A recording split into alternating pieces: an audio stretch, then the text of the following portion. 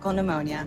Ask your doctor or pharmacist about getting vaccinated with Prevnar 20 today. At drivetime.com. Good morning, everyone. And we finally I decided to go live just a little bit early for this Bryan Kohberger hearing. I'm getting the feed from Court TV, and they're just going to start some, like background information and whatnot. So I thought, let's just go live and sit through it together. Shop for cars online with no So credit for those at of you drivetime.com. joining now, welcome. Bryan Kohberger's arraignment is this morning. I think it should be anytime soon. And I know most people are going live at 10:30, but like I said, because I'm taking the feed from Court TV, they just broke for this commercial. Actually, I'm kind of kicking myself. I should have just gone live when I got this live stream link set up, because they just covered, they had a nice segment on the Family Feud murder that's starting today with jury selection. Opening statements are tomorrow. So I'm kind of, I was like, I should just click the like button now, but I did not. So anyway, I just thought they're just having some coverage and some background and some commentary before the plea hearing. It's my understanding, and I could be wrong, but it's my understanding that the hearing will take place and then be released to the public. That was my understanding. So I think that's why most people are starting at 10:30, because I believe it starts at 9 o'clock. Walden University set a Again, I course could for be wrong. change. And so I know a couple of the other really great true crime people on YouTube. They're starting their stream at like 10:30. So, like I said, we're just watching Pluto TV here. I just took the curlers out of my hair, so I don't even remember how to I'm put just on waiting shoes. to Sorry, other shoes. It's not you. get on camera until I find my Kids are the hairbrush. truly hands-free shoe that can handle anything. Hope you had a mother nice throws at you. weekend. Where did you get that chainsaw? Amazon. And I'll Physics put up a have contour banner footprints and are here. designed for Maybe high that's what I'll performance do. parenting. When you're in, you're really Typity type It's type. time to upgrade to the original We hands-free smart are shoe. Free shipping, free watching returns, free the whales. Court Dang, that's a good deal. Get your own TV. physics today. Coverage. We all have those 48 hours cases you just can't forget. I can't sleep at night because of this case. The confessions, the lies. She absolutely caused the death of this boy. Stream the most memorable 48 Hours episodes on Paramount+. .com.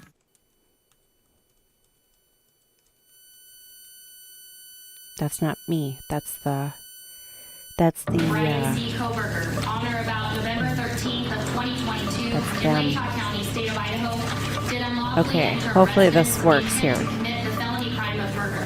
The maximum So like I penalty said, for I'm this just offense is getting the feed death from or Court imprisonment TV. for life. And Court TV right now is starting just kind of some commentary. So I figured, well, what the heck? Might as well go live. I'm just sitting here watching it myself anyway. It's just surprising that, we shop, we go to the stores here, and this person was among us.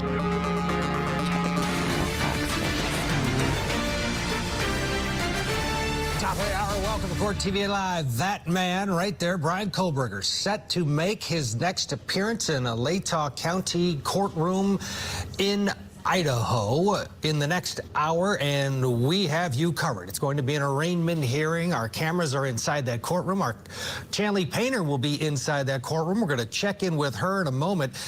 But first, here is Kaylee Painter with a look back at the case against Bryan Kohberger and his movements see, that's why I wanted before to and do it after the murders. a little early, because they're going to have some The probable background. cause affidavit in the case against the accused killer of 4 University of Idaho students pieces together the movements of the suspect vehicle and coordinating cell phone location data beginning in the early morning hours of November 13th. At 2:42 a.m., the affidavit alleges that Bryan Kohberger's phone places him likely at his apartment on the WSU campus, where he was a PhD student studying and teaching criminology. At 2:44 a.m., Kohberger's vehicle and cell phone are on the move. Police say his white Hyundai Elantra is spotted on WSU surveillance cameras traveling north on Nevada Street at Stadium Way. According to the affidavit, it was here in this area of the WSU campus where surveillance video and Kohberger's cell phone placed him here around 2:47 a.m. According to the affidavit, he spent several minutes in this area where he allegedly turned off his cell phone before heading out of town toward Moscow, Idaho. By 2:53 a.m., Kohberger's white Hyundai Elantra is observed heading in the direction of Moscow, Idaho. At 3:26 a.m., the affidavit then places Kohberger's vehicle, now in the town of Moscow, in this residential neighborhood on Indian Hills Drive. This happens to be a road directly overlooking the Moscow Police Department. The Elantra is picked up on surveillance video moving west past the 700 block of Indian Hills. At 3:28 a.m., video shows the vehicle on Steiner Avenue at Highway 95 as it made its way towards the King Road neighborhood where the victims lived. Then from 3:29 a.m. to 4:20 a.m., the suspect vehicle, the white Hyundai Elantra, is observed multiple times on video passing by 1122 King Road during the alleged time of the murders before being seen on video speeding away on Walenta Drive.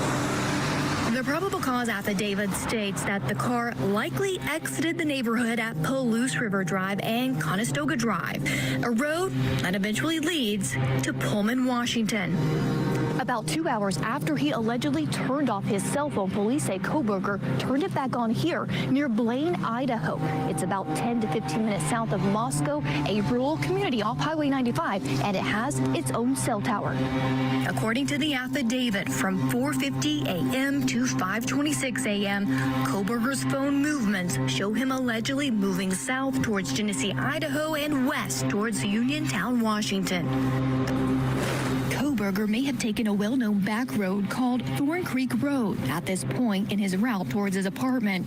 These are all very isolated roads, but Thorn Creek Road is known to be even more desolate.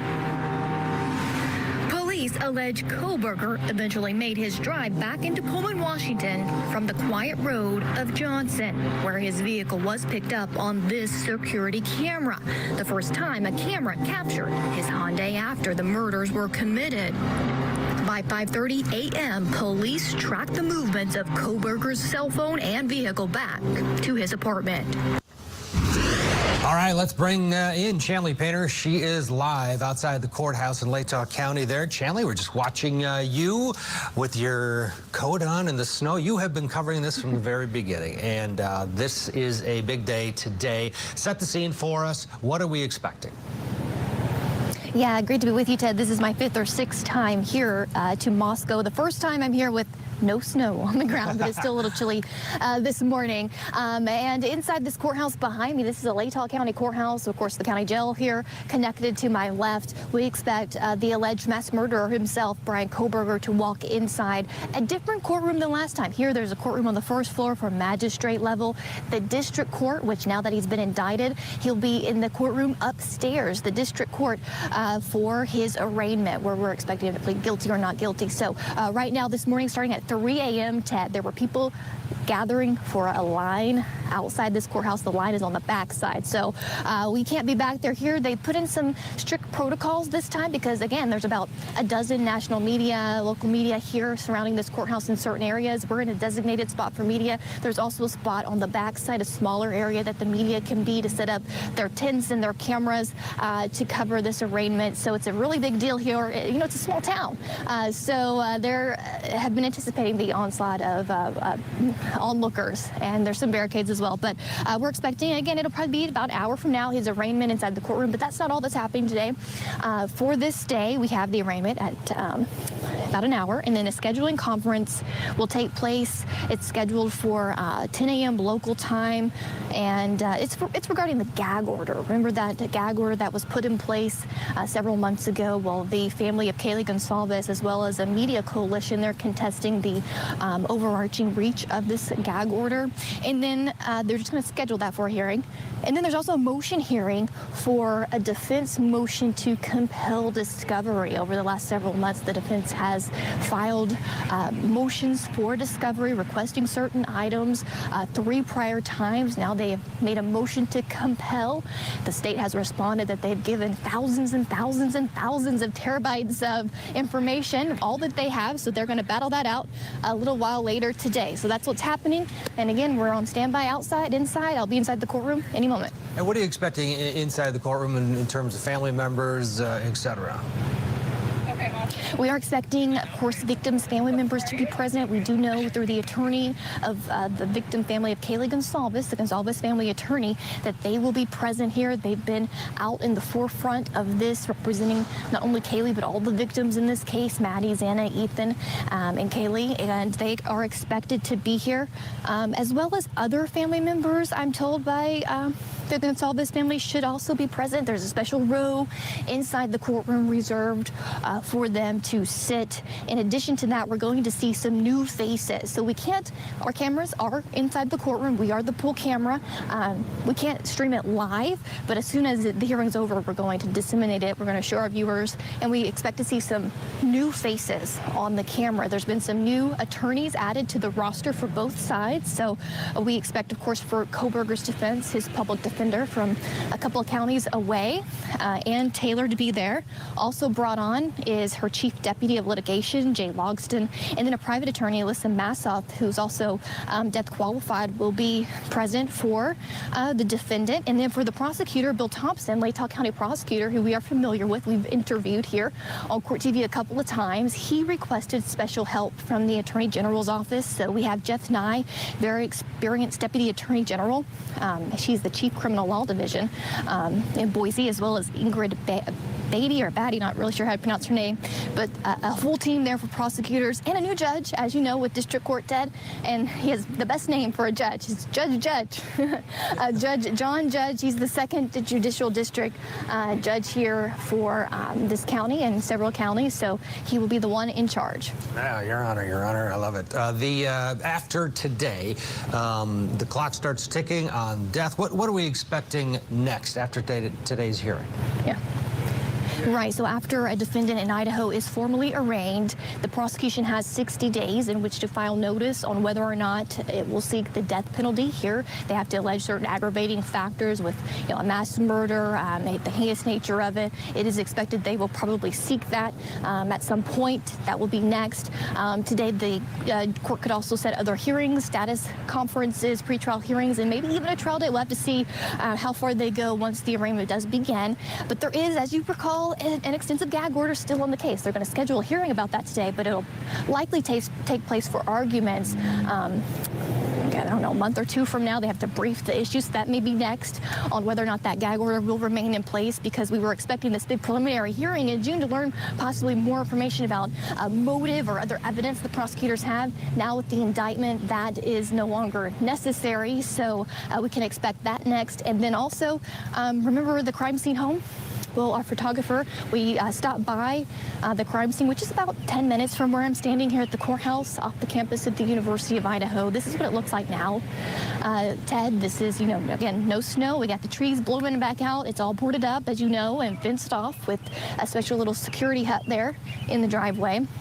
The university now owns this property. They last publicly said that they intended to tear it down. We don't know when that will take place, if it eventually will take place, but this is what it currently looks like. And we see a little graduation bear there because these students, the murder victims, would have graduated in May, and so they did reward them degrees with a special walk during that graduation ceremony a couple weeks ago. Yeah, very emotional. Yeah, it is amazing how different with the seasons change.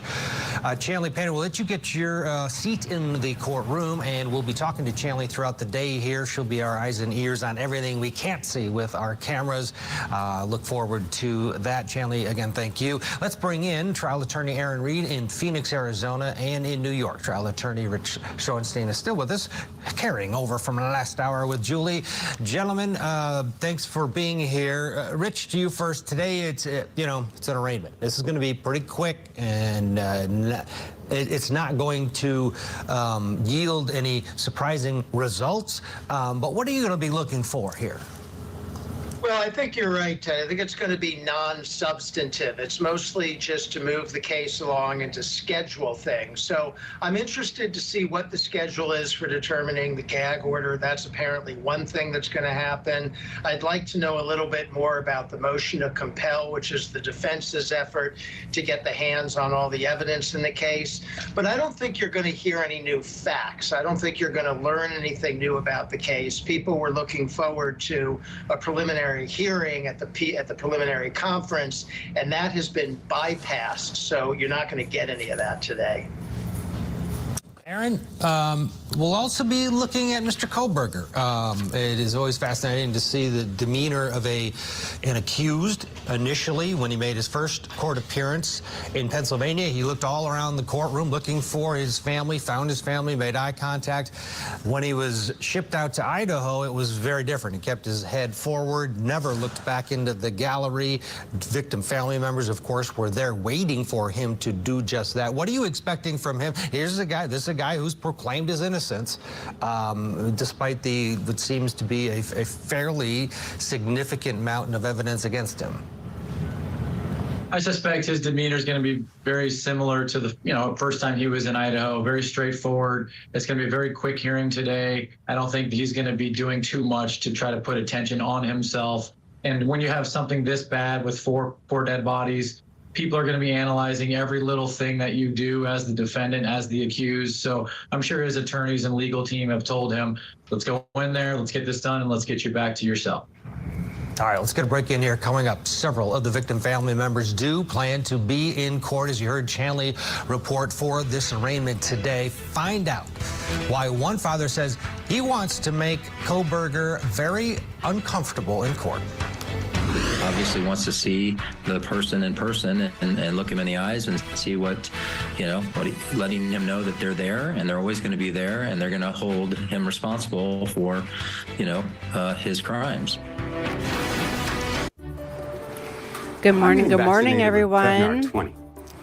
I just wanted to turn this on. I'm getting the feed from I'm asking about Prevnar 20 because there's Court a chance TV this morning could put me in the hospital. And if you're 19 or older with certain chronic conditions like COPD, asthma, diabetes, or heart disease, they were or are discussing 65 or older, you may the be at increased case, risk for having some pneumococcal commentary pneumonia. Prevnar 20 is before approved in adults to the help hearing, prevent and I infections thought, from well, 20 what the strains of heck? the Might as bacteria well that just go cause live now. pneumococcal pneumonia in just one dose. I mean, Don't what difference get does it Prevnar matter? 20 if you've had a severe Gives you allergic something to reaction watch the if you're vaccine just or its like waiting ingredients. patiently. Adults with weak So immune systems here may we have a are. lower response I'm to the actually vaccine.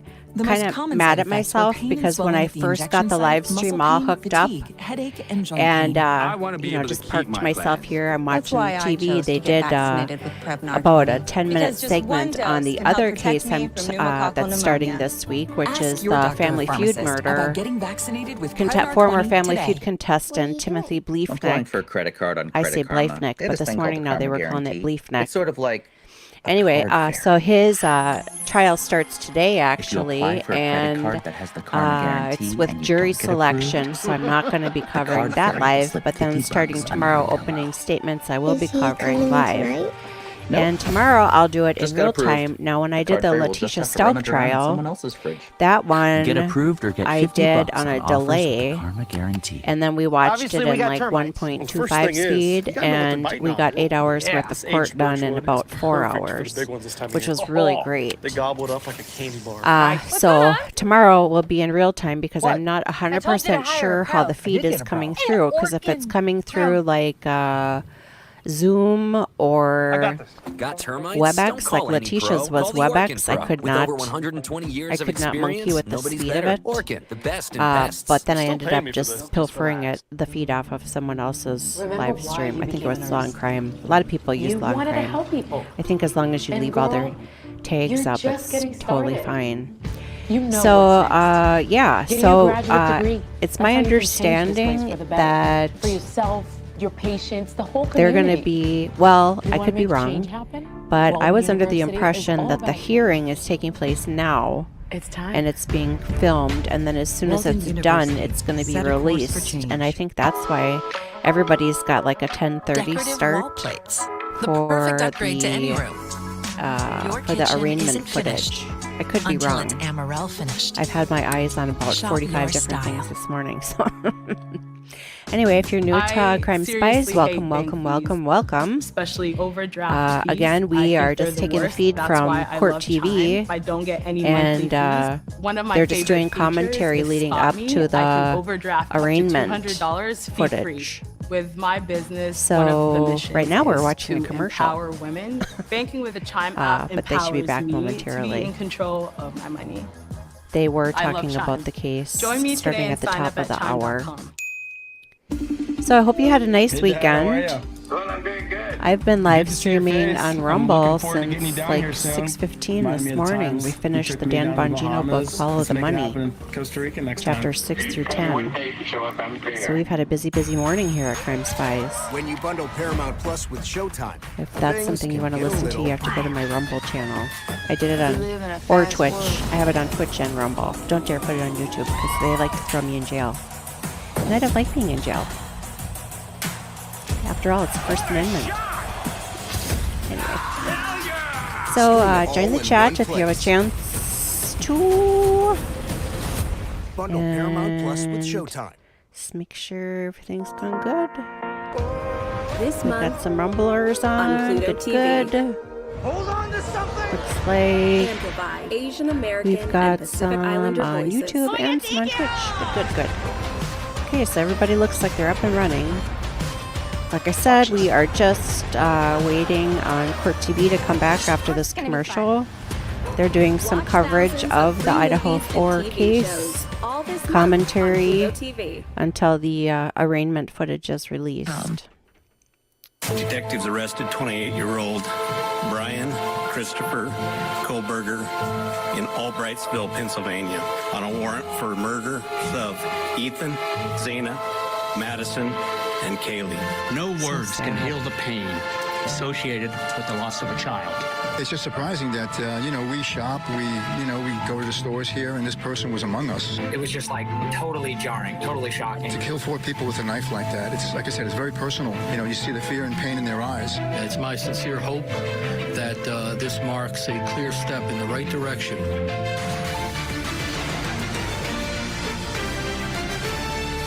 Welcome back to Court TV Live. In just about 40 minutes, Bryan Kohberger will be arraigned for the murders of 4 University of Idaho students. Victims Ethan Chapin, Kaylee Goncalves, Madison, Mogen, and Xana Kernodle were found stabbed to death in their off-campus home in November. Several of the victims' family members do well, like I said, I figured I might as well just turn it on, because if you are sitting and waiting, it's better to look at this than it is to look at starting soon links screen. Am I right? Quote, he's going to feel all of us just staring at the back of his head because he won't even turn around. The father of Kaylee Goncalves told News Nation, quote, I think that courtroom is going to get more and more crowded. The more uncomfortable we can make this room, the more that we can represent each person that was robbed of their lives. We're the only voices that they have. The attorney for the Goncalves spoke to Court TV after Kohberger made that original appearance in Idaho. That was back in January. Shannon Gray told our Chanley Painter that the family is definitely ready for the long haul. Someone from the Goncalves family will always be there in court. You're so close to them, and last time I talked to you, you spoke about how it's almost become personal to you as well. And how are they doing? It's been a couple of weeks now. He's made a second appearance in court. Can you give us an update? Well, I don't think anything really changes. Their daughter was murdered in November. And so it's been a couple of months. Those feelings are still raw. I think it was a relief that they took someone into custody on the case. So we have a name and a face, but it's still a hard process for them, and they have good days and bad days. And the good days aren't really good days. They're just days where they're not, thinking about it all day long. So, they still have to work. They have other children. They still have to raise their family and do all the things that you have to do just to live day in and day out. I think the family would like the death penalty. Idaho is a death penalty state. I think it's something that they would want as a resolution on this case if there's a conviction. I think that's something, obviously, that the prosecutor's office, Latah County Prosecutor's Office, would have to speak with all the victims' families and see where that leads them regarding down the line. But we kind of cross those bridges when we come to it. We're still real early on. First of all, are you surprised at how much information the probable cause affidavit contained? And then, of course, what is standing out to you? Yeah, I mean, that was a pretty lengthy probable cause affidavit. It's one of the lengthiest ones I've ever seen. But I think they were very, they wanted to provide as much information as they could to establish probable cause, and it laid out a little bit of the state's case, how they might proceed on the case at trial. But there's a lot of still other circumstantial evidence that will be gathered between now and the trial date. You still have 3 other crime scenes. You have his apartment, you have the car, you have his parents' house that all need to be processed for evidence of the crime, and then any other evidence that comes in between now and then. But the probable cause, I mean, I thought that, it was well done. I think the biggest piece of evidence that jumps out to you is the DNA evidence on the sheet. I think that's the one piece of evidence that will be hard to explain as a defense attorney on the case. The cell phone evidence seems convincing, as well as the video evidence tracking the vehicle as well. So, there was a lot of things in there that helped them ease their mind a little bit about the prosecution. So what are you telling the family? What's next? What are you telling them? And what are you expecting? Well, we're in the next couple of weeks, we're going to schedule a meeting with Bill Thompson's office and the prosecutor's office, and sit down with them and try to get a feel for what their thoughts are moving forward on the case and things along those lines. So that's our next plan, is to try to schedule that meeting and get that taken care of. Twitch. All right, the Chanley Painter YouTube, interviewing Shannon Gray, the attorney representing the Goncalves family. They will be in court today, as Chanley has reported, along with some other family members from other victims. Rich Schoenstein and the affidavit of probable cause that they just mentioned. You just click on that link, and at the top, kind of left underneath, like all the journey here. We're talking about a quadruple murder case. This likely will not be going to trial for any time soon. That's correct. I mean, especially if the prosecution is seeking death penalty, there's going to be just about every motion you could possibly think of filed in those kinds of cases, because they have to be, and it's going to be a very lengthy process. Every little step, every little motion, every little thing is going to be challenged. And I suspect that it will be 2, maybe even 3 years before there's even a realistic trial date, before the families can get any real sort of closure. So again, we're just watching the Court TV live coverage this morning while we wait for the probable or the plea arraignment for Bryan Kohberger. Decision. You see these death-qualified attorneys being brought in. If you're looking to watch it, everybody else that's covering it has got starting soon screen. Well, the first question is whether or not it's a death penalty case, and you look at the aggravating factors that you would have to establish to get the death penalty imposed. And I think they're right chat. here. Welcome. This is a premeditated murder, as alleged. Someone drove in from another state. They killed 4 people, so you have multiple deaths. You have them done in a heinous, cruel, vicious fashion. That's usually another aggravator. You have it associated with another crime, the crime of burglary, because someone broke into the house to do it. So it becomes a death penalty case. You meet the elements. That's question number one. Then I suppose you want to poll the families if you're the prosecutors and see how they feel about it. And that could be a little interesting here because there are 4 families and we don't know if they're unified. We've heard that some of them at least are in favor of seeking the death penalty, but we don't know if they all are. But those would be the main factors that would go into it from the prosecution's point of view. I'd be very surprised if this isn't a death penalty case.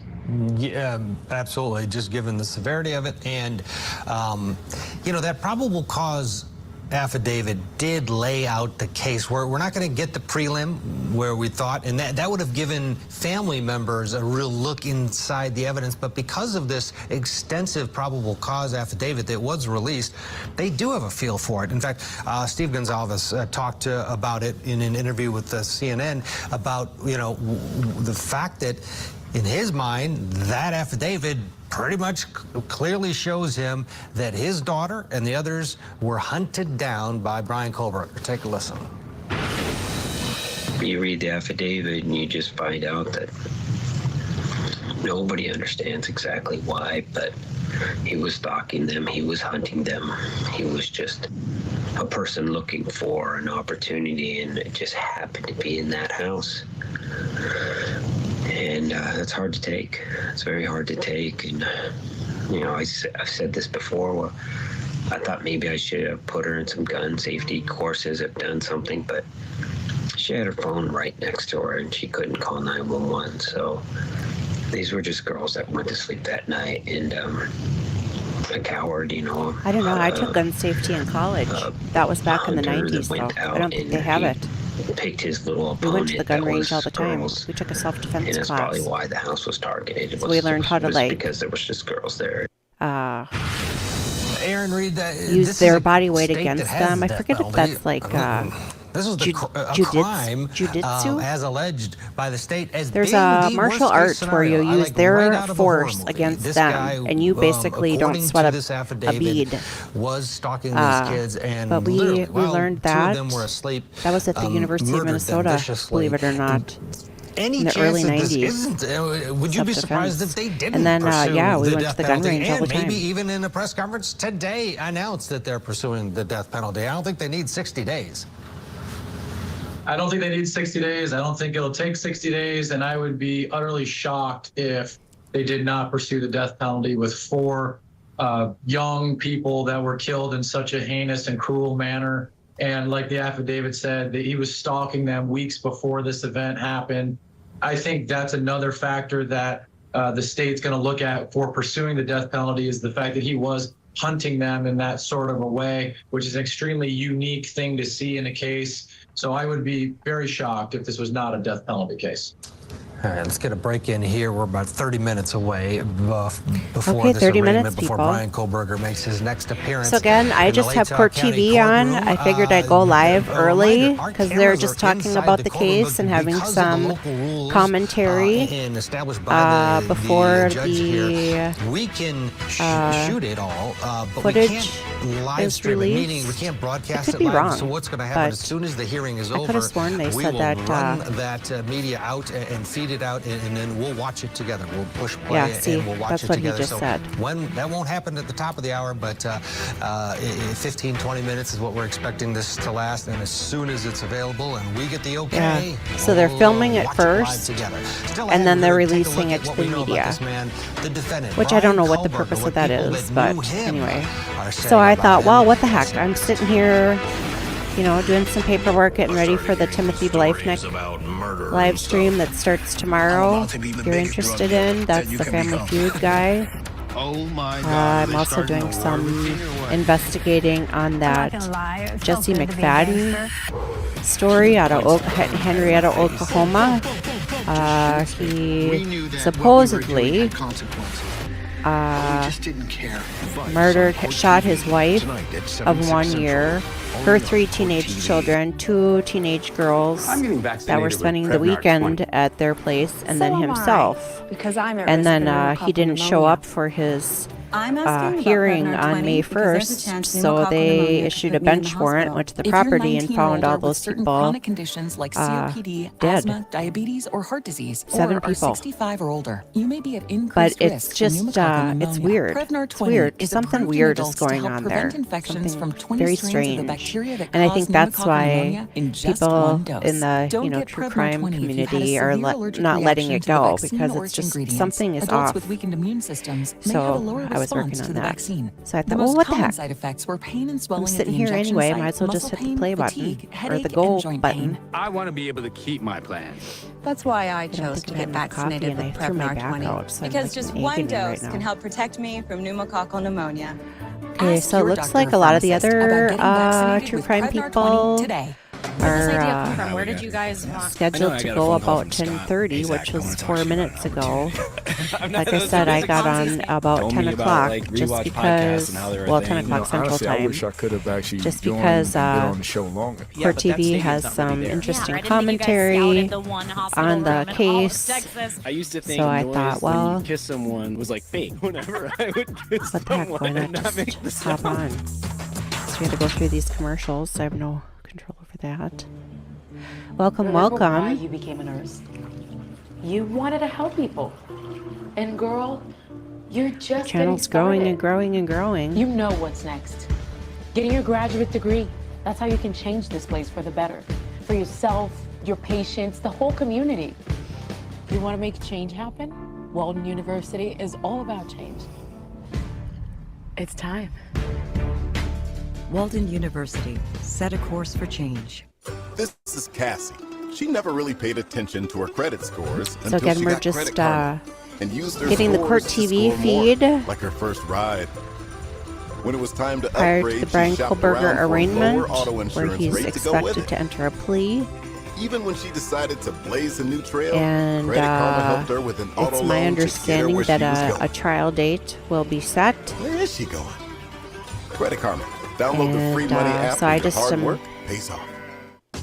live streaming the seriously hate pre-hearing commentary especially from overdraft Pluto fees. TV, I Court think they're the TV worst. feed. That's why I love Chime. I don't get any monthly fees. One of my favorite features is And Spot if Me. you're I can interested in overdraft watching up to the $200 Timothy fee-free. Bleefnick With my trial business, that one starts of the today, missions is to today is empower jury women. selection or final Banking with jury the Chime app selection. Opening empowers statements will me be to tomorrow in morning at control 9 of my money. Central Time. I'll be I love covering Chime. that. Join me today and sign I up have at the live chime.com. stream links up.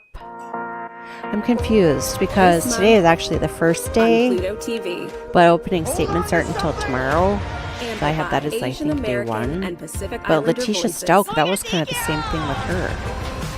So I'm not sure if they're calling today day 1 or tomorrow day 1. Day 1. So I'll be covering tomorrow in real time, and then I'm going to do like what I did with Letitia Stout and do a delay start, and then play it at like 1.25 times speed, so we can skippity through all of the We've remained laser focused on pursuing breaks. every lead in our pursuit of justice. And get the for whole victims court and day their in families. about half the It's time. my sincere hope that this marks a clear step in the right direction of effectuating justice for those folks. It's still to the point where no one really wants to talk about it. I still think there's a little bit of fear going around just because we haven't seen anything like this for about 7 years. No one's really as scared anymore.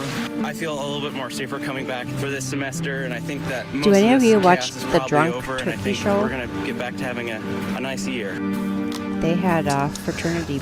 Suspected killer Bryan Kohberger set I to think he appear was in going an by the name Idaho of Dave courtroom at the top last of week. the It's hour, about interesting. 25 minutes from now for an arraignment hearing. This is after a grand jury indicted him on 4 counts of murder last week. The former PhD student is accused of fatally stabbing 4 University of Idaho students last November in their off-campus home.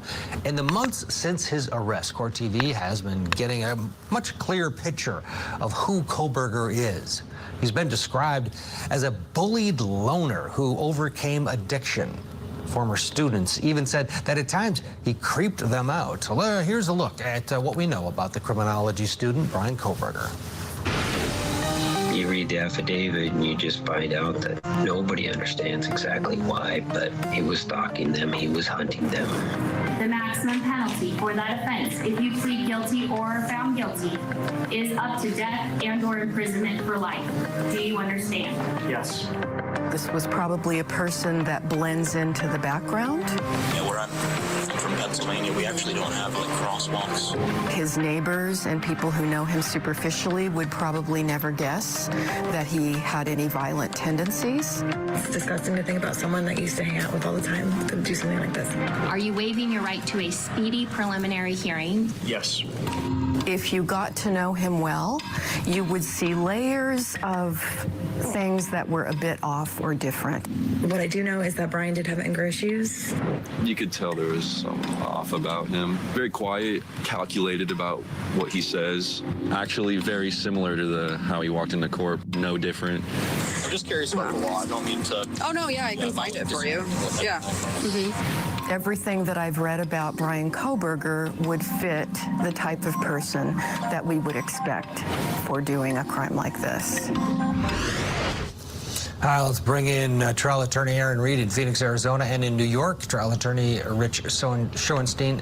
Rich, to you first. The idea of So again, Bryan we're just Kohberger, watching a person the like court him, TV is truly commentary before the horrible, because hearing you think being of those released. parents that lost their kids, and we heard Steve Gonzalez talking about it a little bit earlier this hour, where there's nothing these kids could have done. Like, it's not as, I mean, yes, if they had locked their door, maybe, that would have made a big difference. But the idea that he was stalking and hunting and allegedly, it's not as if they put themselves, I mean, they traveled in packs, they lived together, they had a dog, it is one of those cases that sadly, people want to know what makes this dude tick. Why is it that we want to know more about someone who's committed such a horrible, allegedly, crime? You know, we say all the time, you don't have to prove motive to get a murder conviction, but people always want to know what the motive is. And a lot of times it's unsatisfying. We see all these cases where people kill family members, or they kill for a reason you can't possibly imagine, some sum of money that makes no sense, some gripe with a person that makes no sense.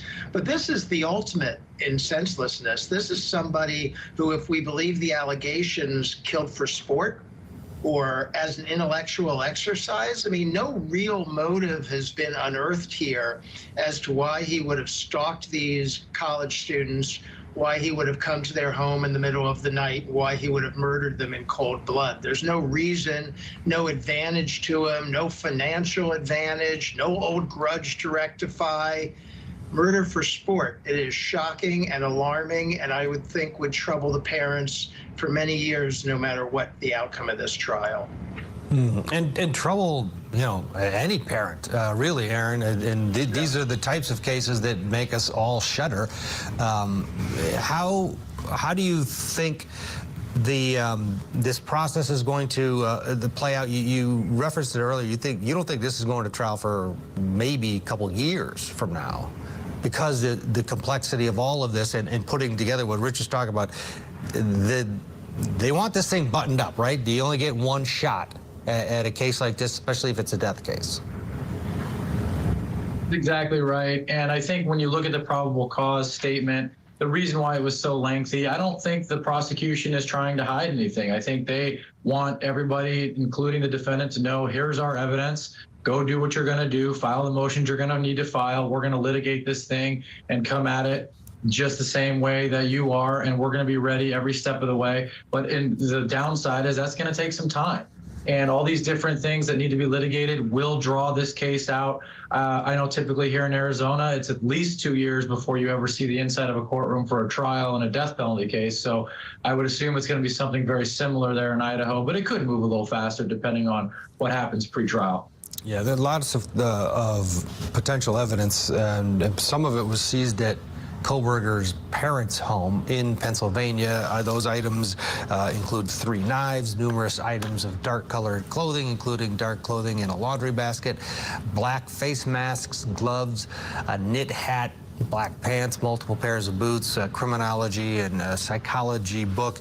It also items seized in the Hyundai: the seats, seat cushions, headrests, brake and gas pedals, floor mats, door panel, and the seatbelt and the visor. And Rich, you know, we don't know what was the ultimate yield, if you will, from all of this, but I mean, if there's any blood or any DNA or anything attached to those victims in his home, his vehicle, one would think it's lights out, right? I mean, this already, it seems it's a very compelling case from that probable cause affidavit.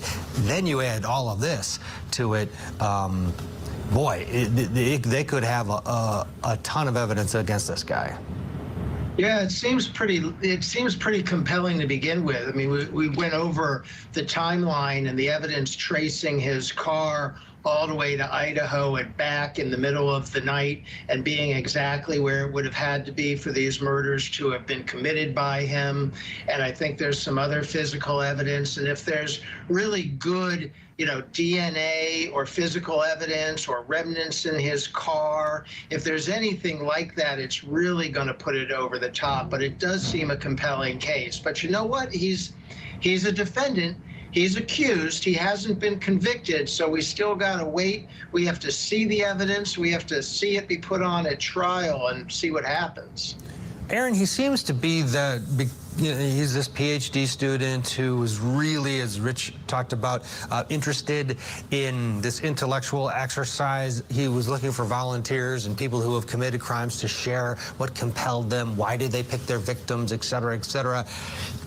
Is he the type of individual, because at some point he's going to get it, that, oh, boy, allegedly, I may have really screwed up all of these things. I thought I was smarter than everyone else in the room. I left my DNA. They have this. Is this the kind of guy that might say, yeah, okay, I did it, and plead guilty, potentially maybe to cut a deal and not be put to death? I think it's possible if the victims' families and the prosecution's willing to go down that road. But I think if they were to reach some sort of a deal, he's going to have to sit down and talk to the prosecutors about what happened and get into his own mind and say, this is why I did it. There's my motive behind it. This is what I was thinking, so that all of us can know and understand exactly why he did it. It's very difficult to get inside the mind. As my co-panelist said, they don't have to prove a motive, but everybody always wants to know what that motive is. So if he can give us that in exchange for his life, maybe that's what they'll do down the road. But I do think that he fits some sort of a mold, being a criminology student, a doctorate. I think it's something that he took upon himself to see if he can get away with. Yeah, we'll see. And to your point, I don't think there's going to be any deals coming down the pike, especially early on here. Nobody will be interested from the state side or the family side, likely. Let's get a break in here. Again, we're about now 15 minutes away from this hearing, and basically this is going to be Bryan Kohberger entering into this building. There's a live look outside the courthouse there. It's all quiet outside because the lines have been let in. The doors are now open. Everybody is inside that courtroom awaiting Kohberger's arraignment. Our cameras are in there. Our Chanley Painter is in there. We will have it all for you in just a few moments. Coming up, though, before Kohberger, the internet, before the arrest, boy, there were a lot of people out there who were pointing fingers at one person or another. One of the potential internet sleuth suspects was a neighbor. Our Chanley Painter got to know him quite well, interviewed him. We'll check in with him, see how he's feeling now about being suspected and his thoughts about this horrific crime in his neighborhood. That's next. Next episode of Accomplice to Murder. Meredith was a good girl. Until she met Jimmy Robertson. He would turn to me and say, I'm going to kill my parents. It was like helter-skelter. She knew enough to know I'm an accomplice. The fate of Meredith hung in the balance. That goodness had been suspended under Jimmy's spell. The spell was broken when the handcuffs went click. Accomplice to Murder with Fanny Politan. All new episode June 4th. Only on Court TV. I'm getting vaccinated with Prevnar 20. So am I, because I'm at risk for pneumococcal pneumonia.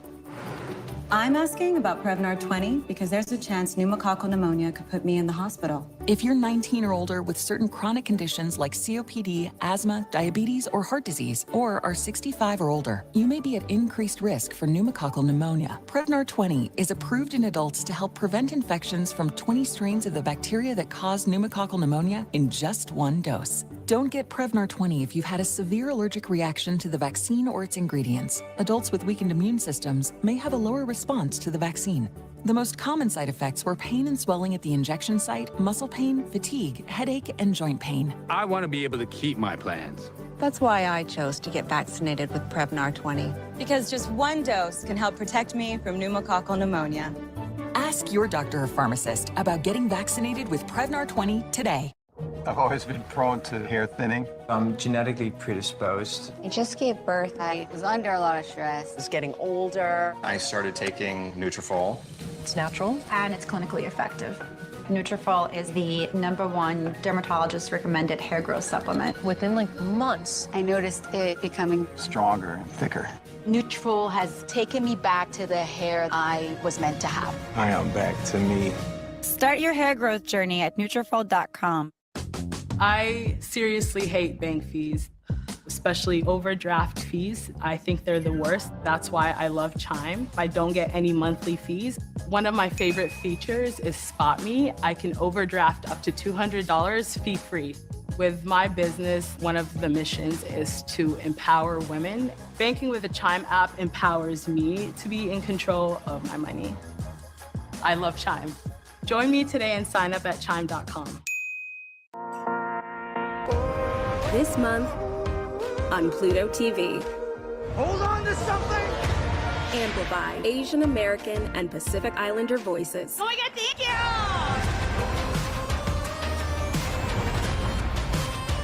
Watch this. Of course it's gonna be fun. Watch thousands of free movies and TV shows all this month on Pluto TV. There's a war going on in this valley. There are wolves everywhere here. Messing with my family. I will chop your family tree down.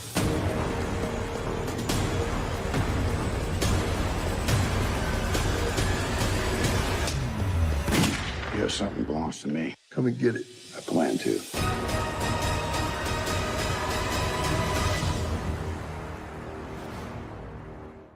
We are here about the disappearance of Madison Nears. What is this? It's your memorial. Yeah. You were murdered. Huh? Not here for this status. It's all a big show. Not here for this shine. I'm trying to solve a murder I can't even remember. I can hear the Dateline guy right now. Jesus! Did I spook you? Little bit. School Spirits. All episodes now streaming exclusively on Paramount Plus.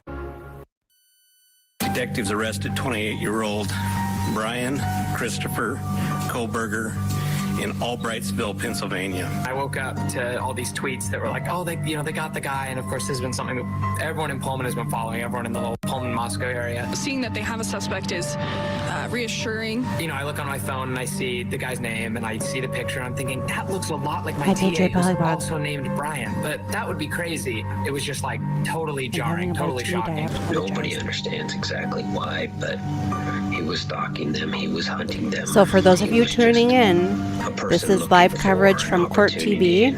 I turned it on at 10 o'clock my time because they're covering the case. Court TV cameras are inside and outside the courthouse in Moscow, Idaho this morning as we wait for an arraignment hearing for suspected killer Bryan Kohberger is expected to begin about 10 minutes from now. The 28-year-old criminology student is expected to plead not guilty to 4 counts of murder and 1 count of burglary in connection to the deaths of 4 University of Idaho students last November. We'll take you into that courtroom as soon as the hearing is finished up. The rules are our cameras are there. This is a live look outside the courtroom there. It looks like some people making their way into the courthouse. And it could be family members. I'm not recognizing anyone there, but this is a live look. This has to be a family member. Hi, Alicia H. from Germany. Welcome, welcome. Waiting in the same lines as the general public was, so making their way into the courtroom. You can only imagine. So he was going over the rules, the feelings that they must of have this hearing this morning. Not only the feelings of loss, but then those questions of why. Why are there's the Goncalveses there walking in, second to last, walking up the stairs there. Steve Goncalves helping his appears to be his wife. So we've just got on Court TV's coverage walking into the prior to the arraignment. It's my understanding that it's going to be next appearance, the first appearance in a few months. It's going to be recorded. Been in the same courtroom with him before a few times, and then the footage will be released. In his So like he was just describing, Idaho, like there's rules. Straight ahead and seemingly. And I don't know what the point of all of that is. Back of the courtroom because he likely knows who is back there, and that is the family members of those four. Thank you for joining me from Germany. In this case. So Guten Tag. I think that's right. I don't know. All I know is Farfignugan and Guten Tag. Present a plea of guilty or not guilty. We expect him to plead Español muy not guilty in poquito. this arraignment. It would take nearly 2 months, of course, for police to arrest Kohberger for the murders, and in the meantime, the entire world. So Alicia was H. is from wondering who Germany. could have done Oh, this. that's just and internet exciting. sleuths, well, they were I'll have going to learn work some more German. trying to identify It is any right. possible Guten Tag. suspect, including a young man by the name of Yeah, I know Jeremy a little bit of Reagan. He's Norwegian. one Tom of Tisch the like a bit Langman, ja, neighbors dahan, of like the a bit victims, Spanaman. and our Court TV correspondent, legal And correspondent, muy Shelley Painter, poquito got to know him español. over the past few months, and she And recently spoke to the only him, thing I sat know down how to with him say and in talked French about is the fact that a lot of those internet Un sleuths palme thought rouge. that Reagan might The be apple is red. responsible. She asked him about that and what it's like to know that such a horrific crime took place. So Alicia H. from literally Germany next says, door. for me as a German, it's very interesting to see how this will Jeremy, go on. what was it like to In be Germany, we got no accused of such thing as something Court so TV. horrible? Interesting. Like I said, for the I other wonder people, why. it was offensive. The people saw the interviews that I did. Although I have heard They that saw that I had before. I don't know if mannerisms that weren't you exactly how they watch expected the someone to be. alternate corner And they with keyed in on Dylan. those and He said, is he's kind of awkward, he's kind of from weird, the it must be him, he's UK. hiding I think something. he's Welsh. And then from there, it just sort of And he spiraled also and spiraled said and that built on there's no itself cameras until allowed there in were the more and more UK. people saying it was him. So He I did don't know it. if America For is some the only people, it one was that does definitely that. worse And than in some others. cases, I know like the with the various Lori Vallow Jackson Daybell Jakes, one, they we got got no hammered up camera. until We the got day that, artist renditions, Kohberger and then was we had the arrested. Even when he was audio arrested, every people day were of still with blaming the it on the keyboard various Jackson Jakes keyboard warrior involved, rodent clicker, or not involved, but which related. for me in my ears I couldn't take. And So for a while, for those I of got you it. who are watching, I wanna the say bad, but Kohberger compared to them, it arraignment was is mild. happening But any moment now, it just and it's it my was relentless. They understanding wouldn't that stop. Even when I went online, I was like, "Here, let me try to that, clear my name." People saw that. it'll and be they were like, recorded he tried and then explaining it, he's released to hiding the something. public. And The so judge it has just, very no matter strict what you did, it got rules worse. And so eventually I learned just ignore it, be the quiet, just proceedings. it'll pass. So when someone I gets figured, caught. well, as Did long you as ever I'm sitting see here waiting to go live, I might as well just Ethan click or the live Xana? button because they're talking about the a couple of case. times in passing, either going to their car or from And their car. that will keep us I think I had our seen them one attention until time it's in their released. vehicle driving and going and parking. For the most part, I didn't really see them out too much because we just had different schedules. But I mean, I had seen them a couple of times Alicia in passing, H. but that was it. See, the page your Polywog StreamYard doesn't let me put First up time I saw the him was on Rumble pictures people's online showing his comments, arrest. but Yeah, so it I was will nice be that the someone was finally translator. No. arrested so that people could stop speculating Alicia about all H the in random Germany, people that are Patriot just Polywog on Rumble said, tangentially involved or related to "Welcome them in any way. Germany." Will your Friend. neighborhood there ever be the same? That's from Patriot Polywog over on Rumble. Yes and no. I think. Oh, and then she so says obviously here. that house was given to the university. I And they're think gonna German demolish government it is very much sometime about this keeping spring. it a secret. We had a horrible What they're case of gonna a do with it, 10-year-old we girl don't who was know. killed by two other girls. Probably some sort of memorial. They've already announced that Awful. there's going to be like a memorial garden on campus. Was that recently, Alicia But H? unless the university decides to build a new housing unit there to house students, it'll be different. Although, now that I think of it, wasn't like the O.J. Simpson case or the Menendez case, wasn't that the first time cameras were in the courtroom? So it's only been a couple decades, I guess. Providing a little color, saying that Goncalves family's just entered the courtroom. Olivia Goncalves. So again, the arraignment hasn't happened yet, but we are just keeping our eyes glued to court TV to pass the time. Because everybody is inside. And we're talking to a new friend from Germany. Hearing to begin. It is going to start with the arraignment for Bryan Kohberger, who is accused of 4 counts of murder and 1 count of burglary. He'll have an opportunity to enter a plea. Yeah, Patriot Polywog on the Kerry Lake decision. Apparently, according to what I've heard, the judge has up until Wednesday to give us a ruling on the Kerry Lake trial. The rules so 5 days. Are, as soon as the arraignment is over, which we only expect to take 10 to 15 minutes, then we will be able to broadcast it to you. See, that's the rule. So as soon as the arraignment is over, it should be starting any minute. It should probably take 10 to 15 minutes. Then the media is allowed to broadcast it. Why? I do not know. Why the 10-minute delay? I do not know. The perfect upgrade to any room. So now we're watching a commercial. Your kitchen isn't finished. Oh, so that case was 2 months ago. I think 2 months ago there was no information about the hearings or anything that was involved in.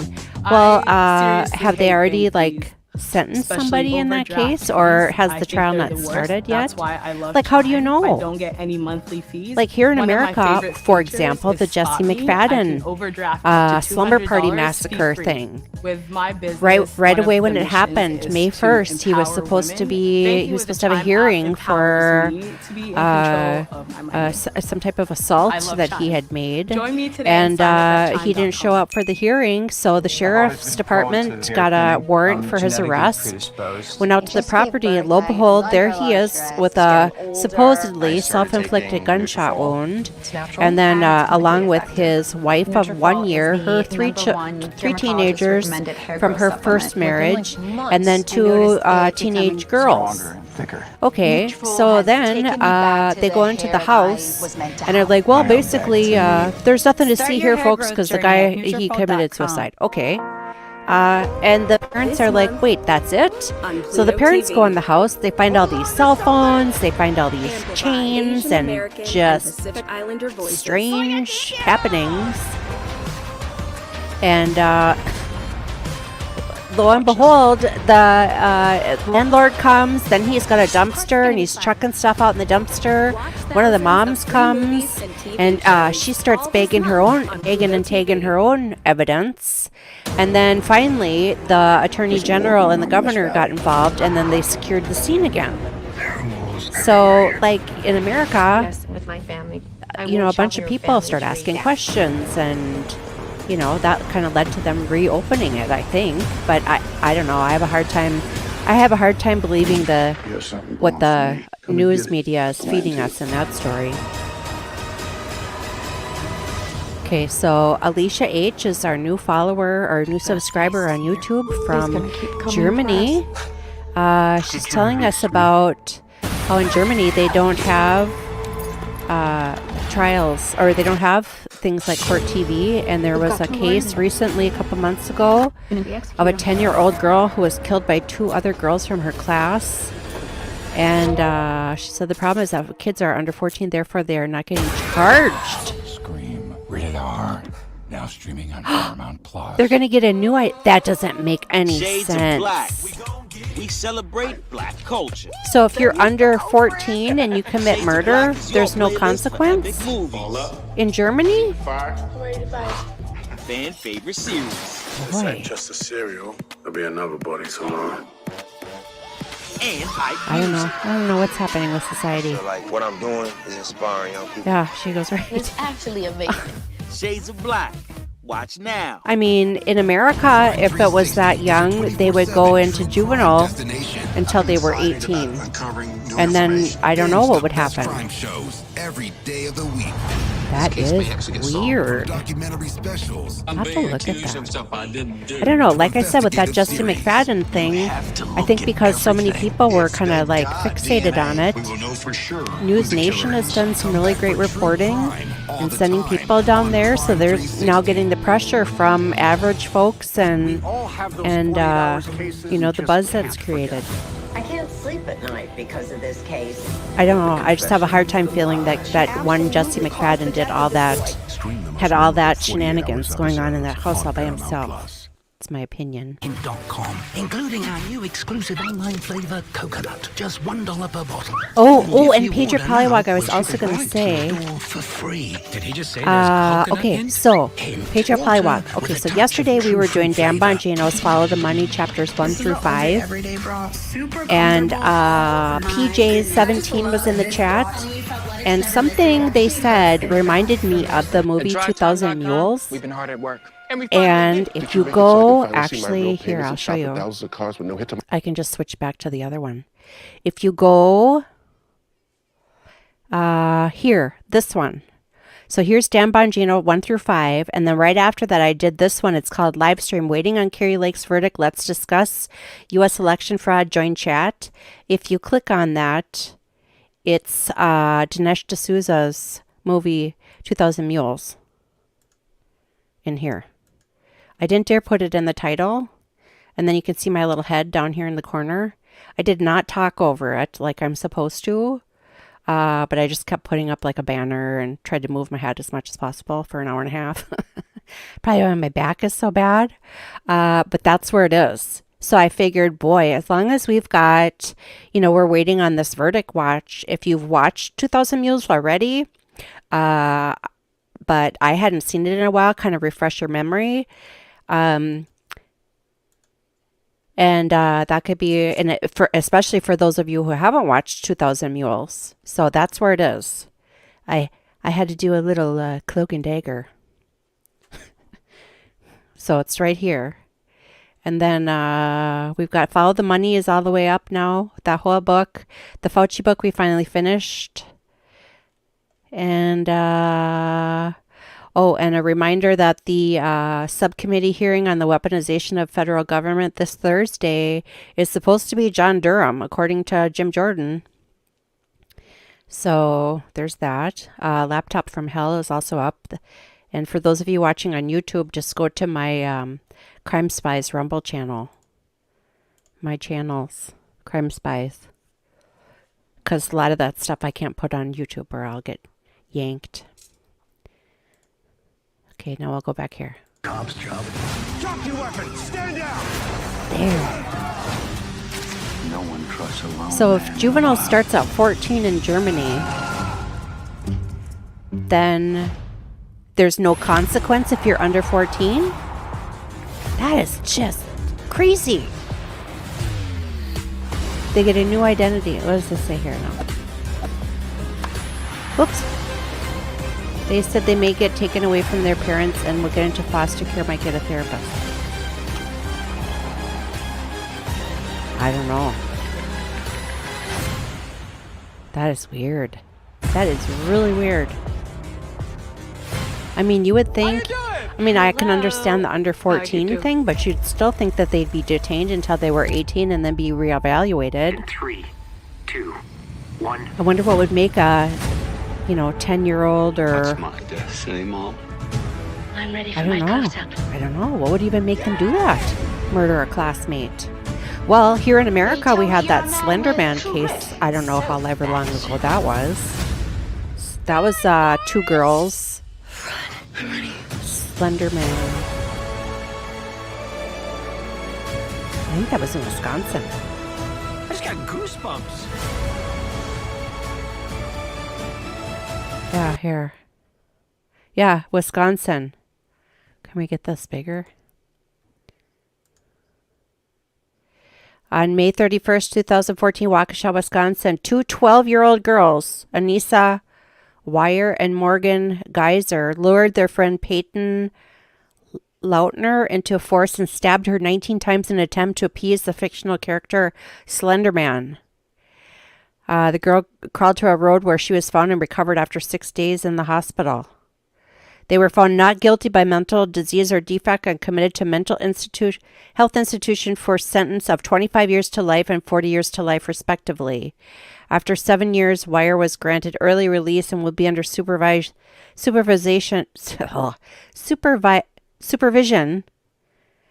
I got up too early. Until age 37. It's called the Slender Man stabbing. Isn't that horrifying? Since childhood. Maddie's family says she was known for her offbeat humor and her ability to make others laugh and smile. She was so great. I'll be quiet now because lit up every room she'd come in. Again, we're just watching coverage from Court so TV. Positive and fun, and we love her and miss her so much. 20-year-old Xana Kernodle grew up in Idaho and was a talented gymnast as a child. In high school, she played volleyball, track, and soccer. Xana was going to school for marketing. Xana was such a light in my life and so many others, and she knew and understood me more than anyone. Losing her is the hardest thing I've ever had to go through, and it has left me heartbroken. 20-year-old Ethan Chapin loved sports and country music. He was Xana's boyfriend, a triplet who was incredibly close to his family. We are eternally grateful that we spent so much time with him. And I want to remind you that that's the most important message that we have for you and your families, is to make sure that you spend as much time as possible with those people, because time is precious and it's something you can't get back. Let's talk about what we're expecting today to happen. Here to discuss it, criminal defense attorney and former prosecutor Duncan Levin. He's in New York. He has represented some doozies in his day, including Harvey Weinstein and Anna Delvey, my favorite. Also in Nashville, retired police sergeant Melissa Pinkleton. Welcome to both of you this hour. Duncan, this is it's an arraignment. These are usually 5 minutes, 10 minutes tops. Enter plea and move on here. But you've been in a courtroom before where it's a high-profile case, and that's what we're watching today. We will be watching, and according to our Chanley Painter, who's inside, it is packed. It is packed. Family members are there. To what degree can the defendant, the attorneys, everybody feel that energy in a high-profile case, which you are very familiar with? Thank you, Ted. I think that in this particular case, it's unlike anything that this county has really ever seen before. This case has garnered so much national and international attention, and in part because it's everybody's worst nightmare. It's the kind of case that you think about when you lock your door at night. The seeming randomness of it, we all watched it on play in the media before they had made an arrest, and now that they've made an arrest, it's like a detective novel unfolding in front of our eyes. The case today, what's going to happen in court today is actually pretty routine. It's just an indictment on an arraignment, which is technically the first time he'll be in court to plead guilty on the charges in the arraignment. But beyond that, nothing is normal about this case at all. Yeah, nothing indeed. According to our team in the courtroom, say prosecutors are there waiting on the defense attorneys, the defendant, and the judge. The gallery is packed and completely silent, except for a baby who can be heard, who seems a little fussy, and we know that that baby, according to our Chanley Painter, is Olivia Goncalves' newborn. She also says that the family of Maddie Mogen is there as well. Melissa, this case, to Duncan's point, had so much attention. So again, if you're watching, we just have Court TV on. Period where we've had it on wanted answers, and since 10 o'clock my time. They're just having commentary. Many people, the proceedings have not happened yet. The judge has some kind of rule that the media can't see the proceeding until it's been finished. Then you read that probable cause so affidavit. It should be starting soon. And the investigation was extensive, and they did button it up. What's your overall take on the way this case I might as well have from y'all an wait with me. Standpoint? And now here we are with the legal chapter starting in earnest.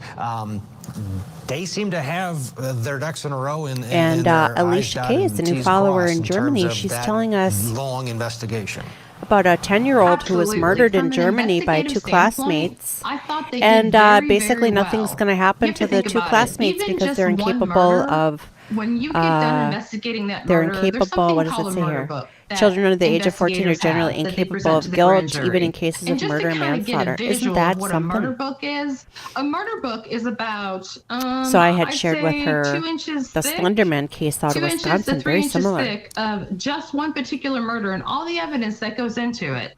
So you take that, you multiply it by 4, and I know people want answers. I would want answers. It's horrifying to have to wait, but we cannot sacrifice quality for speed. Well, maybe the people of Germany need to start sacrificing getting their quality for picketing speed, signs out. That's when mistakes get Show made. up That's en when masse. evidence gets missed. That's when filing for discovery Asking for gets justice lost. for that poor and little so many 10-year-old other of that those was murdered mistakes by her that could be classmates. prevented easily by That's just allowing the terrible. officers to do their job and do it well. So much evil in the world, isn't there? The this inside the courtroom, I'm just getting these updates here and reading them along as we watch and wait. They're still waiting for the proceedings to begin. Kohberger has just entered with his attorneys, and we're just waiting now on the judge, so it won't be long. And then again, as soon as this hearing is over, we'll be able to turn it around and show it to you, and we'll watch it in real time as it's broadcast out.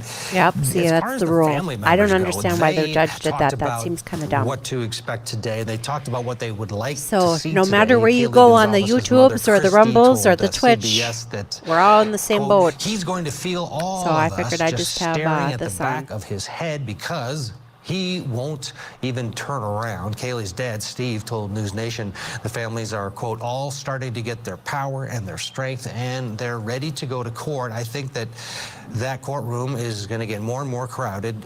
The more uncomfortable we make this room, the more that we can represent each person that was robbed of their lives. We're the only voices that they have left. Duncan, what's it like for the family members going through the legal process, which is uncharted territories for them? They're not used to it, and it can be very frustrating, to say the least, for people that want justice and they want it now. But this is a slow-moving process, especially if this turns out to be a death penalty case, which we believe it will.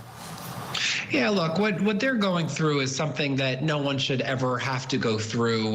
The pain and agony that they must be feeling, and now to have to sit through these proceedings is truly torturous. At the same time, they, as much as anybody, would want this process to be fair, to afford him all of the rights that are afforded to any defendant in any courthouse, even the ones that, as in this case, the evidence could not be more overwhelming against him. I mean, this case is a rock crusher of a case. There is so much evidence. It all points at him. The DNA evidence points at him. The cell technology points at him.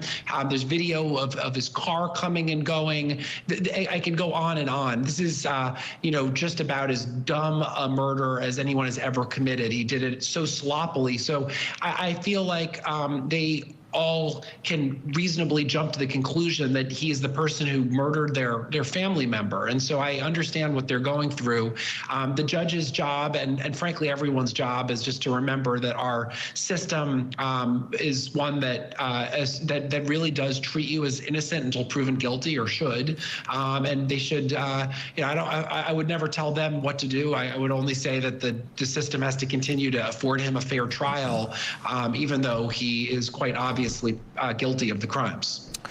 The judge is on the bench and has just begun this proceeding, going over the rights of the defendant. The maximum penalty, if found guilty, could be including death, and the constitutional right to an attorney. Going through, basically, as you talked about, Duncan, the formalities that are needed, and every step is crucial. And if this does turn out to be a death penalty case, it will be scrutinized. It's not just the evidence, it's also the process, and it needs to be enacted a certain way, and probably going to be very difficult for those victim family members.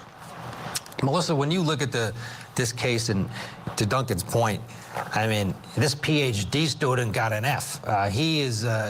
For as smart as he thinks he is, he sure did leave a trail of evidence. And it took a while, right, to get him, because he was not a family member, wasn't a loved one, wasn't an associate. He was that scary person that we all fear.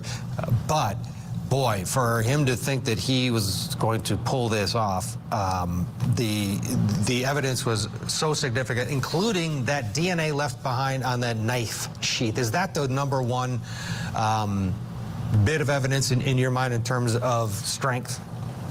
Absolutely. I don't know if a lot of your viewers know this, but it is very common when you are stabbing somebody, because the blood gets everywhere, you're likely to stab yourself as well. Because the motion of going and stabbing, didn't he have a cut on his hand, on his left hand? So you end up stabbing yourself.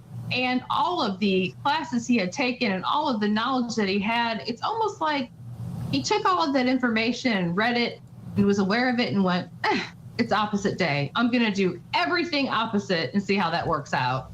And that did not work out so well for him at all.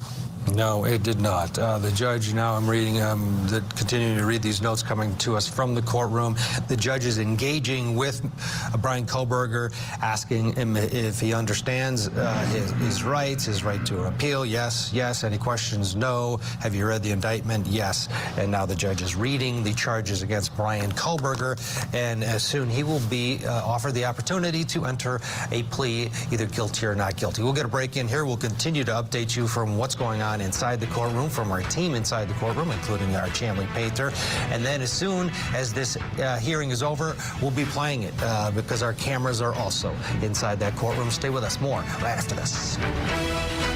More Shannon. Started hearing these stories about okay, so for those of you that are watching, we got some YouTubes. We have our new friend from Germany, Alicia Kay. Welcome, welcome. She has a very good question. What I do not understand is why are serial killers such as BTK not getting charged with the death penalty? It's my understanding, and I don't know why BTK didn't get charged with death penalty. But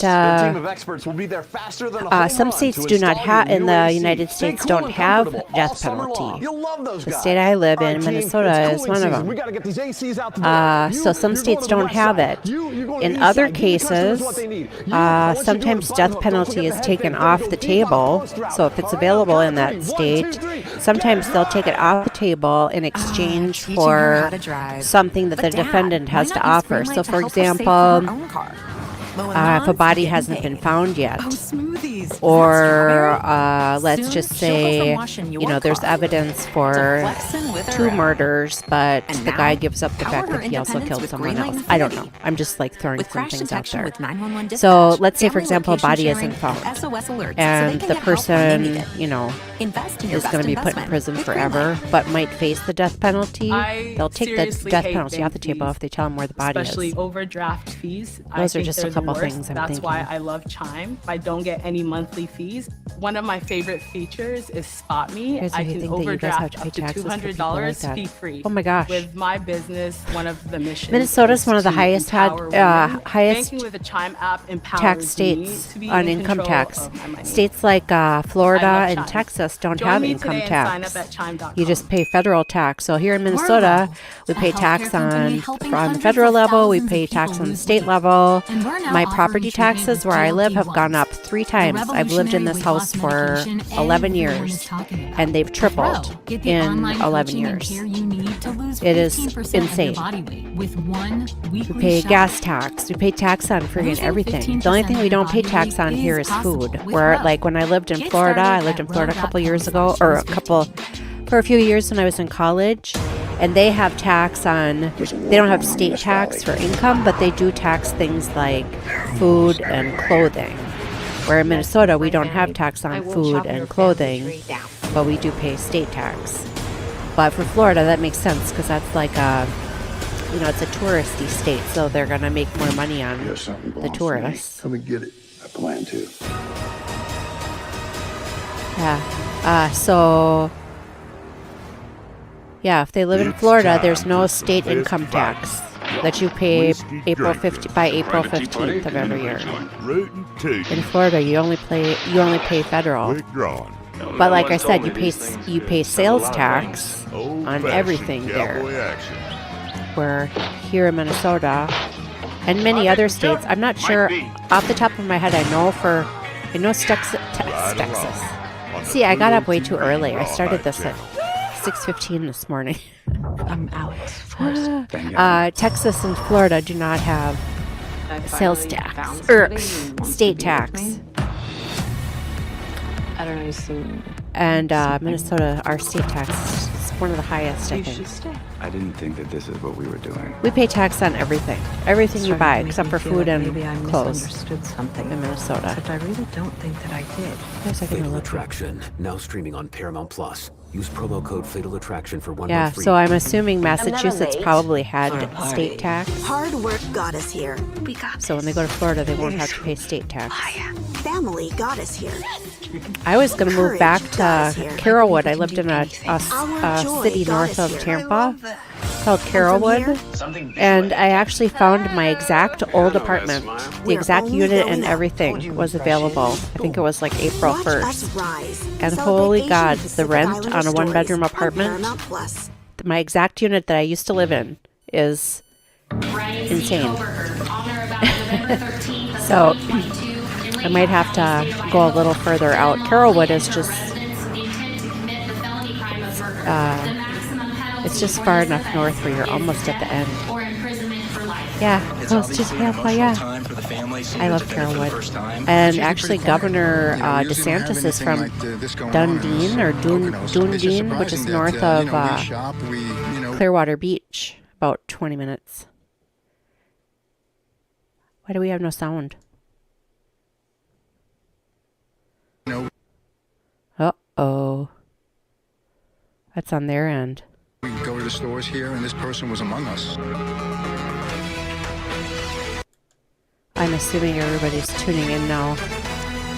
I got full bars. The hearing for suspected quadruple murderer Bryan Kohberger is underway in The thing with Moscow, Florida Idaho. is This it's hearing hot in the comes summer. just days after he was indicted But by it a always grand rains in jury the afternoon. for the murders of Like 4 torrential University downpour of for about Idaho 10 to students 15 back minutes. in November. Our notes indicate that So if you're Kohberger just and the judge tuning are in, going we're just basically watching back the and Court forth. TV The judges coverage asked him if he of understands his rights. They read the indictment, they read Kohberger the charges hearing against him. arraignment. The It's judge then underway went through right the now. The penalties judge and is asked Kohberger if he understood the has charges strict and rules the penalties that for the each count.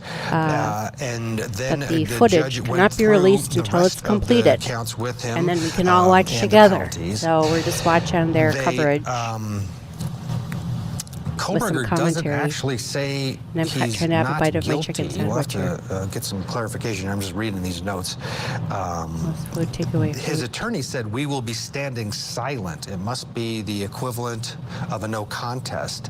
So Yeah, I don't know what the doesn't tax actually, is. Plead not guilty. And Yeah, then in the Minnesota, judge we then don't have enters tax a on plea clothes his or behalf of food. Not guilty on each But charge. we have tax on Taylor's everything defense else. attorney wants an October Gas. trial date. Yeah, and I think they're setting it for Yeah, a I don't know. 6-week trial. It does not indicate yet if he's waived time. We'll see, but he's asking for an October of this year trial date and a 6-week trial. Duncan Levin and Melissa Pingleton are watching along with us here. As, okay, we so they do stare at have this Courtroom Insider. courthouse So I don't know if that was We're a waiting to dish get where the he's asking actual, for an video October of the trial. proceeding. Duncan, are you 6-week surprised trial. He had Ms. Taylor just say, Yeah, quote, "We that's will kind of be like here in standing Minnesota. silent Everything when that's asked essential to doesn't enter have a tax. plea." So food and I clothes. assume that's basically all that the is. equivalent of a no contest? But at least that's good to know I that it's actually lower. don't really think it accomplishes anything. It obviously is something that is probably coming from her client, to this notion of not saying anything. But if you don't enter a plea of guilt, Why do I of not have guilty is entered different in for my you. ear So and it's different not the than on the same thing screen? as entering into like a no-low Boy, contender. they've got some which is a no gremlins in their contest system plea. There here. are plea deals where Look you at can it's all strike a off. deal with the state and not admit guilt. But at this stage in the proceeding, See, look, his I lips are think you have a moving different constitutional from right the to remain audio. silent, but you don't need to, if you don't say the words Well, not I cannot help that. Not guilty plea is going to be entered on your behalf. So it's probably something that's coming from his client that really is of absolutely no legal importance whatsoever. The old smartest guy in the room. Yeah, is I can back do at that. us, I can turn the volume down on apparently. commercials. Melissa, your thoughts overall on him, what we know about Bryan Kohberger, and you've dealt with criminals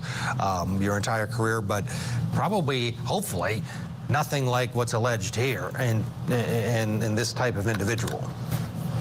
I think he thinks he is the smartest person in the room, and I think he is going to be leading his attorney down whatever path he feels is best.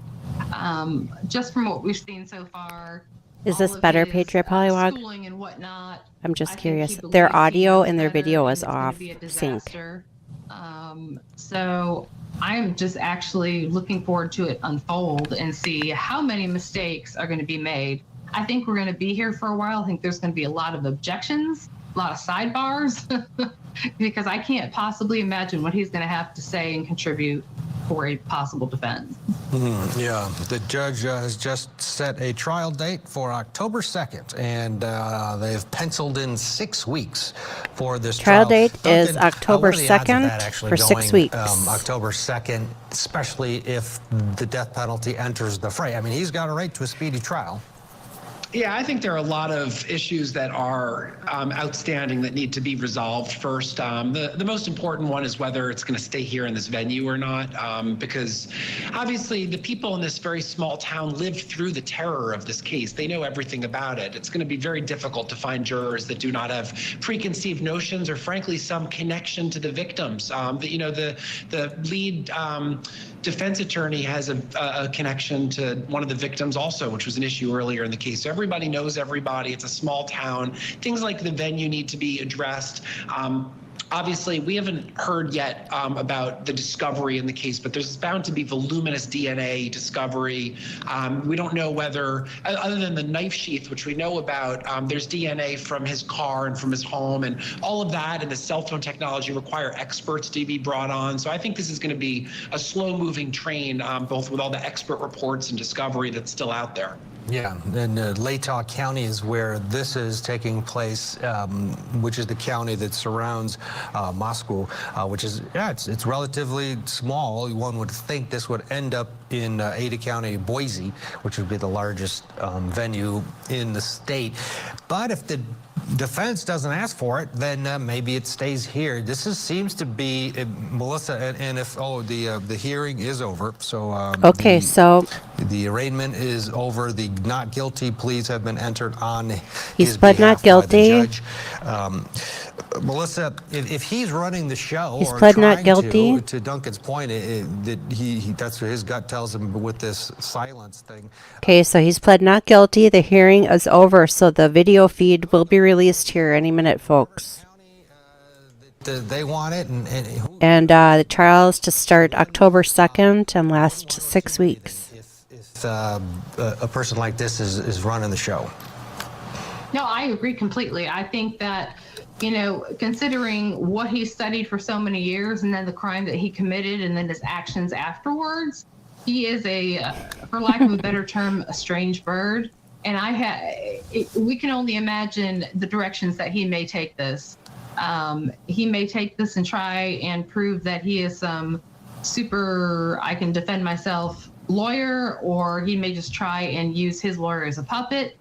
But I don't see him being cooperative. I don't see him being easy to work with. And I think we're going to be here a while. I think the weeks that they have set aside for this trial are probably going to be needed. Okay. Again, the audio is off sync from the video feed. The hearing is over, and in just a few moments, the hearing will be released to the media.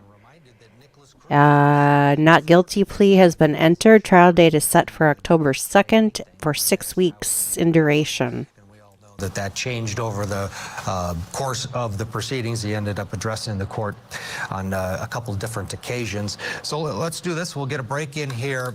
The rules of the road are, as soon as the hearing is over, then we can broadcast it. Well, the hearing's over. So when we come back, we will be waiting for that feed from the courthouse. And we will be broadcasting it live right here on Court TV. And we'll watch it all together.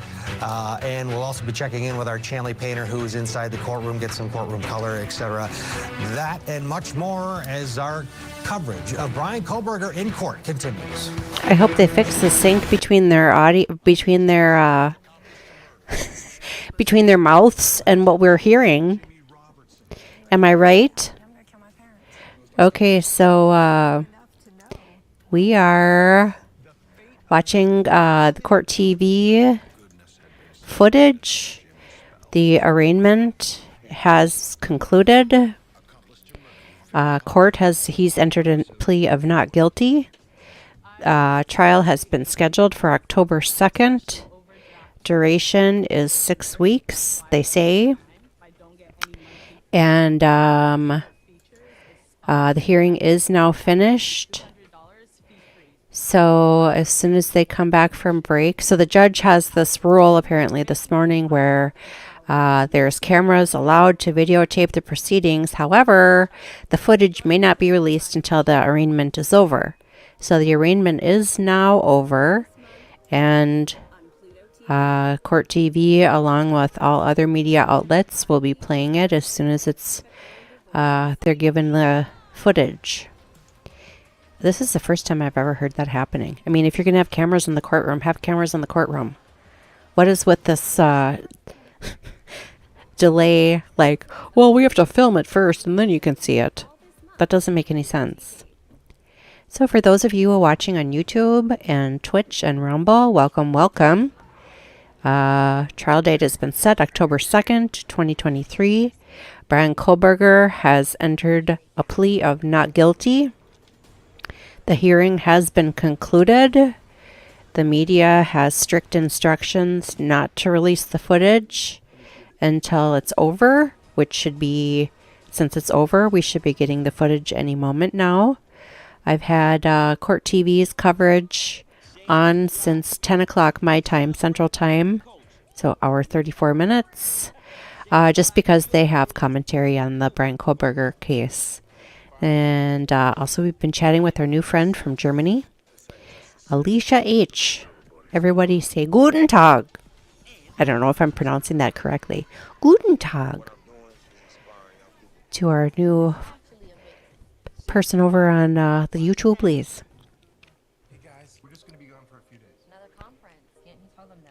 We're talking about how the German government and the American government are different when it comes to crime.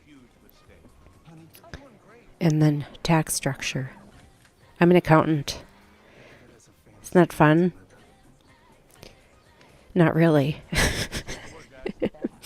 Do you know it's harder to pass the CPA exam than it is to pass the bar? The breadth of information is way longer. So basically accountants are smarter than lawyers. I'd like to think that's true. It is true. It is true. It's harder to pass. The CPA exam is actually in 4 parts.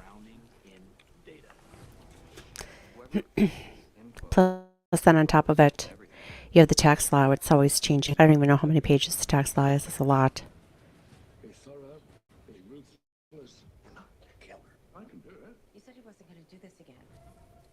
Oh, you only pay $5? All medications are covered? Oh my gosh. Well, I can't. My back is killing me. So Patriot Polywog knows I have a bad back because I fell down my brother's staircase once. Okay, so that part of my back is, but then my lower back is bad because I had triplets. So I actually really feel for this poor Ethan family because he was a triplet also. I can't imagine one of them. I can't imagine. Because, you know, their whole life they've been together. My triplets are almost 17. So anyway, so Patriot Polywog knows a couple weeks ago my back where I broke it or fractured it when I fell down my brother's staircase was out, and now my lower back is out, which is from carrying around those triplets for 8 months. I'm a mess. Okay, I'm going to be quiet now. Has just wrapped up in Moscow, Idaho. Come on, release it already. 4 counts, first-degree murder and 1 count of burglary after allegedly stabbing 4 college students to death in their off-campus home last November. Kohberger chose to stand silent to each of the charges this morning, so the judge, on his behalf, entered pleas of not guilty. A 6-week trial has been set to begin October 2nd of that year. That is where it stands right now. We are awaiting basically our cameras have recorded the proceedings of the arraignment, and as soon as we have that feed, we're going to go right to it. So forgive me, guests, if I cut you off. Duncan Levin and Melissa Pinkleton with us. As soon as we get the feed, we'll watch it together. Getting some more from Chanley Painter. She said that Kohberger did glance back into the gallery briefly before taking his seat, and we also, she now heard Olivia Goncalves, the sister of Kaylee, expressing. Okay, that's exactly what I was going to mention. I have Imatrack shots as well, and they're $300 a piece. Which, I get again, six shots per month, and it's $1,700. So it's like $600 or $300 each per shot. Must be the same stuff. Imatrack. The person they think did it. Now it's a long road, and the ups and downs. So I'm going to go back on those pills. Very difficult to, who can afford that? Well, actually, a little thing like this, it seems little. That's why HSAs are good, because you only pay up to a certain thing, and then you don't pay the rest of the year. Massive, right, Duncan? Yeah, I mean, they're going through so much, and there's so much emotion that is wrapped up in every single court proceeding here, obviously. And so it's really something that it's the judge's role to maintain a sense of decorum over what's happening, and to ensure that there's a fair process to Bryan Kohberger, even though the world may have gotten to the conclusion that he is guilty, and the evidence is out there, and we've all seen it, and that in some of the early filings by the state, he still has to try to find jurors who are going to be unbiased and who are going to be able to sit through this case and not have prejudged it. And so that's the court's role here, is to make sure that this is a fair process. It's an important case. In every case, it's an important role, but in this case in particular, it's an important role just because of the crush of pretrial publicity, the hatred that he faces, not just from the victim's family members, but really by everybody he encounters in the system, to try to balance all that with some sense of fairness. Melissa, your law enforcement background, you've dealt with family members of crime victims and crime victims themselves. How difficult is it? Because everybody's different, right, in the way that they deal with adversity, and this is a case where we'll see it play out over the next months as these families continue to grapple with this horrible loss. So we're still just waiting for them to release the footage. This is live coverage from Court TV. In which people deal with Hearing this, is but there's over. definitely Trial date has a been little set for subset October of 2nd, people who deal with it differently 2023. and much harder. They've set aside You just 6 have to strike weeks. that balance of being there, allowing And them to so they're just speak, talk about their loved ones, know filling that they time. have Although support this is really systems in frustrating place, because victims they've got. advocacy groups that are there to help See if I them. refresh. Just a second, folks. Try refresh.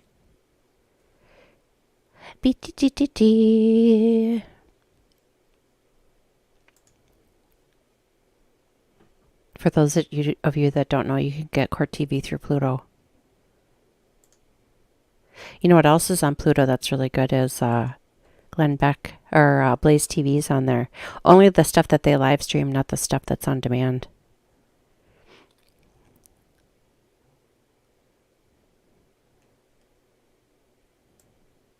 Duncan, are you surprised that okay, at this well, at point least we got it the synced judge back has up set an again. October 2nd trial It's weird. date?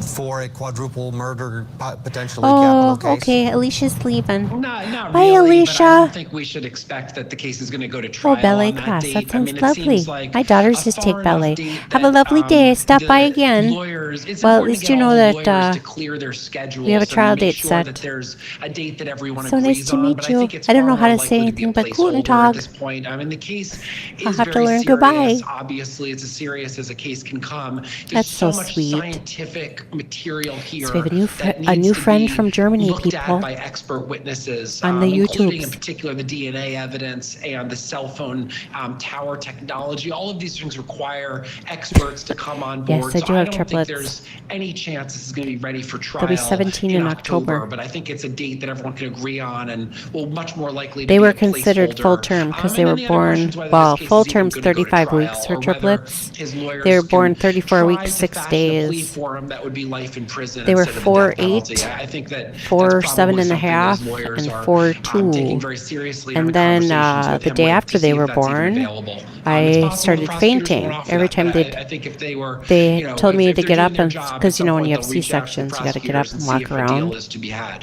And again, so they're like, here, let's get up. And I'm like, okay. So I put one foot on the ground, other foot on the ground, got up, and I fell right down to the ground. And I woke up, and my husband at the time was looking at me white as a ghost, and the nurse is like, oh, this isn't good. So back to bed I went. And then a couple hours later, they come with a wheelchair, and they're like, here, let's get you in a wheelchair. Okay. So then I had to go into the bathroom. I don't remember why. And they're like, okay, let's get you to try to stand up. And I did it again. And when I woke up, there's like 5 nurses all staring at me, white as a ghost. So I ended up having to have a blood transfusion, 2 big giant bags of blood. And then the next day I was fine. Yeah, his lock screen was his mom. Ew. Tell you, if you've never had a blood transfusion, you have to sit with your arms straight as a board. And the needle is it's like bent, it's crooked, because like that must be how long it's supposed to go in. And it's cold, and it takes a really long time. Stop. It's very lonely. Do we love it? Get who gets you. eHarmony. Get started for free. Okay, so again, if you are just tuning in now and wondering why doesn't I'm... have to be your fate. You've got nothing to lose and everything to grow. I've got commercials on for Nutrafol. Nutrafol, the #1 dermatologist recommended hair growth It's supplement. because we are streaming from Court Get growing TV. at Nutrafol.com. And the Bryan Kohberger hearing is over. The media is supposed to get a copy of the hearing. We already know the outcome. This is retarded. I'm sorry, but it is. So we already know he enters a plea of not guilty. We already know he looks into the gallery. We already know the trial is set for October 2nd, and it's going to be 6 weeks. I mean, what the hell? Must be my bad back speaking. I'm lashing out.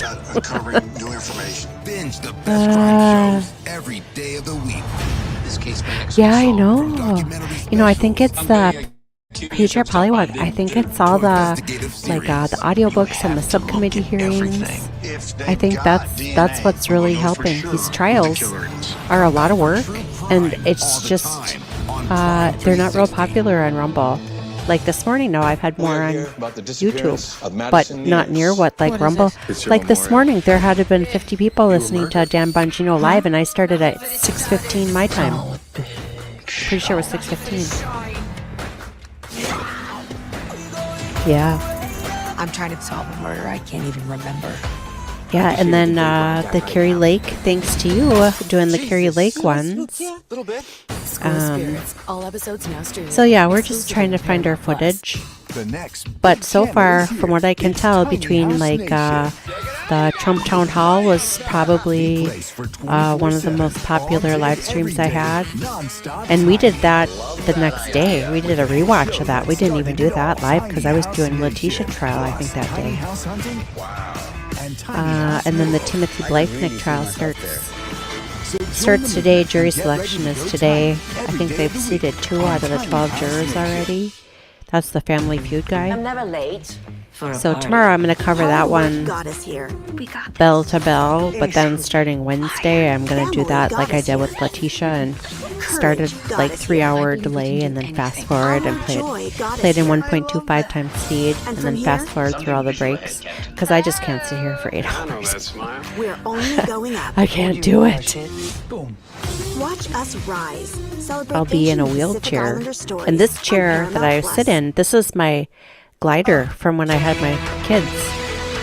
I got it for when my son was born, and then I rocked all my babies in this chair. It's got a roll. Let's do it. This is Bryan Kohberger in court, arraigned for the murders of 4 University of Idaho students. Let's watch.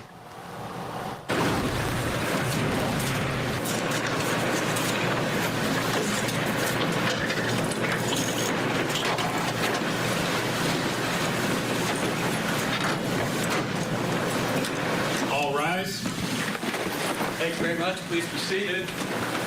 Good morning, everybody.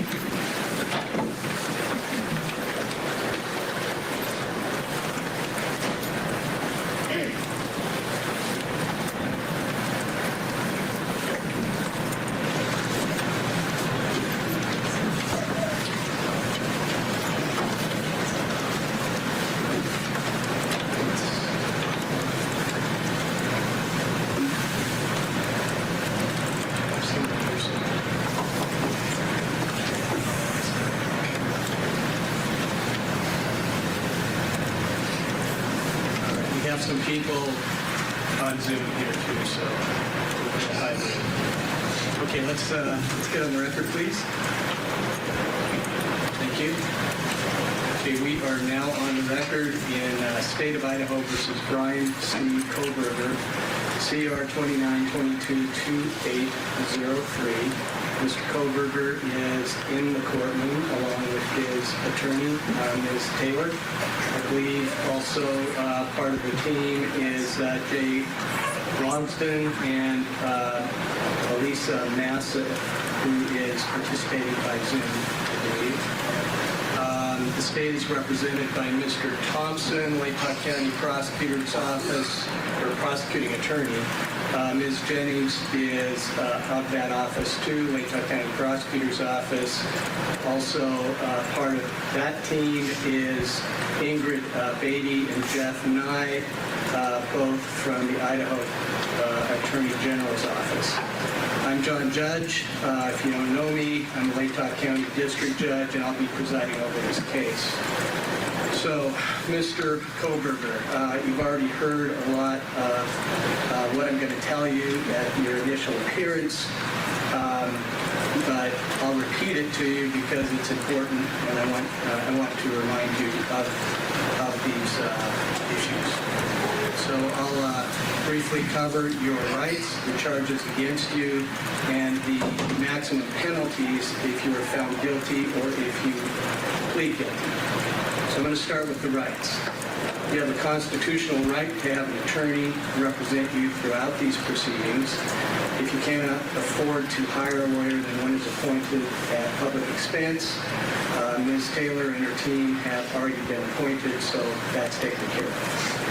You have a right to a speedy and public jury trial where the state would be required to prove every element of each charge against you beyond a reasonable doubt. At that trial, you would have the right to cross-examine the witnesses called against you. That means to see, hear, and question them, to call witnesses to testify for you, and if you choose to testify in your own defense. But you're not required to testify because you also have a right of silence.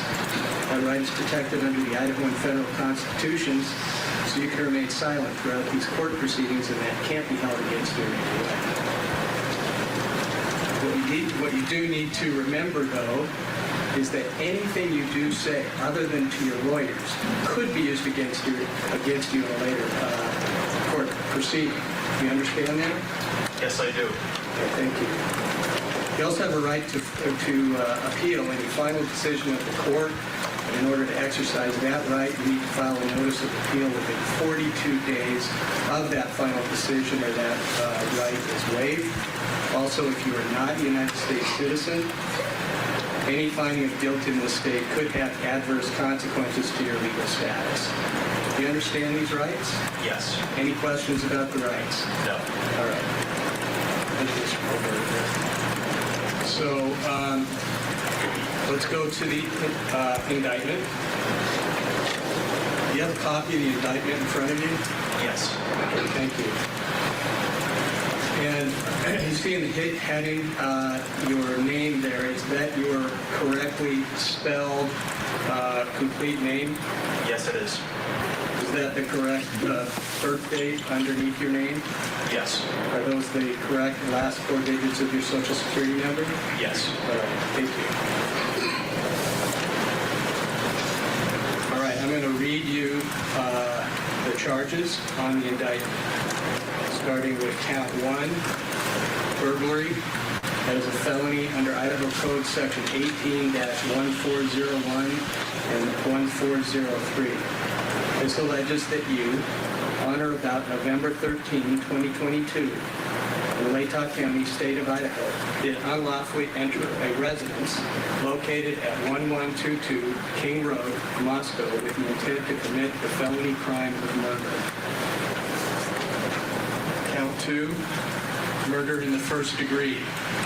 That is a felony under Idaho Code Section 18-4001, 4002, 4003, and 4004. This alleges that you, on or about November 13, 2022, in Latah County, state of Idaho, did willfully, unlawfully, deliberately, with premeditation and with malice aforethought, kill and murder Madison Mogen, a human being, by stabbing Madison Mogen, from which she died. Count 3. Murder in the first degree, a felony under Idaho Code Section 18-4001, 4002, 4003, and 4004. This alleges that you, on or about November 13, 2022, in Latah County, state of Idaho, did willfully, unlawfully, deliberately, with premeditation and with malice aforethought, kill and murder Kaylee Goncalves, a human being, by stabbing Kaylee Goncalves, from which she died. Count 4, murder in the first degree. That's a felony under Idaho Code Section 18-4001, 4002, 4003, and 4004. Alleging that you, on or about November 13, 2022, in Latah County, state of Idaho, did willfully, unlawfully, deliberately, with premeditation and with malice aforethought, kill and murder Xana Kernodle. Excuse me. This is hard. I'm sorry. Xana Kernodle, a human being, by stabbing Xana Kernodle, from which she died. Count 5, murder in the first degree. This is a felony under Idaho Code Section 18-4001, 4002, 4003, and 4004.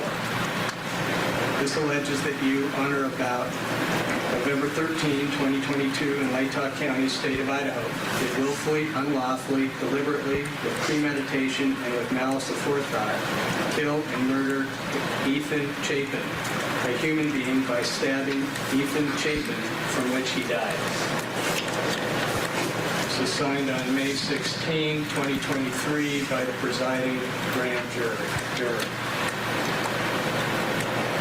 So now I'm going to go to the maximum penalties of each charge, starting with count 1, burglary, minimum 1 year up to 10 years in imprisonment, fine of up to $50,000 or both fine and imprisonment, restitution for the victim's economic losses resulting from the crime. For counts 2, 3, 4, and 5, murder in the first degree, maximum penalties, life in prison, or the death penalty.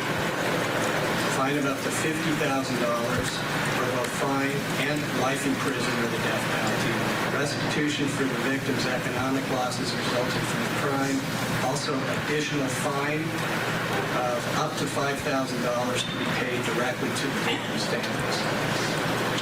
If you are found guilty or plead guilty on each charge, and the maximum sentences are imposed consecutively, that means one right after the other, you could be facing 10 years in prison, followed by 4 consecutive life sentences or death penalties, fines of up to $200,000 and $20,000 to be paid directly to the families with any restitution resulting from the crimes.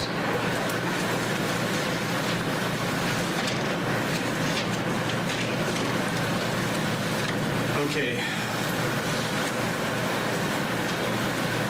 Mr. Kohberger, do you understand the charge in count 1, burglary? Yes.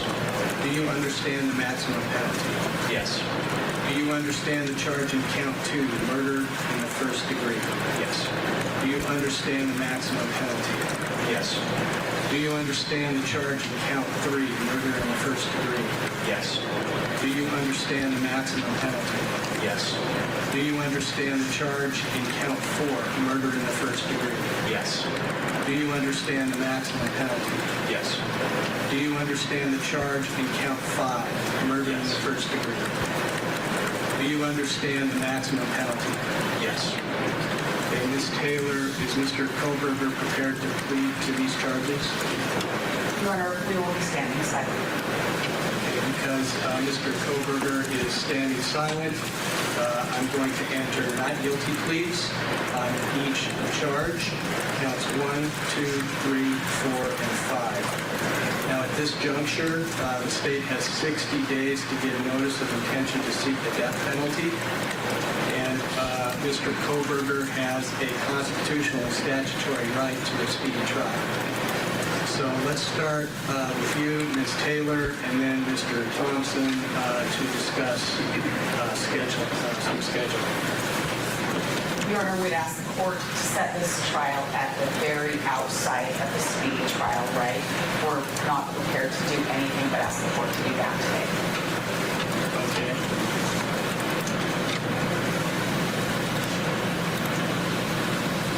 Have we counted out when that will be? November?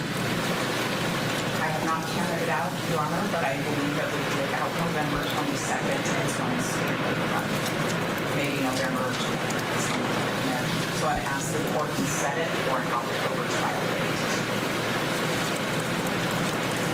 How long do you think it will take to try the case? My best guess is it would take at least 4 weeks, maybe 6.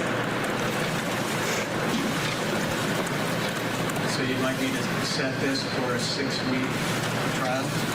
At this point, I would, Your Honor.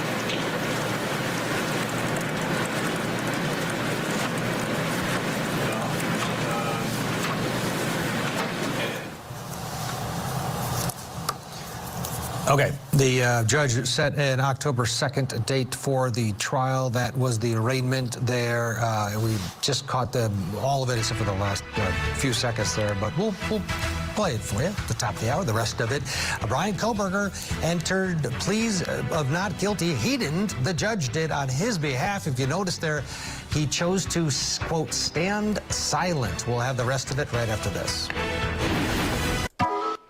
More Shannon. Okay, so again, we are watching the Bryan Kohberger arraignment. That for some weird reason, the judge allowed cameras in the courtrooms to film it, but requested that the public was not to see it until it was all over. I have no idea what that means. So we just watched what they finally released. Apparently there's just a couple more little blips at the end. I don't know why they couldn't have held off on their commercial till it's over, but I guess that's why I'm not in broadcasting. So Patriot Polywog and I are both talking on Rumble.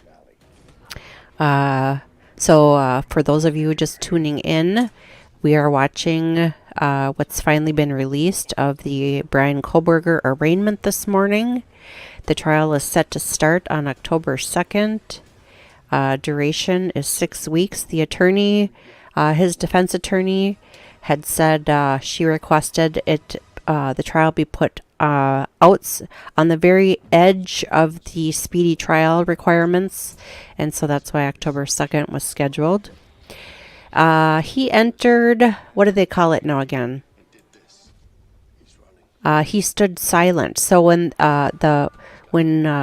the judge asked him, Mr. Kohberger, do you plead guilty or not guilty to these charges? His attorney stood up, and it was really hard to hear what she had to say, but something about he stands silent. So the judge is like, okay, well, you have a right to do that, so I'm going to enter your plea as not guilty. I have no idea what that means because I'm an accountant and not an attorney. So I'm not quite sure what that means. I suppose I could do some Googly. But anyway, Patriot Polywog and I were talking, and she said he shows no emotion. Horrible for the families. Oh, because in my ears, and again, I don't know how much of this you can hear, because my audio comes through these little, I don't know, they're for the microphone, so I can pick up on stuff pretty good, and you could hear people in the background crying. And then the judge stopped and said something like, this is hard, I'm sorry. And then, so anyway, so Patriot Polywog and I were talking about how he's, kind of like motionless. Or emotion. He's showing no emotion. And I just said to her, I have a hard time believing he did this all by himself. I don't know. It just kind of bugs me in the back of my brain. I don't know why. But think about it. Okay, yeah. So they're all drunk. Okay, well, I was in college. I know what that feels like. But still, like, Kaylee and Madison were upstairs in the one room. And then Ethan and Xana were in the other room. So, like, one of them had to be attacked first. So how was he holding off the other person from running away while he's in the process of eliminating the other person? I just find that hard to believe.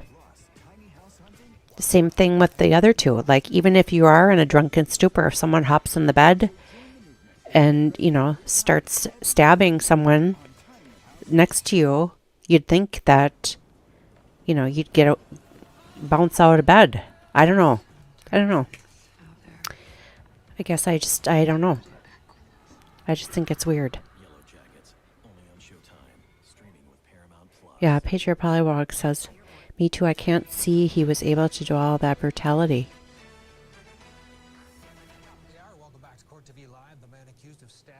Okay, so I'm going to turn it back up. University of Idaho students to death stood silent when asked his plea. The judge entered a plea of not guilty on Bryan Kohberger's behalf. He is charged with 4 counts of first-degree murder and 1 count of burglary in the November stabbings of last year.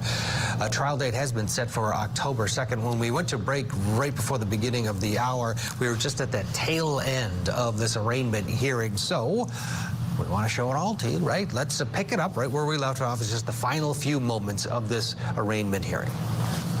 Some of the other 3 trials I got, but this is more critical and more important.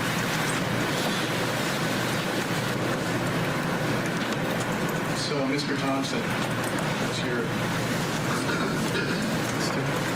Those trial dates are workable for the state judge. Thank you.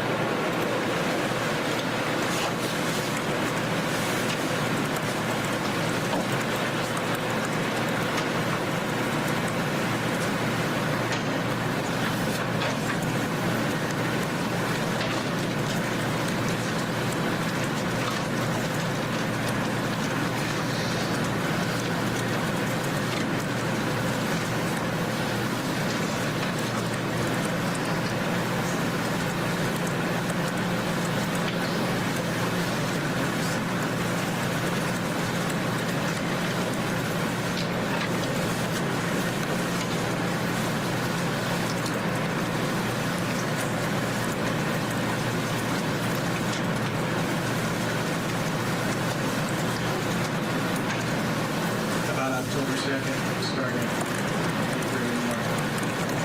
Yes, sir. Okay, for 6 weeks. Yes, sir. Anything else we need to address today, Ms. Taylor? Not with regard to the trial setting, no. Anything else? No. Thank you. Mr. Johnson? Nothing to say at this time, Your Honor.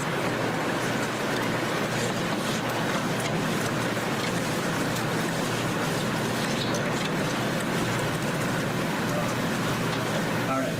So with that, by the way, I do want to let everybody know, if they don't already know this, that once the grand jury issued the indictment, preliminary hearing scheduled to start on June 26th was no longer needed and was vacated. So some people are confused about that. So I thank counsel and the media and the public for your attention and respect. So we are adjourned. Thank you.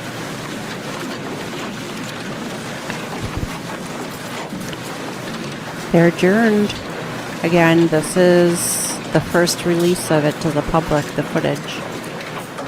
All right, Bryan Kohberger exiting the courtroom following this morning's arraignment, where, if you missed it, he, through his attorney, decided not to enter. You might as well ride this guilty. court TV thing till it's done. Opted to, I mean, why quote, quit now? We're at 2 hours. silent. And at that moment, the judge entered pleas of not guilty for him on his behalf. And they're moving forward now with an October 2nd trial date. We'll see if that sticks. Likely to will move not. my face. Here to discuss it, trial attorney Lateef Gray in Oakland, California, and in Detroit, trial attorney Michael Jaffer. Welcome, both of you. Good afternoon. Michael, the October 2nd, let's start it there. Likely not going to happen, especially if the state comes in and says we are seeking the death penalty. Oh, yeah, absolutely. October 2nd is only, 4 months away. This is a trial of June, grave July, magnitude. August, September, October. The nation is going to be very interested in it. Four, We college get students so were killed gypped here and in murdered. Minnesota in He went to summers. Pennsylvania. He was, arrested in his parents' house. It took them 6 months to extradite him from to Pennsylvania and get him to this point. So the trial is 4 months later, and it took them about 5 months to get him to this point. I would put the chances of a trial of happening in October 2nd at around 5%.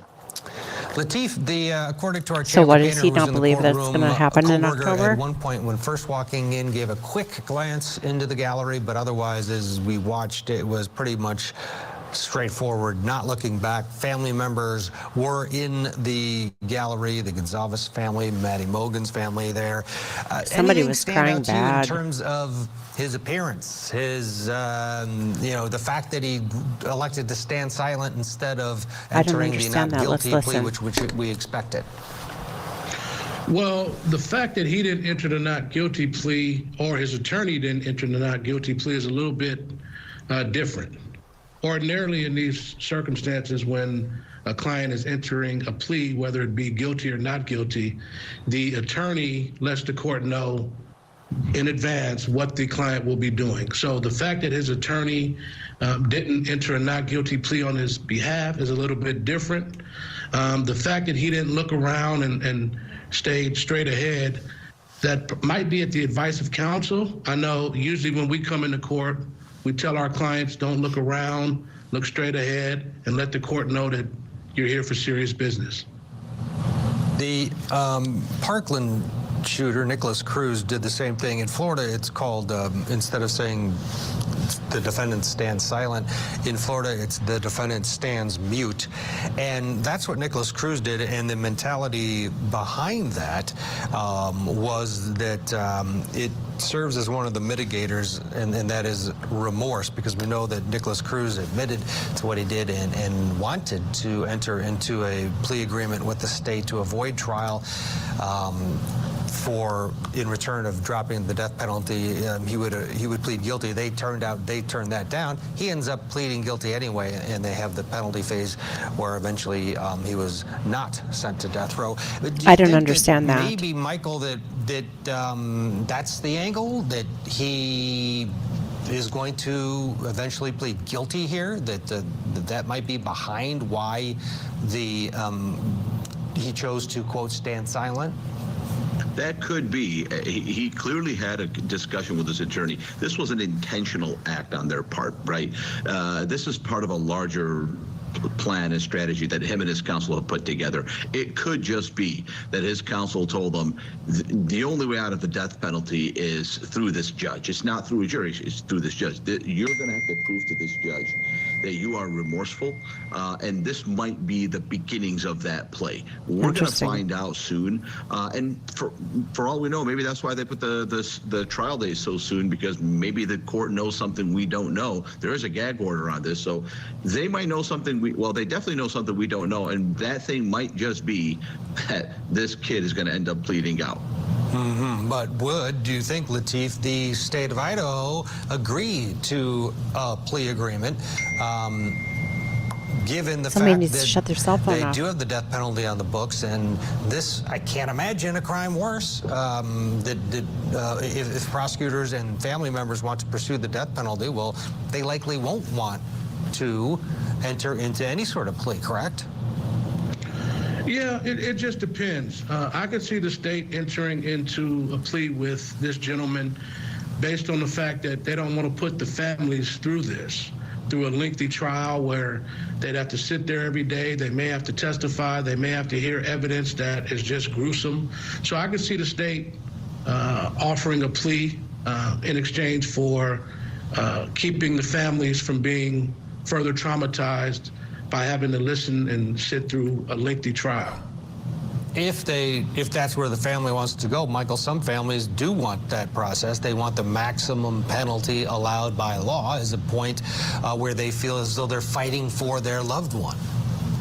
Yeah, I mean, the victims advocate definitely are probably involved in this process, right? If we're gearing up for a plea and the court knows that, and the attorneys have, because the attorneys take a sidebar with the judge, right? And they have open conversations with the judge. They don't admit to fault or anything, but they've telegraphed if they're going to plea. I would assume their attorneys have telegraphed this to the judge. The victim's advocate must be involved, and the families of these 4 kids, they're going to be heard by this judge, and he's going to care more about their opinion than the opinion of the defendant, if in fact he does plead guilty, and if in fact he did in fact do this. So the families are going to play a big part in sentencing. They definitely are. The probable cause affidavit laid out the state's case in such a fashion that kind of really didn't need the prelim for the public disclosure of the strength of the case, Lateef, because it's there. I mean, they have him, they're tracking his vehicle, they're tracking his cell phone, and most importantly, the killer leaves behind a knife sheath, and guess what? This guy's DNA is on the snap of that knife sheath. It seems as though while he said through an attorney after his arrest that he looked forward to clearing his name, that enough time has gone by for a PhD student to connect the dots that, ruh-roh, I'm done. You agree, I can't put this on pause. I have so many things I want to say. Well, I agree that there's a lot of evidence. Him saying he wants to clear his name, I mean, that's just, he has to say that at that point. I mean, he can't come in and say, I'm pleading guilty from the beginning of the case. So him saying he wants to clear his name and wants to fight the case, I expected him to do that.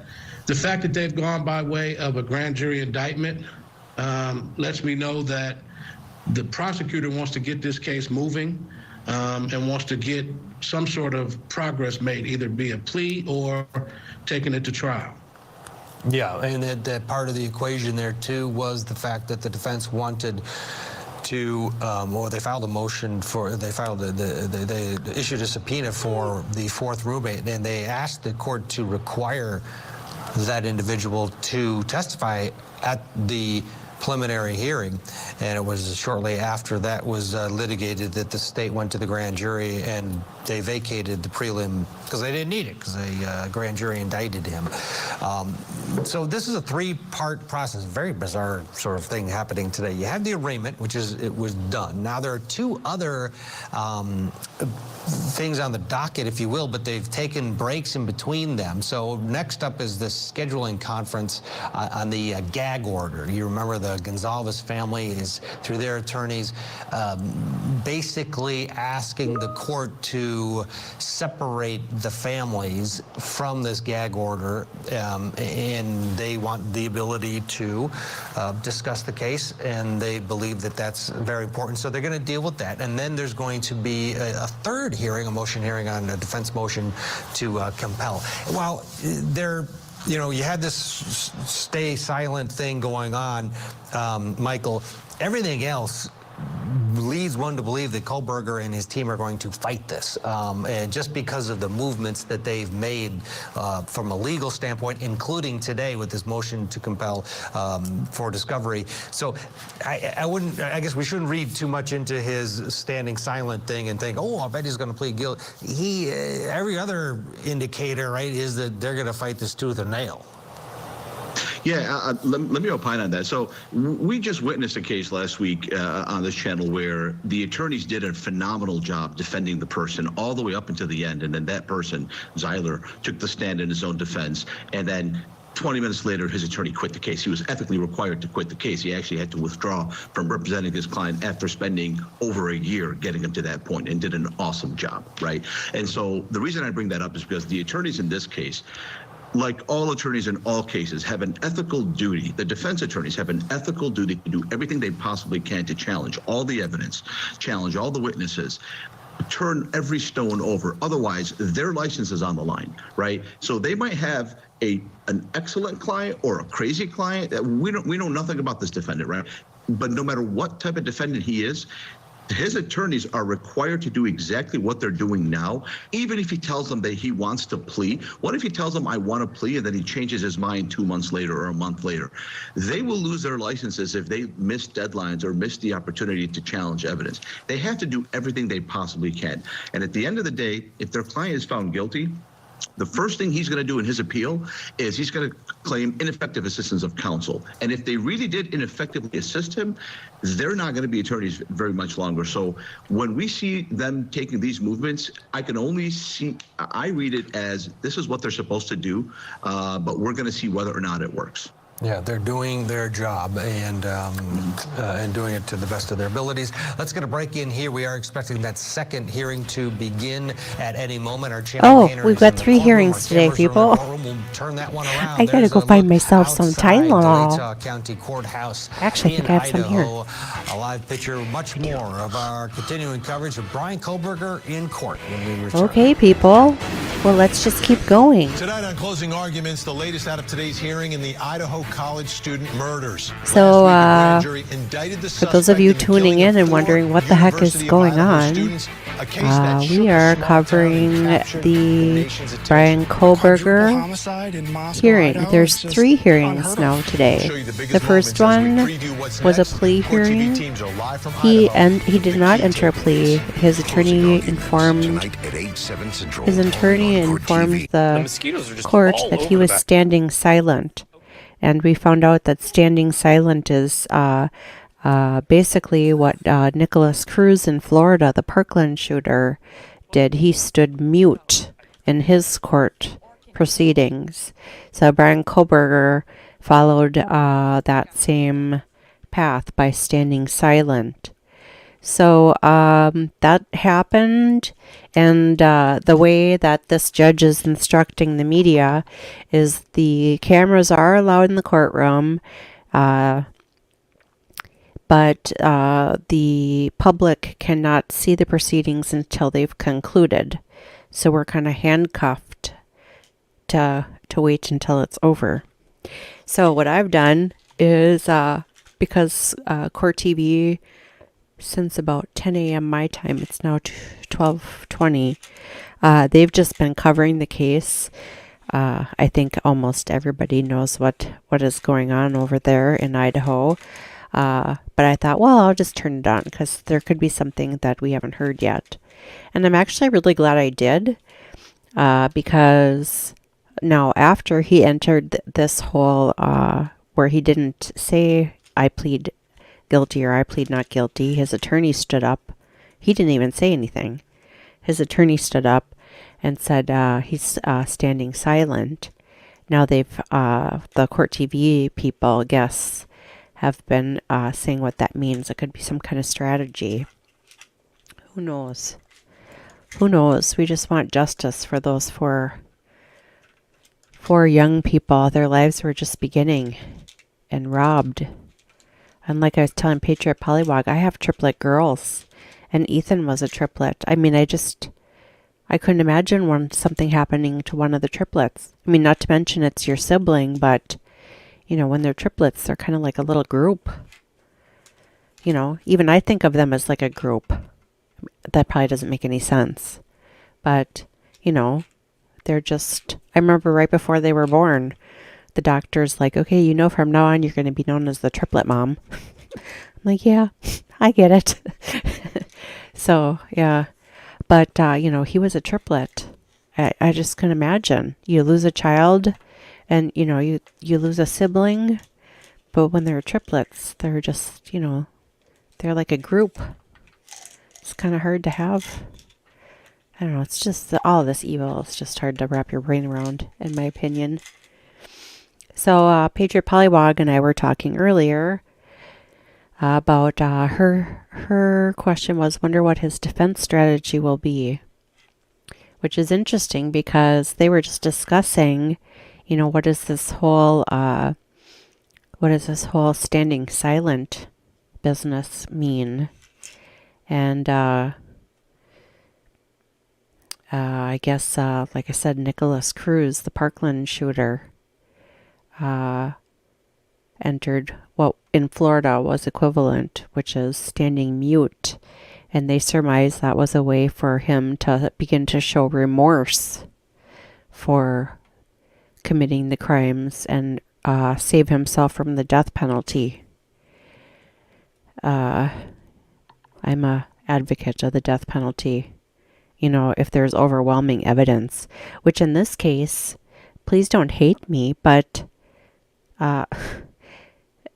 they, you know, if he left the knife sheath in Maddie and Kaylee's next to their bodies, you know, don't you think it would have been... Oh, I'm going to shut up now. Because Mr. Kohberger is standing silent, I'm going to enter not guilty pleas on each charge. Counts 1, 2, 3, 4, and 5. Bryan Kohberger, the suspected murderer, accused murderer, stood silent when asked to enter a plea. And you just heard the judge enter the plea of not guilty on his behalf after having his attorney get up and say that instead of entering a not guilty plea or a guilty plea, he decided to, quote, stand silent. He's charged with 4 counts of first-degree murder and 1 count of burglary in the November stabbings of those 4 University of Idaho students. The judge at the end of this morning's hearing set a trial date for October 2nd. Bryan Kohberger, of course, is a former PhD student, now facing trial for murder. In the months since his arrest, Court TV has been getting a much clearer picture of who Bryan Kohberger is. He's been described as a bullied loner who overcame addiction. Former students even said that at times he creeped them out. Here's a look at what we know about the criminology student, Mr. Bryan Kohberger. You read the affidavit and you just find out that nobody understands exactly why, but he was stalking them, he was hunting them. The maximum penalty for that offense, if you plead guilty or are found guilty, is up to death and/or imprisonment for life. Do you understand? Yes. This was probably a person that blends into the background. Yeah, we're on from Pennsylvania, we actually don't have like crosswalks. His neighbors and people who know him superficially would probably never guess that he had any violent tendencies. It's disgusting to think about someone that you used to hang out with all the time could do something like this. Are you waiving your right to a speedy preliminary hearing? Yes. If you got to know him well, you would see layers of things that were a bit off or different. What I do know is that Bryan did have anger issues. You could tell there was some off about him. Very quiet, calculated about what he says. Actually very similar to how he walked into court, no different. I'm just curious about the law. I don't mean to... Oh, no, yeah, I can find it for you. Yeah. Everything that I've read about Bryan Kohberger would fit the type of person that we would expect for doing a crime like this. All right, let's do this. Let's bring in trial attorney Lateef Gray. He's in Oakland, California, and in Detroit, trial attorney Michael Jaffer. And we are getting a statement in from the Goncalves family. They were in attendance. Our Chanley Painter says they were in the gallery there.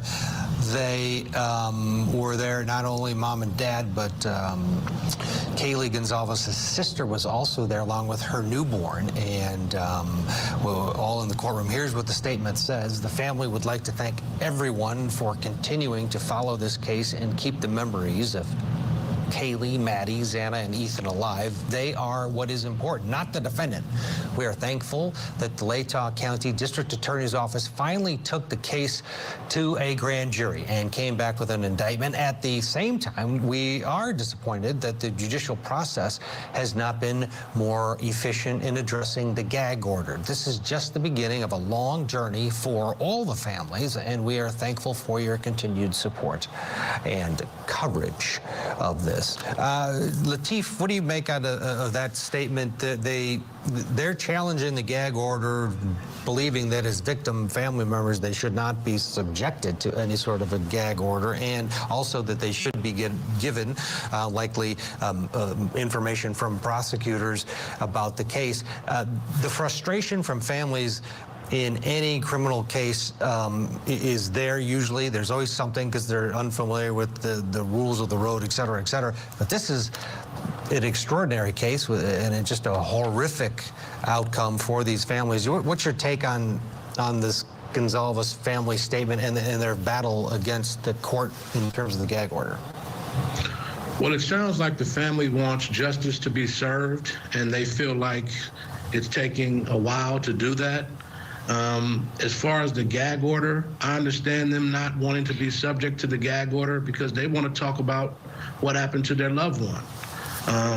And ordinarily, I've seen cases where gag orders are issued, but it normally applies to the parties, either the prosecution or the defense, and not victims. So that's a bit different, but it sounds to me like the family wants justice served and they want it served as quickly as possible. And they don't feel like at this point, they've been getting that.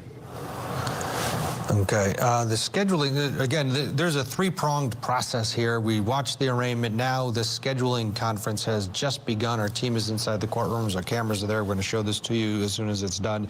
And according to our notes, the Kohberger entered. The judge is there. There's a couple people on Zoom, and the judge is trying to troubleshoot some Zoom technical issues. Can't hear someone on the other side. It's the mute button usually. So we're just going to keep letting Court TV play because there's two more things happening with Chanley, and then went back and sat there. The first time he came in, she said that he did have a quick glance into the gallery before then focusing his attention towards the front of the room and the judge. Michael Jaffer, he seemed very coherent too in that first hearing, the arraignment hearing, answering all of the judge's questions, etc. What's your take on what we know about this PhD student now turned accused murderer? Is this the kind of client you think is going to be very involved in a defense, or what's your thought? What's your take? And I get it, you've never met him, we don't know a lot, but just what's your gut tell you? Oh, speaking of mute buttons. Oh, no, can you hear me now? Yeah, Sorry about gotcha. that. Yeah. So I've seen defendants like him my entire career. If in fact he did in fact do this, right? He is Ted Bundy-esque. I get this Ted Bundy feel from him. Obviously, he's innocent until proven guilty. We have no idea whether or not he did this or not. But if in fact he did do this, this is a Ted Bundy-esque type defendant. He's going to be very involved. He's going to be one of the most difficult clients to represent because if he did it, he would have some narcissistic personality where he would think he's the smartest guy in the room. The worst thing you could do is defend a person who thinks he's smarter than you and knows more than you. Having a client be involved is one thing. Having a client think that they know better than you and that your plan is not the right plan, that is a challenge for the attorney because the attorney is dealing with somebody who actually has some intellect, and it's going to be very difficult for that attorney to get that person to lead them down the right path. So it's going to be a challenge for that attorney to represent that person if in fact he did do it. If he didn't do it, he's going to be the best client in the world because he's coherent, he's smart, he's intelligent, and he's going to help you defend the case and win the case. That's my take. Interesting. All right, let's get a break in here, and we have much more to discuss. That second leg of the three-pronged hearing, three separate hearings, is underway. Bryan Kohberger back in the courtroom. Our cameras are there. We'll show it to you as soon as it's concluded. The rules are, after it's over, we get to watch it. So that's exactly what we'll do. Stick with us. Back with more. And that's super gay. Sorry, Tonight on but Closing what's the Arguments, point? the latest out of today's hearing in the Idaho college student murders. Last week, a grand jury... Okay, so hello again. I'm trying to figure out how to word this banner because I see people coming in, leaving, coming in, leaving. And I just want to make sure that you are aware that there are 3 hearings for Kohberger today. One is finished. He entered... Well, he didn't enter a plea. The judge asked him to enter a plea. His attorney stood up and he said, or she said that he's standing silent. Now, they speculated, these couple commentators that are with the guy on court TV speculated that could be the beginnings of him starting to show remorse, in effect to hopefully not get the death penalty. I don't know. I mean, in my opinion, if there's evidence that he did this, yeah, this is death penalty material, in my opinion. My opinion is, I don't know.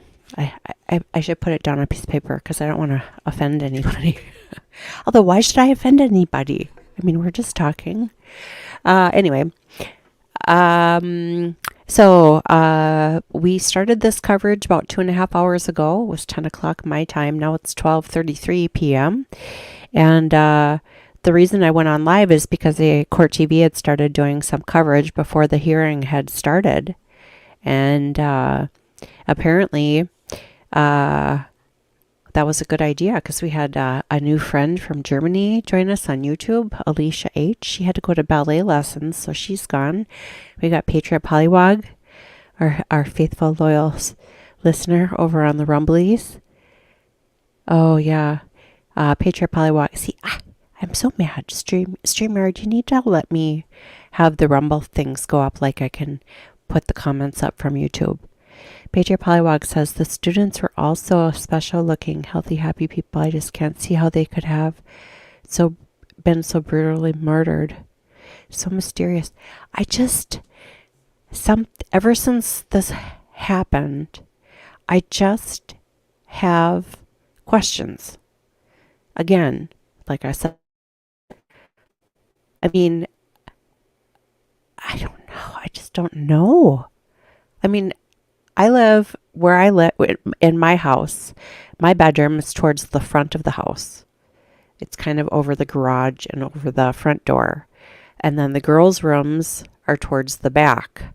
So you come up the stairs and you either go into my bedroom, bathroom, closet, or you go the other way and you go into the girls' rooms and then their bathroom.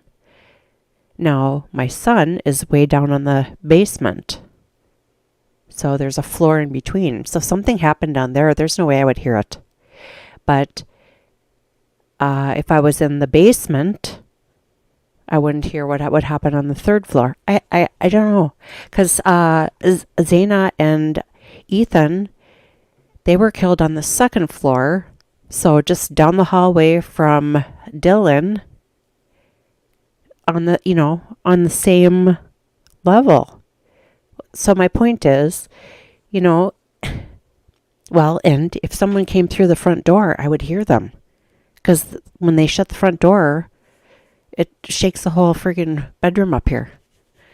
I don't know. And then there's the dog. I mean, I don't know. It's just weird. It's just weird to me.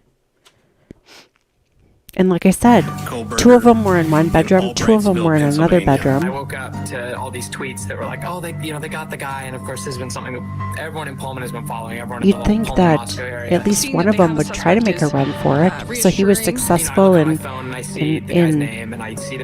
two people in one room, and then again in another bedroom got two people. It was just like totally jarring, totally shocking. Nobody understands exactly why, but I don't know. He was stalking it'd be helpful to see, like, he was just a person looking for an opportunity, and it just happened to be in that house. I just have questions. Welcome back to Court TV Live on our continuing coverage of Bryan Kohberger in court. Our cameras are there as well in Moscow, Idaho this afternoon. There is a scheduling conference and a motion hearing going on right now. Kohberger is back into the courtroom. Earlier today, the judge entered Okay, so just remember, if you're watching right now, one of the hearings is done, one is underway, and we'll see after, and then there's a third one. So this is going to be on for a while. Deaths of Kaylee Goncalves, Madison, Mogen, Xana, Kernodle, and Ethan Chapin. We're not allowed to broadcast the conference live, but our cameras are there recording it. As soon as it's over, then we'll be able to watch it all, and we're expecting it to not to take too long. A few minutes. I'm getting some notes from inside there, and the judge again, I would really like to know the point of that. The second and third legs of today's three hearing event, if you will, into one. So they're going to deal with both of the motion to vacate the gag order and a motion to intervene on behalf of the family of Kaylee Goncalves, and then they're also deal with the defense motion to compel for discovery. The judge also has asked, according to our notes here from inside the courtroom, he has asked the parties to brief them on whether or not there should be cameras in the courtroom in such a high-profile case like this one. And they're going to do that by the week of the 26th, it looks like. And that everybody seems to agree on that, according to our notes. The other big one coming from the courtroom from our Chanley painter, when Bryan Kohberger walked in, he apparently made eye contact with Chanley. So as soon as this is over, we will be talking to Chanley to see what that was like. Can only imagine. The courtroom is packed. The families are there inside the courtroom. The Goncalves family is there. Madison Mogen's family is there. Other family members were able to join via Zoom and watch the proceedings.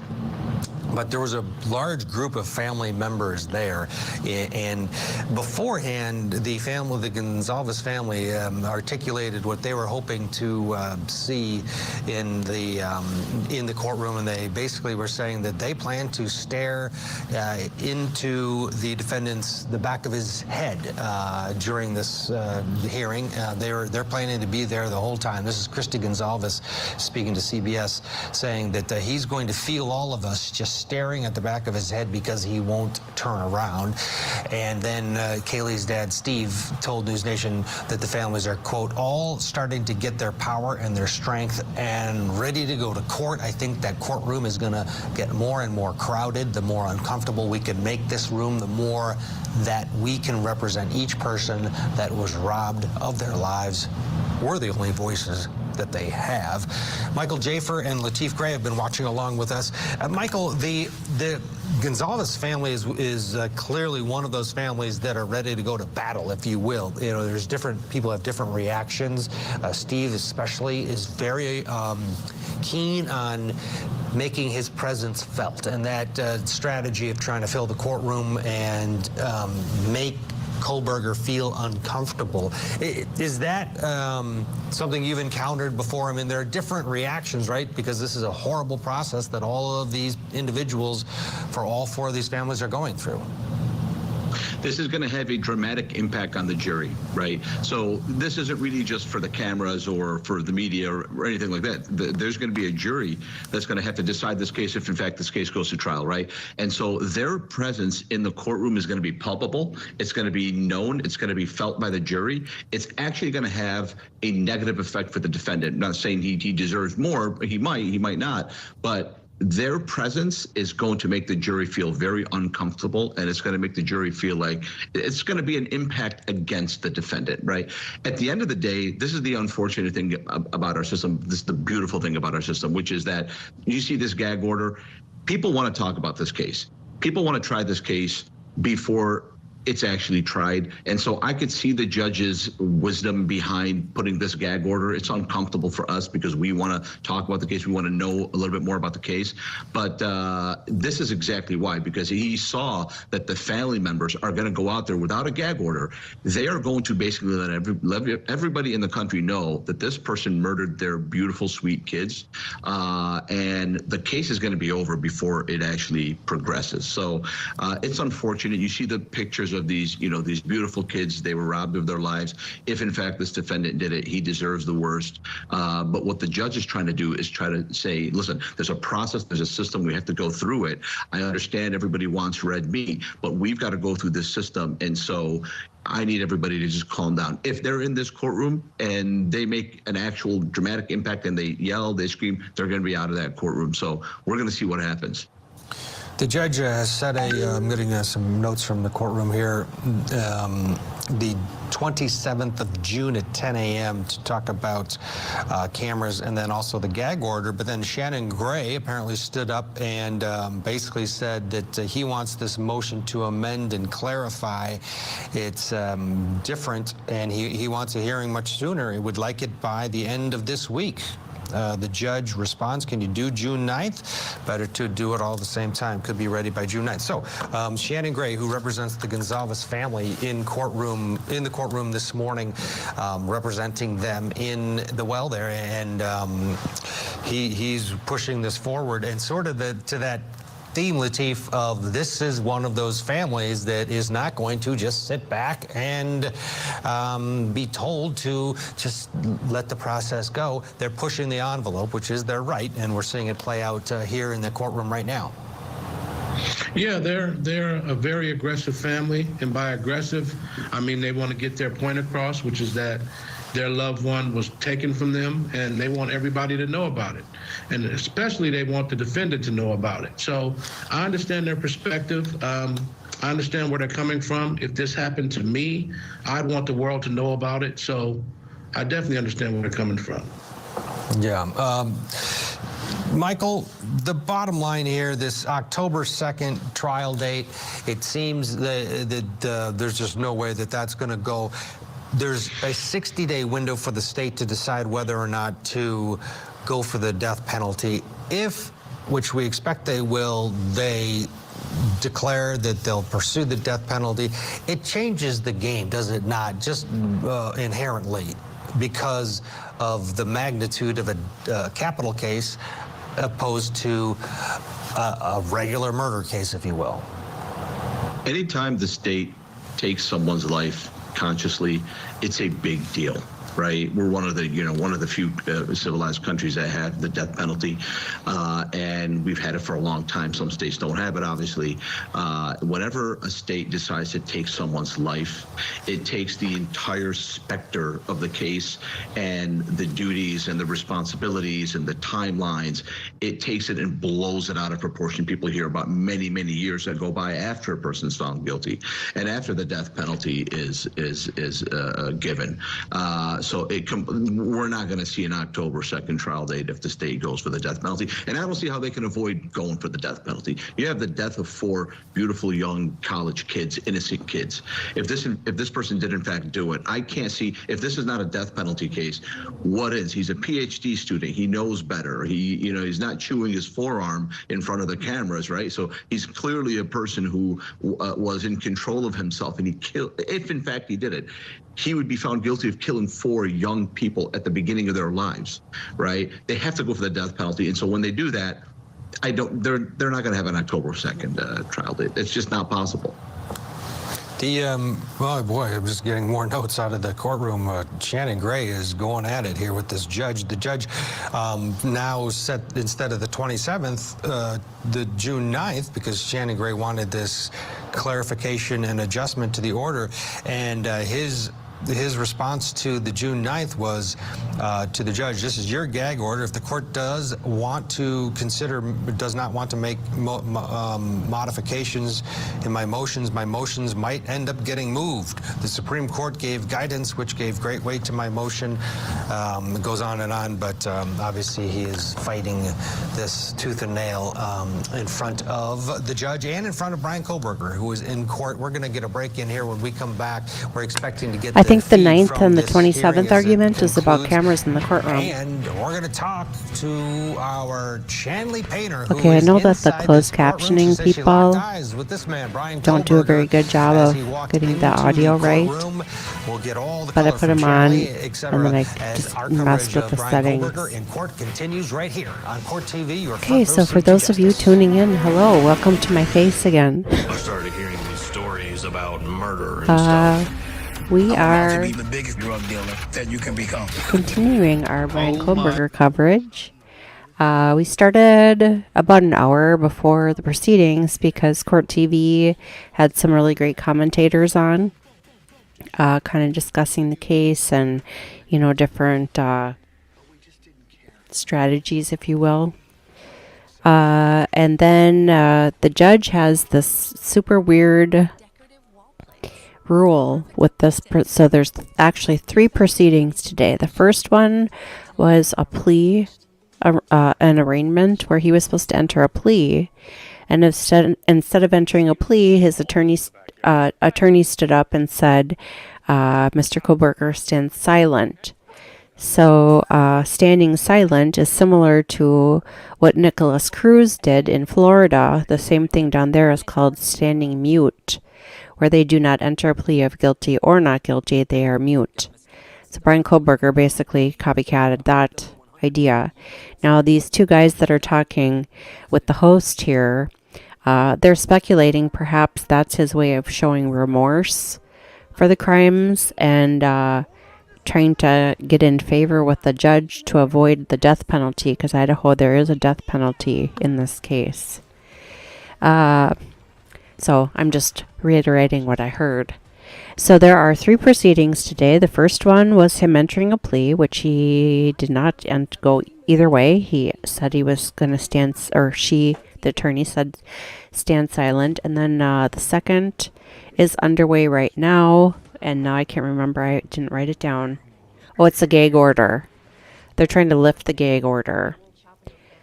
They're trying to lift the family out of the gag order so the family can speak to the media. And apparently there's some fighting between Bryan Kohberger's public defender and the judge. And also I know part of the discussion today is supposed to be part of the discussion today is supposed to be determining when they can discuss cameras being allowed in the courtroom. They were talking about June 27th, and then it was pushed up to June 9th, and now they're squabbling. I don't know what that means. I could have it written down wrong. And then the third one, what was the third one about? So there's the gag order, and then there's a third one. And I can't rewind back on my own live stream. Oh, maybe I can. Maybe I can. So, yeah, so for those of you watching, this is going to go on for a little while yet. I was supposed to be keeping an eye on the Timothy Blytheneck trial. Jury selection is going on. with that trial. That trial opening statements are tomorrow. That's the Family Feud guy, who a couple years ago was on Family Feud, and Steve Harvey said, "What's the biggest mistake you made at your wedding?" And he said, "Say I do." And his wife was shot dead, I think, at the end of January. So his trial's starting today. Jury selection, I think, last I read on Twitter, two of the jurors have been seated. They're bringing them in groups of 4. So we'll start that coverage tomorrow. It starts at 9 a.m. Central Time. And then I'm only going to do tomorrow in real time because I'm going to continue to cover these trials like I did with Letitia Stouck trial, where I'll start on a 3-hour delay, and we'll fast forward you through all the breaks. In Latah County, state of Idaho, did unlawfully enter a residence intent to commit the felony crime of murder. The maximum penalty for this offense is death or imprisonment for life. It's obviously an emotional time for the family, seeing the defendant for the first time. It's usually pretty quiet. You know, we usually don't have anything like this going on in this Poconos. It's just surprising that, we shop, we go to the stores here, and this person was among us. Welcome back. The man accused of killing 4 University of Idaho students last November is back in court today. Bryan Kohberger, accused of fatally stabbing Kaylee Goncalves, Madison, Mogen, Xana, Kernodle, and Ethan Chapin in their off-campus home while they slept. Right now, a scheduling conference and motion hearing is underway. We're bringing you details out of that, and as soon as it's over, we'll be able to play it back to you. That's the rules of the road here for us. Our cameras are in the courtroom. There's one outside the courtroom there. Stupid rules. Live look at the Latah County Courthouse. I don't understand the point of that. Have gathered. Bryan Kohberger is in the courtroom, and as is our Chanley Painter. She's been updating us with what's going on, and they're setting a date. It's now set at June 9th for the next hearing, and they're dealing mainly with this gag order at this point in the proceedings. Then the judge wants to deal with it all on June 9th. So that's where it's looking, and it's set at 1:30 p.m. There's also another motion that the judge is going to deal with, and that is a motion to compel, basically a discovery motion from the defense. Lateef Gray is here with us. He's in Oakland, California. He's a Bay Area attorney, and in Detroit, trial attorney Michael Jaffer is with us. They call him Big Case Mike because he's always on the big ones. Mike, when you look at the evidence stacked up that we know of from the probable cause affidavit in this case, what stands out to you? All right, I'm going to take away the DNA caught on the knife sheath because that seems to be if it's legit, and the defense is unable to. That was the second room he went in. Don't you think it would have a little bit more? That must have been the first room. If that's legit, if his DNA is on this knife sheath left at the crime scene on the snap, the button there, I think it's game over. But other than that, what is it? The Hyundai Elantra, what is it that stands out to you as the most compelling in terms of from a jury's perspective? It's the cell phone data, right? So, we grew up in a world where you could not present cell phone data and data from a watch to place somebody at the scene of a crime. Now, this has become a thing. Think of 2000 Mules. Right? So people have these smartwatches. Everybody has a cell phone, right? I remember back in the days when I was in college, nobody had a cell phone, right? We used to have beepers, and you could not place someone with a beeper, but now you could place someone with a cell phone. The most compelling evidence to me is the cell phone data, right? And showing where the person was and the Hyundai Elantra and all of that. That in conjunction with the knife, as a pundit, I'm here in my capacity as a pundit on this case, right? Not as an attorney. And so as a pundit, I would look at this and say, he's cooked, right? I don't see how you can avoid it. He had the motive. He was a loner. He was friends with these people. He knew these people. It was a drug house. He has his DNA evidence allegedly. On the knife. They were stabbed to death. So, I just, that's the most compelling evidence. So as a pundit, I think he's cooked, right? I don't see how they can cast doubt. Now, what they could do and what the attorneys can do if they fight this case is say, look, he was there. You know, he was definitely at the scene of the crime. His DNA evidence was on that knife, but there was somebody else who did it, or they might even claim, I don't know, I don't know how you could, you know, He was the driver. self-defense in this case, but they would have to say that there was somebody else there, somebody else stabbed them, somebody else did this. He was just coincidentally there. That's the only way you can do it. If you're dealing with one murder, that's one thing. You're dealing with 4 murders, right? Yeah. So it's going to be almost impossible. Maybe this is one of the cases that pleads out. A lot of these cases do plead out, right? Not a lot of these cases go to trial. This might be one of them. You see the pictures of these beautiful kids. It's insane. It's just disgusting. So I just don't see how would be the most difficult assignment. If I was put on this case as a public defender, this would be the most difficult assignment I could possibly have. I can't see a more difficult case to defend than this. Lateef, what do you do when you have a case that is difficult to defend because of the facts, because of maybe the defendant? How do you handle that? It's your job. You give it your best effort. I mean, and it seems like his attorneys are doing that. The motion to compel, in which they're asking for all the discovery, that's a good start. But when you have tough cases like this, you just have to fight them. You go into them realizing that this is a tough fight. The odds are stacked up against you, but you do everything you would do in all the other cases that you think you could actually win. So it's a tough case. His attorneys seem like they're putting forth the effort. But when you have cases like this, you just do all the legwork you can. You know, you interview witnesses, you do whatever you can, and you leave no stone unturned so that if your client is convicted, you can look back and say, I did everything I could do to represent him properly. Michael, the families, the indication we get from the Goncalves family is that they do want the state to pursue the death penalty. We both know that that is a different ballgame. And what I don't think a lot of families do know is that it's excruciating. If your loved one is murdered and the individual is sentenced to death, you have a life. You have decades of hearings and attorneys that are there, that have dedicated their lives because they're against the death penalty to try to get their clients off the death row. And I witnessed an execution at San Quentin at one point, and I had interviewed the family members, and it was 18 years afterwards, and they said if they would have known what they were in for, they would have wished that the death penalty wasn't on the table, because every few years there were new crops of attorneys coming in to say how great this guy was. They relitigated the case over and over again. How important is it for prosecutors to give, and it's nearly impossible to really let them know, but give them a sense of the road ahead in a death case? Because you talked about it before. It's a different ballgame. The rules are changed, and the appeals are there. They're paid for by taxpayers, and the victim family members have to relive it for decades. So the family members at this point, I don't see how they can be dissuaded from the death penalty because they don't have this experience, right?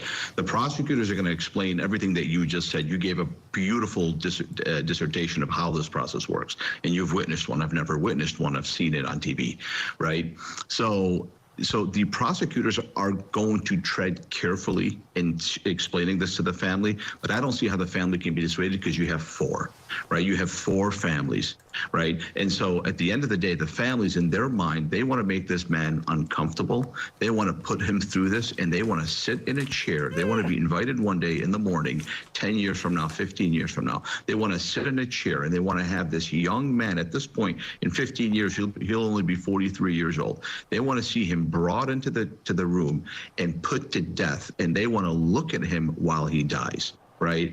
This is a very visceral, in-your-face type of situation. This is the worst of us, the worst of our society, worst of our culture, worst of our people as human beings, right? To stab, so he didn't shoot them, he didn't poison them, he stabbed them. He got close up and he stabbed these people. And so the family wants him to put to death, but you're right, the prosecutors are gonna have to try to explain it to them. At the end of the day, it's not their decision, but prosecutors always defer to the family on this. They sure do. Lateef Gray, Michael Jaffer, thank you so much for helping us out here as we continue our coverage of Bryan Someone killed one of my children, one of my triplets, or my son. Matt Johnson is going to pick up our I want the coverage death at penalty. the top of the hour. If Matt, it's good proof free afternoon on to you. reasonable What a day doubt. there in Latah County, Idaho. Such a big day, and great coverage to you and also our Chanley Painter, who's in the courtroom. We're hearing that we're going to have a live update from her. She locked eyes with the accused killer, Bryan Kohberger, in court. What she They're has to say stringing about this out that all day. coming up. Keep it right here on Court TV. Okay. Welcome back. I've always been It's me, Crime Spies. So here we are, hour 3 of the Bryan Kohberger proceedings. There are 3 proceedings today. The first one was a plea. He was supposed to enter a plea. He did not enter a plea. He stood silent. His attorney stood up and told the judge he would be standing silent, which basically means the same thing as what Nicholas Cruz did, the Parkland shooter. He stood mute. It's called standing mute in Florida. So he did not enter a plea one way or the other. The judge said, okay, well, then I'm going to enter your plea as not guilty. So there's that one. The way the judge is having this done, which is stupid, in my opinion, if you really want to know how I feel, the hearing is being videotaped by Court TV and other media outlets, but no one is to share the footage of it until it's finished. So we went through that little dance this morning on the first hearing, and now the second hearing is underway. And so we're having to wait until that's finished and the judge gives his okay. I mean, talk about micromanaging. Sorry. I think it's because my back hurts so bad. I just put some cranky pants on this morning. But don't you think that's kind of stupid? I mean, what difference does it matter? It seems like a whole lot of extra work. In my honest opinion. So Court TV has got some gal who's a courtroom insider. She's going to be coming up. So what I've just been doing is we just have a live feed right from Court TV, and we just keep going. We have some great people following us over on Rumble. Oh, and by the way, for you Rumbles, we are still on jury watch for the Kari Lake trial. What I was reading is the judge has up until Wednesday to enter a verdict on the Kari Lake trial. But if you go on my, let's see if I can do it really fast. Here, if you go on my content yesterday when I was doing the live stream for Dan Bongino's Follow the Money, Play PJ17 and I were talking, and something made me look for Dinesh D'Souza's book, movie 2000 Mules. So it's under this one. I didn't put it in the title, but it's in the description. So if you play this one here, the movie's in here, 2000 Mules. And I figured for those of us who are waiting on the Kari Lake verdict, even if, like, I've watched this before, but I watched it yesterday. You can see my little head down here because I'm supposed to be talking over it. But I did not talk over this one. I just tried to stick my head in and put a banner up every, couple minutes. But that's this. It's called Waiting on Kari Lake's Verdict. Let's discuss U.S. election fraud. Join chat. That's where it is. So, for those of you who want to watch 2000 Mules, because like I said, I've seen 2000 Mules already, but even when I had it on yesterday, normally if it's something I've already watched, I'll just go, sit in a more comfortable chair or do a load of dishes in the dishwasher or something, and watch the chat. But I watched it all again yesterday because it's like, now it's like fresh in my head what we're fighting for. Now, a trial date has been set for Bryan Kohberger, the suspect accused in the brutal killing we're of just gonna let 4 this ride here. University of Idaho students. We're waiting on the Kohberger second appeared in an Idaho court hours ago and was arraigned just And days then there'll be after he another was one after that. indicted So I'm by a guessing secret it'll grand probably be jury another couple on hours 4 counts yet. of first-degree murder and 1 count of burglary in the November stabbings. You have a constitutional right to have an attorney represent you throughout these proceedings. If you cannot afford to hire a lawyer, then one is appointed at public expense. Ms. Taylor and her team have already been appointed, so that's taken care of. You have a right to a speedy and public jury trial where the state would be required to prove every element of each charge against you beyond a reasonable doubt. At that trial, you would have the right to cross-examine the witnesses called against you. That means to see, hear, and question them, to call witnesses to testify for you, and if you choose to testify in your own defense. But you're not required to testify because you also have a right of silence. That right is protected under the Idaho and federal constitutions, so you can remain silent throughout these court proceedings, and that can't be held against you in any way. What you do need to remember, though, is that anything you do say, other than to your lawyers, could be used against you in a later court proceeding. Do you understand that?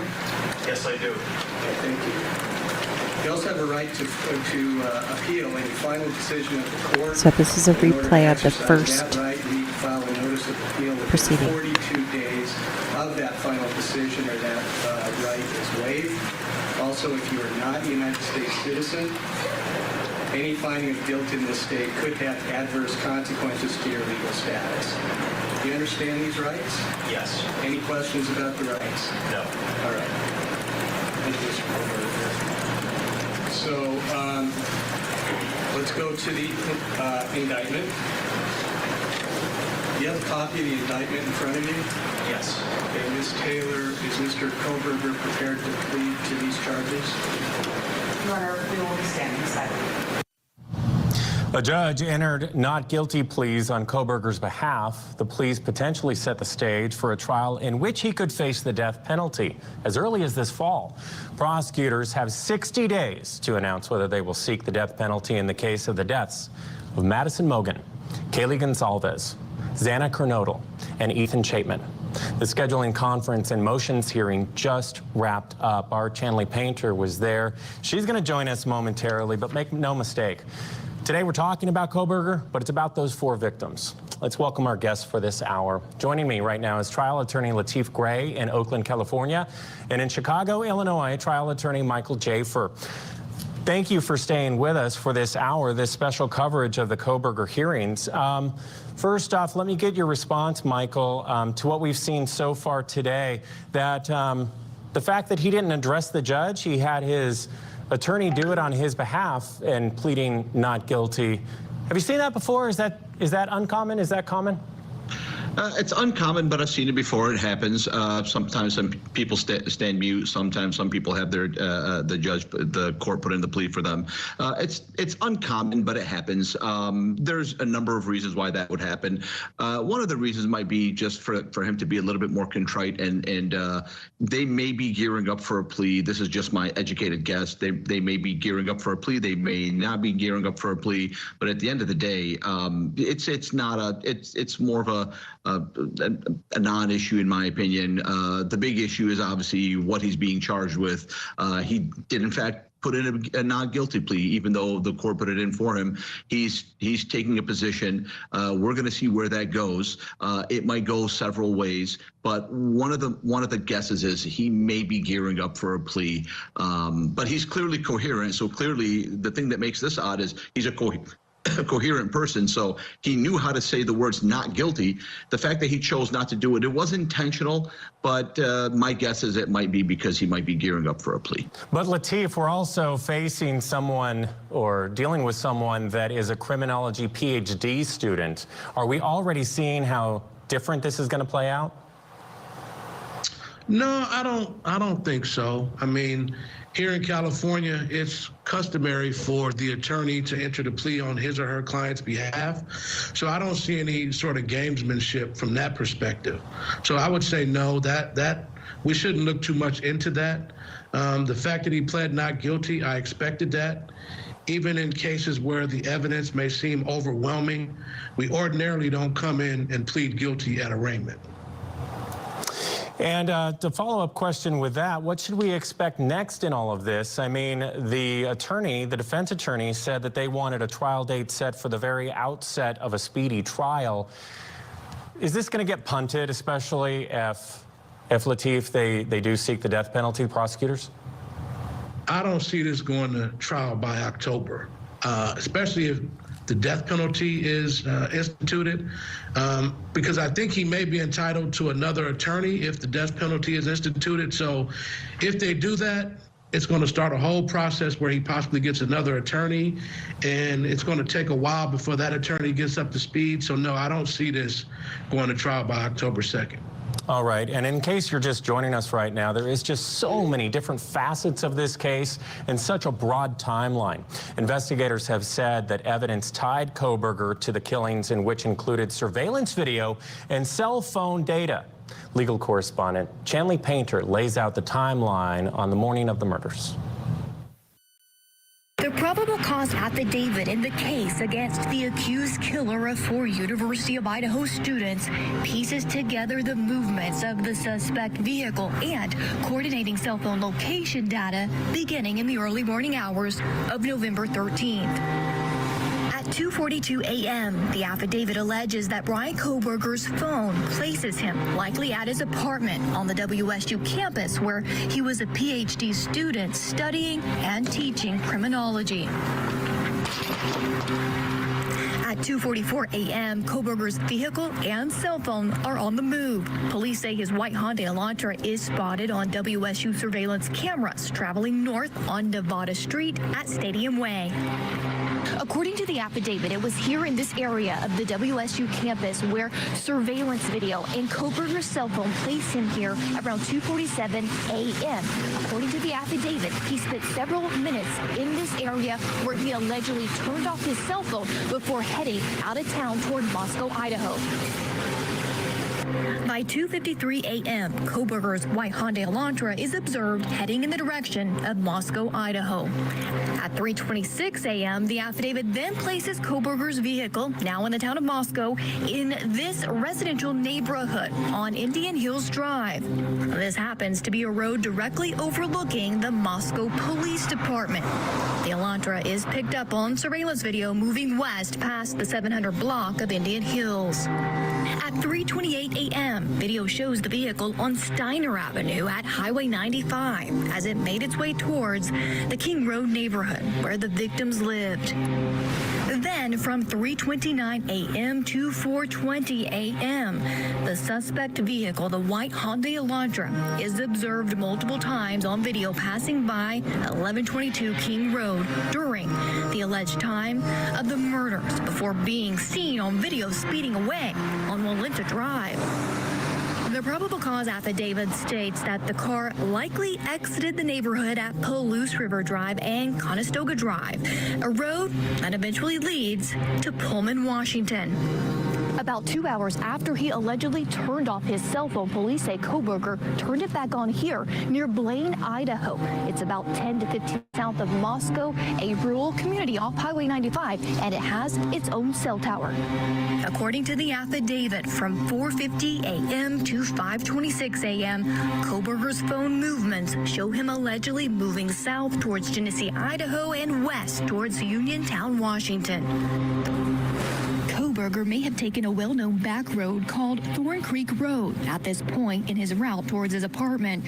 These are all very isolated roads, but Thorn Creek Road is known to be even more desolate. Police allege Kohberger eventually made his drive back into Pullman, Washington from the quiet road of Johnson, where his vehicle was picked up on this security camera. The first time a camera captured his high after the murders were committed. By 5:30 a.m., police tracked the movements of Kohberger's cell phone and vehicle back to his apartment. And today, Bryan Kohberger has pled not guilty through his attorney. Such a big day in the Idaho College murders case. Scheduling hearing also just wrapped up, and there is more to talk about. We'll show you Kohberger in court coming up. You're watching Court TV, your front row seat to justice.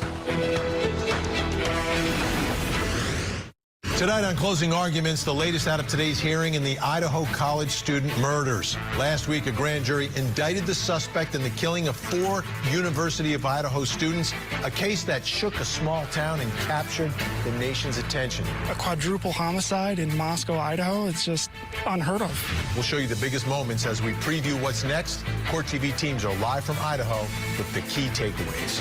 Closing Arguments, tonight at 8/7 Central, only on Court TV. At DriveTime.com, we've been hard at work, and we finally did it. Did you make it so I can finally see my real payments and shop for thousands of cars with no hit to my credit? Wait, yes! Shop for cars online with no credit hit. Look, there's a slidey thingy. I'm changing my own payments. I feel strong! Go to DriveTime.com, get approved, shop real cars, customize your real terms with no credit hit. Finally! We did it, Drive Time! Shop for cars online with no credit hit at DriveTime.com. The Yellowstone. It's more than just a ranch. It's a way of life. A hard life. There may be a little cowboy in him after all. Passed down for generations. It's a bond that runs deeper than blood. Everything I do is for him. That forges you into a brotherhood of the land. The Yellowstone Marathon. Here's one thing I never understand. Why would you bring your cell phone with you? And he shuts it off before he goes to the crime, but then on his way out of town, he turns it back on and then goes like on a middle of the night joyride. I'm guessing to yeet the knife out the window. It's weird. So, Patriot Polywalk says, in the Murdaugh trial, I was amazed that the cell data even showed how many steps were taken at various times. Yeah, very creepy. Yet somehow the 2,000 mules data considered invalid as proof.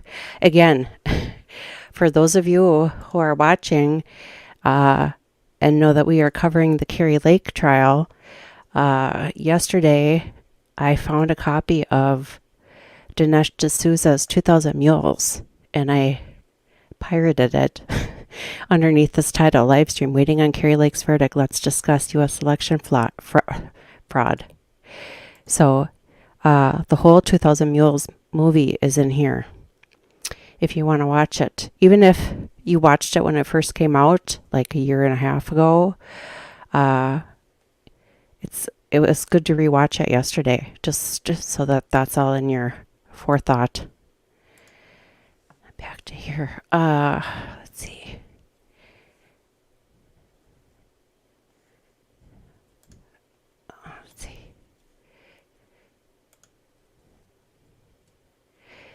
And then they tracked January 6th, but don't consider the same standards for... Yeah, that's the thing. Like, with the cell phones, I don't understand. If he was smart enough to shut off his cell phone, plus, who are you going to call in the middle of the night when you're out committing murder? And you would think that, like with Murdaugh, you could see how fast the car was traveling. So... Again, I'm speculating on his joyride. After the murders, he went and took this big, long-ass drive all the way around. If he were to yeet his knife out the window, you'd think there'd be a point where his vehicle stops and they would search the area. But, I mean, why bring your phone to begin with? Why not get a burner phone?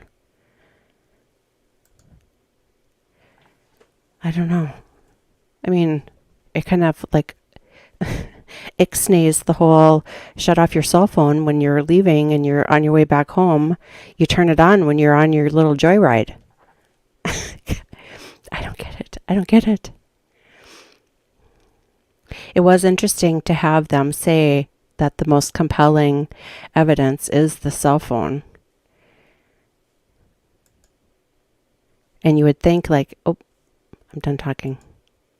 2022 in Latah County, state of Idaho. So again, there are 3 proceedings today, so we're just continuing to let the feed go. Apparently the second proceeding is done, and we're going to now see that footage. And then we'll wait for the third one. We don't have anything like this going on in this Poconos. It's just surprising that, you know, we shop, we go to the stores here, and this person was among us.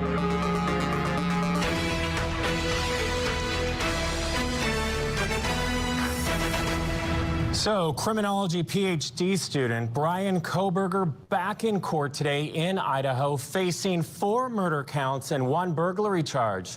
Through his attorney, he decided to stand silent. And through her, his public defender, he pled no guilty on all counts. Now, a trial date set for fall, possibly as early as October.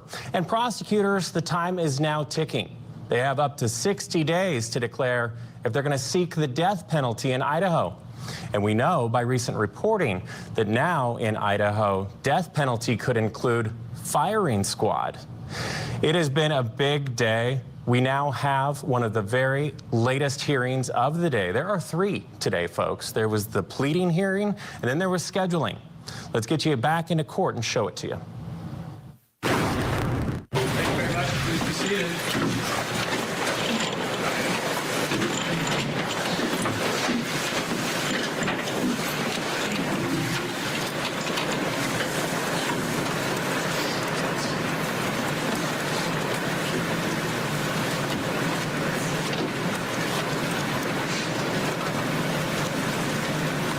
Okay, we are back, almost, thank you. We are back on the record, State of Idaho versus Bryan C. Kohberger, CR 2922-2805.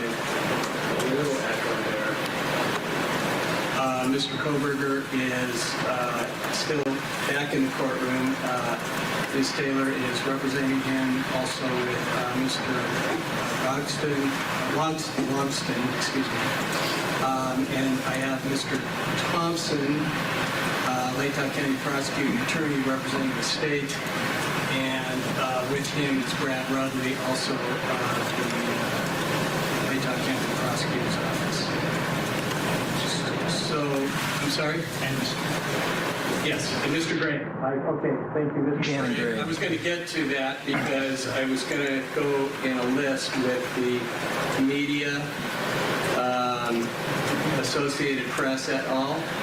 Is Liz Olson here? Is she on Zoom? No, maybe not. Is there a lawyer representing Associated Press et al.?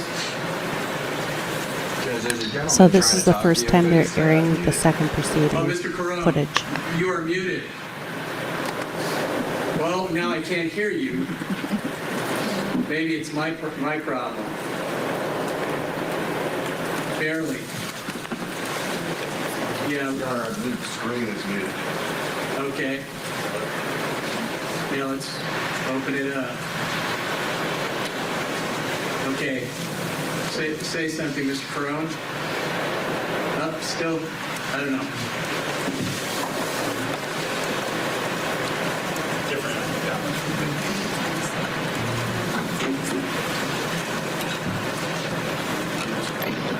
Technology's great until it's not. Yeah, that's all we're doing. Okay. Are your speakers all the way up, Mr. Perone?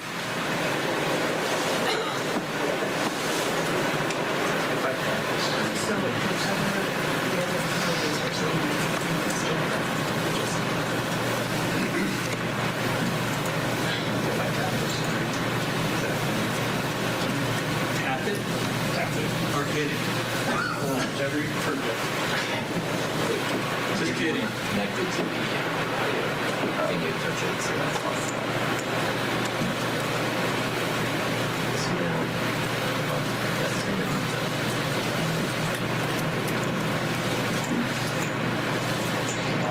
Do we have tech people who take care of this?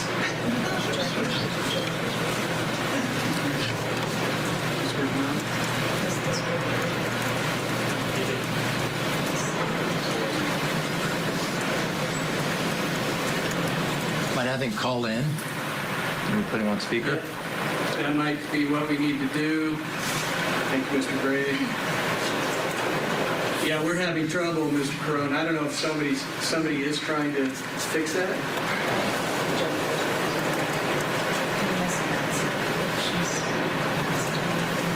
Ms. Masses, excuse me, can I hear you now?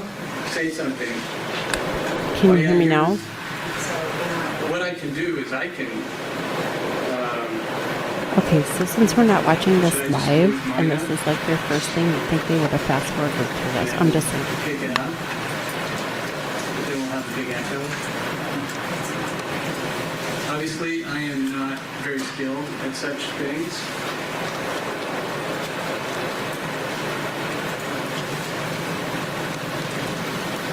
Okay. Really sorry for all the delays. There were other things going on before I came into the court, and now we have this, so thank you for your patience. Okay, while we're waiting for that, I'm going to recognize Mr. Gray, who's representing the Goncalves family. My plan was to go through the variety of motions that each representative has, starting with the Associated Press, then going to the Goncalves family, and then to the party's counsel, and we'll see where we go. But we're not going to have an 11 o'clock because we're just going to take care of all the scheduling issues now in this hearing. Thank you, Your Honor. Thank you.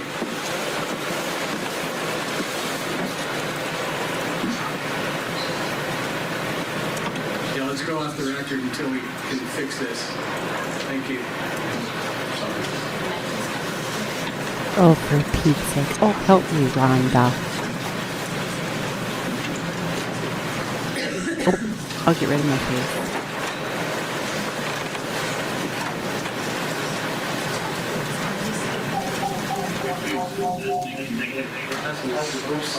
Okay.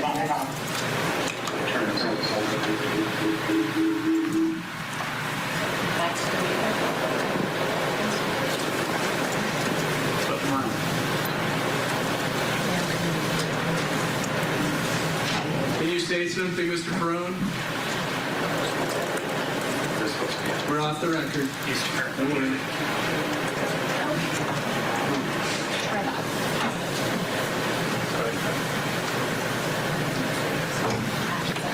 Mr. Carone.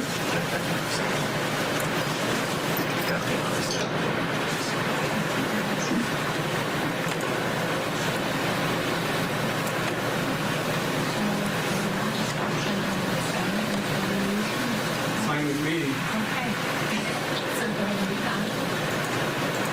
So I'm going to unmute myself.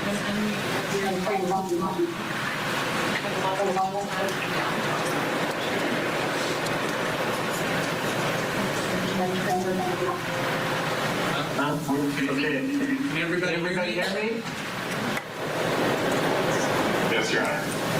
And I can hear you, Mr. Perone. We have an echo now. This is more than my outside voice.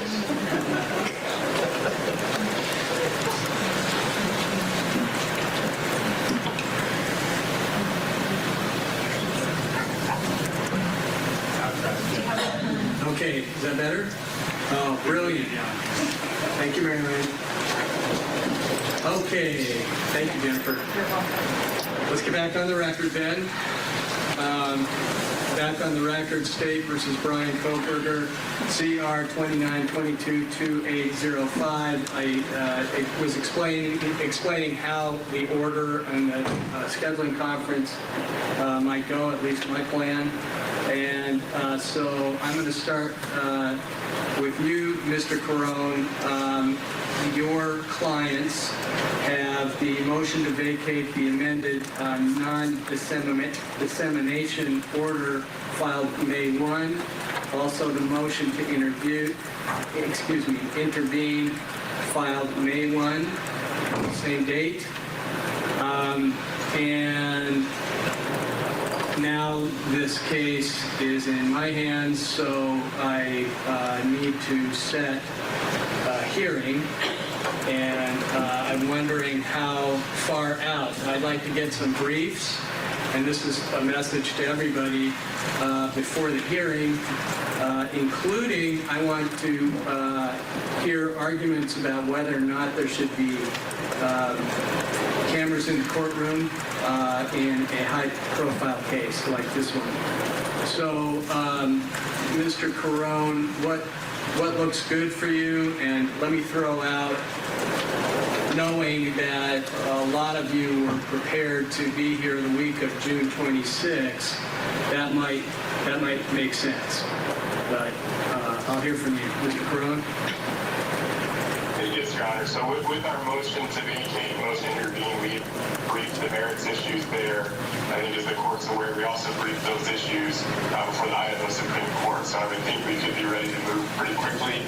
We have not briefed the issue about video cameras in the courtroom. So if that's something that you'd like the Media Coalition to weigh in on as well, we would need to submit a separate brief on that, but we can do that in the week of the 26th. The 26th itself, I'm not available, but the rest of the week would work. Excellent. And I'll tell you, the reason that I'm bringing up cameras in the courtroom is because if I address that issue, and I haven't let you all know that that might be an issue, then I'm going to get a lot of grief for not allowing you to brief that issue. So that's why I'm giving you an advance notice on that. How do you feel about the afternoon of June 27? Given what's happening just quite recently, we might want to do that in person.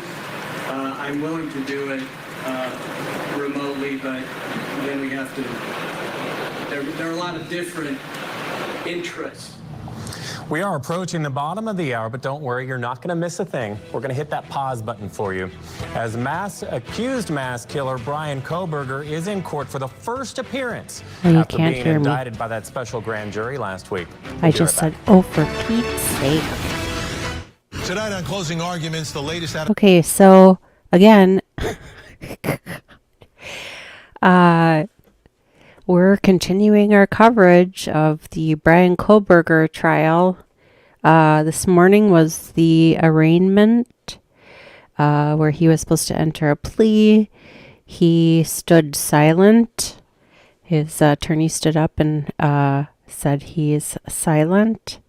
They've speculated that's the same thing that Nicholas Cruz, the Parkland murderer, had the same pleading in Florida. He stood mute, and they thought that was a step towards a plea agreement to avoid the death penalty. I'm not sure.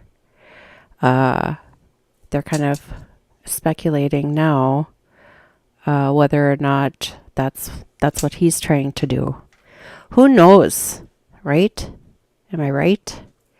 Patriot Pellywog and I are talking on chat. The ineptitude of the audio and technical stuff.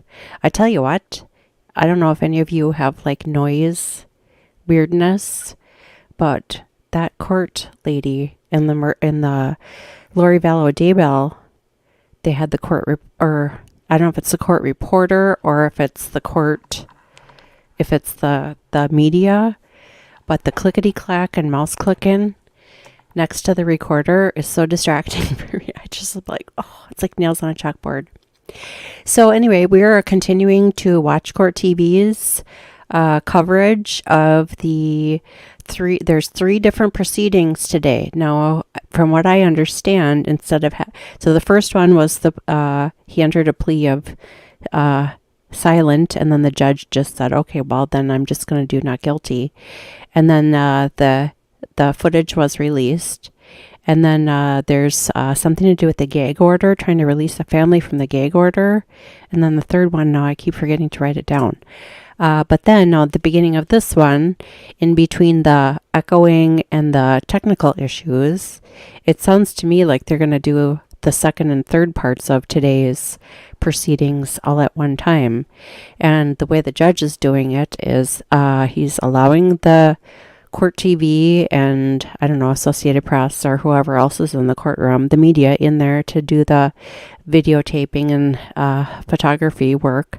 But he's prohibiting anybody to release the video until it's all finished. And again, I think that's really stupid, because what's the point? I don't understand what the whole point is, unless you're just trying to micromanage the proceedings. If it's a control thing, I mean, what difference does it matter if it just goes live or gets released, 5 minutes when it's finished? It's weird. And then court TV, they got to get their commercials in every 15 minutes. So they're like, well, we're going to just put this on pause and be right back. So that's that. But yeah, what do you guys think? What do you think the strongest evidence in the case is? I do think that's cell phone evidence. But here's the thing. Like the one attorney said, well, the cell phone evidence putting him in the vicinity of the crime is the most compelling. Well, as far as what I remember, they've got the cell phone evidence of him leaving his apartment, and then he's caught on. It was really wild. I mean, Moscow is so small, and you think it's a really safe community. Like, it was just really shocking to hear about that. Do you think he did it, or you think justice is served? I don't know. I think the evidence definitely points to it. So I'm really interested to see how they build the case and what they present.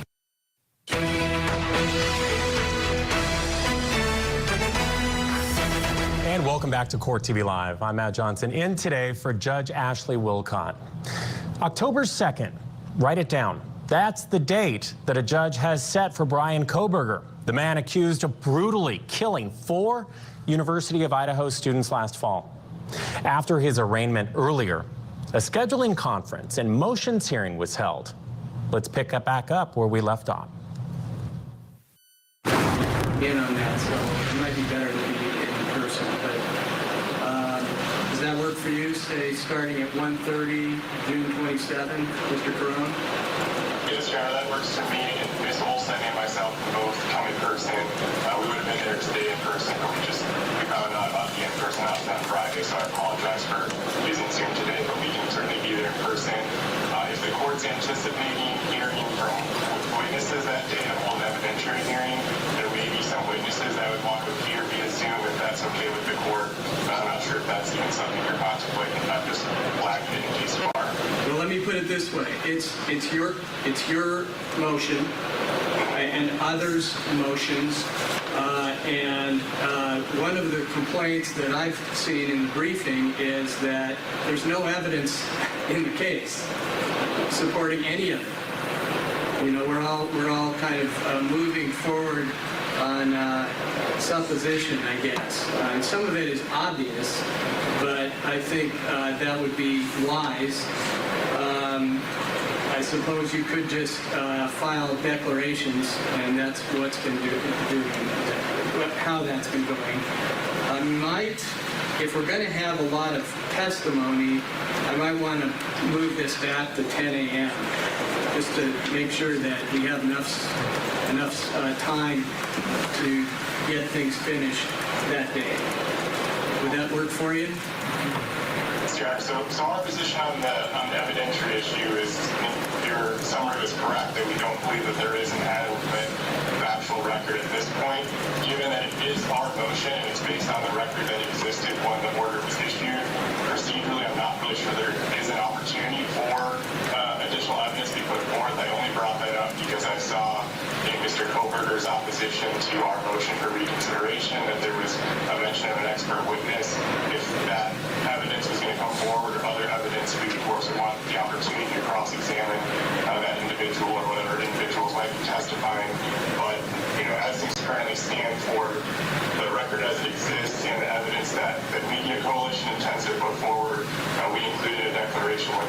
discretion. I'm not sure there's really need for us to put on additional evidence, but if that's something the court was going to hear from the state or Mr. Kohberger, then I just wanted to bring that to the court's attention. Thank you, Mr.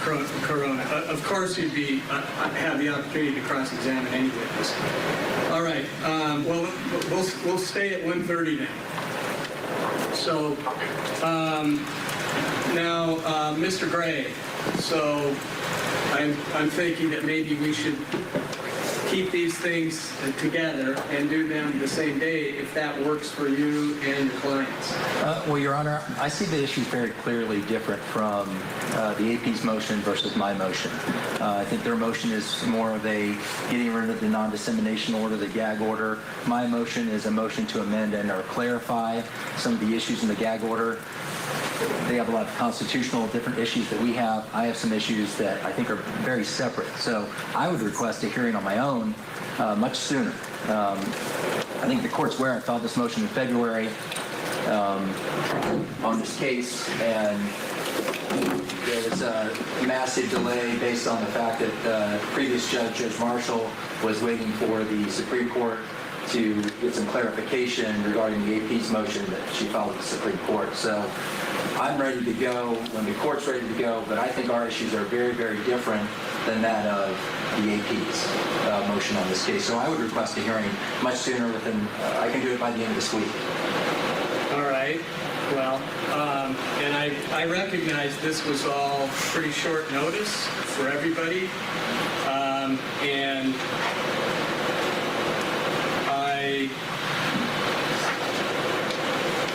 I don't know if,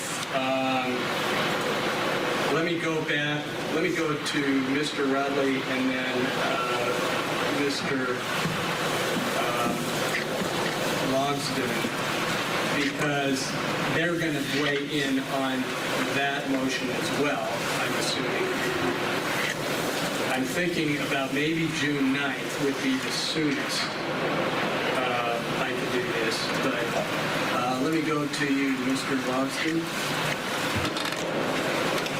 Your Honor, we'd be ready to go and would expect to put on an evidentiary presentation for that week of the 26th.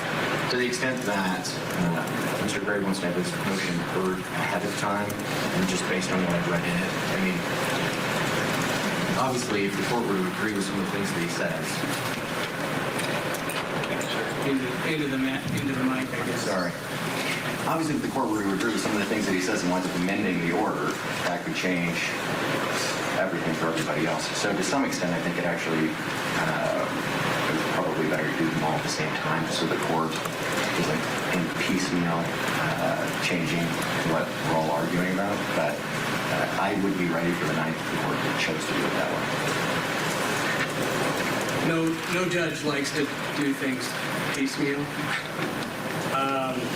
But I also understand that Mr. Gray and his clients have been waiting for a long time now. It's not anybody's fault. It's just how that came down, because the Associated Press et al. Went straight to the Supreme Court in February, early February, and that would trigger a delay, which it did, and it was important. That was for cameras in the courtroom. For Judge Marshall to get the direction from the Idaho Supreme Court before we start, chipping away at each order. I don't know if would you be.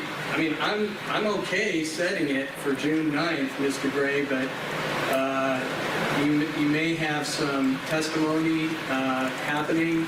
You may want to wait until you hear what everybody else is saying.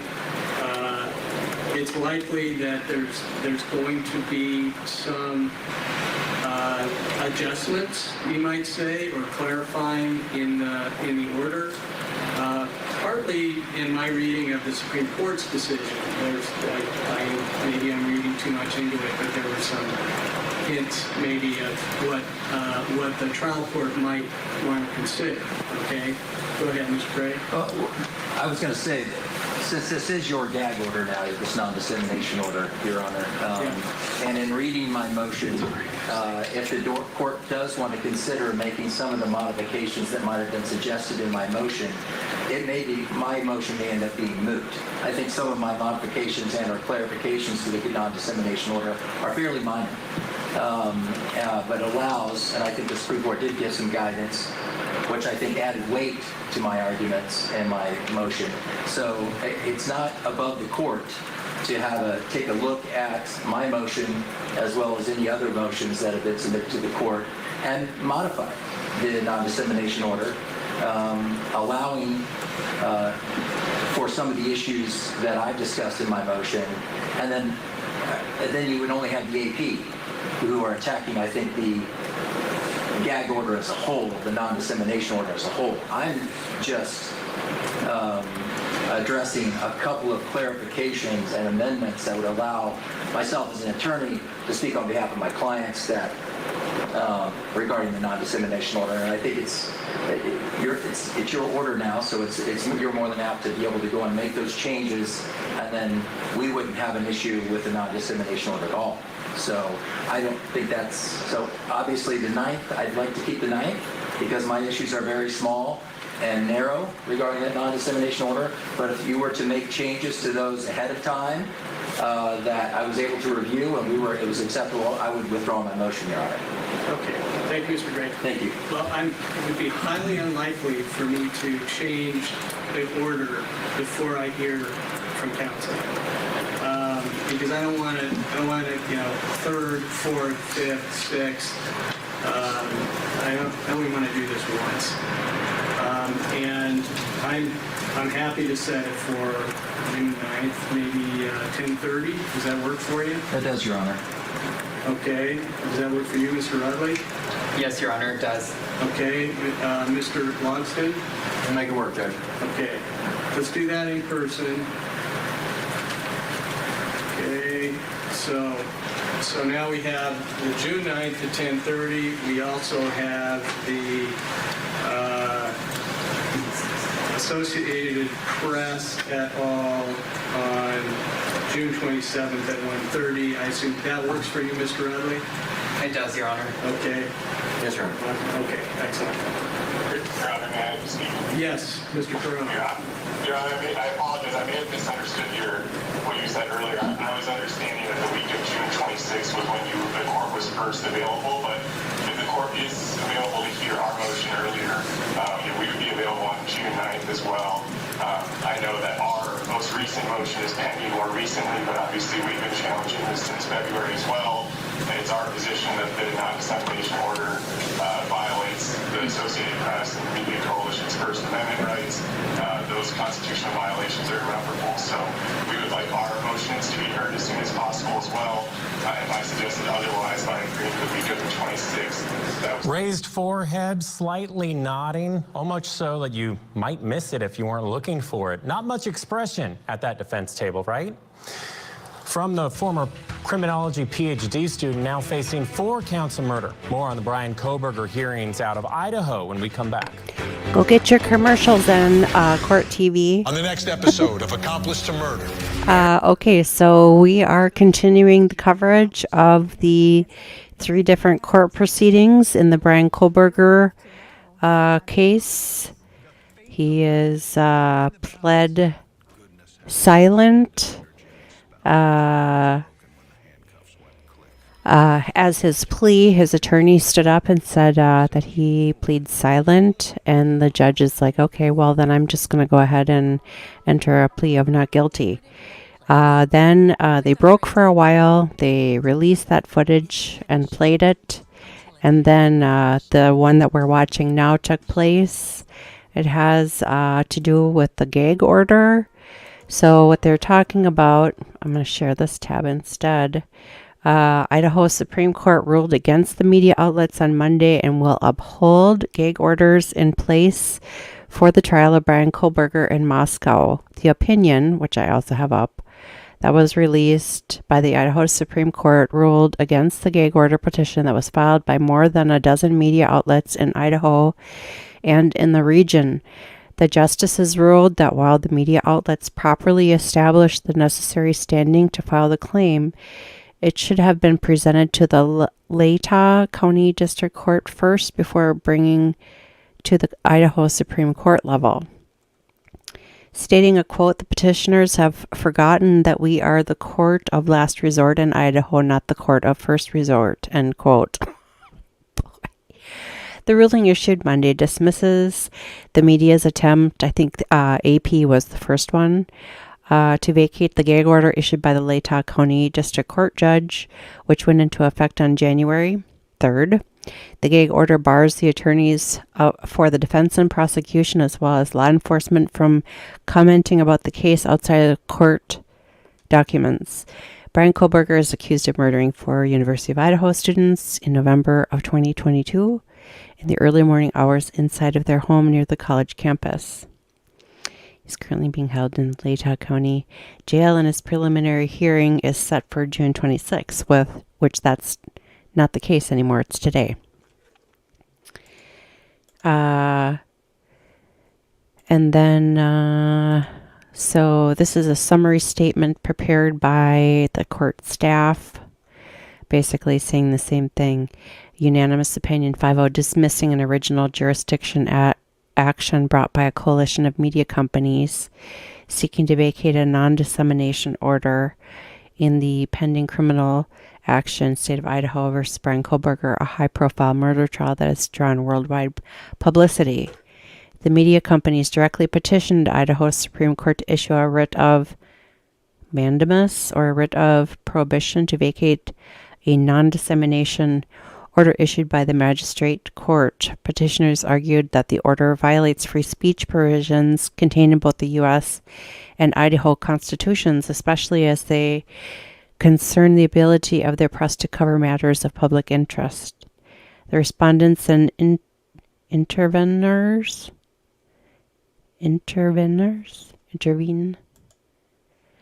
let's look and make sure they're not back, raised issues of standing, and 2 argued that an extraordinary writ is an inappropriate remedy where the media has the ability to seek relief at the trial court level. So they're basically just rejecting it because they're like, no, you need to do this on a different level. So from my understanding, again, I'm an accountant, not an attorney. Doesn't mean I'm not as smart. Oh, here they come. So it's my understanding that after today, it'll be June 9th that they'll discuss the gag order.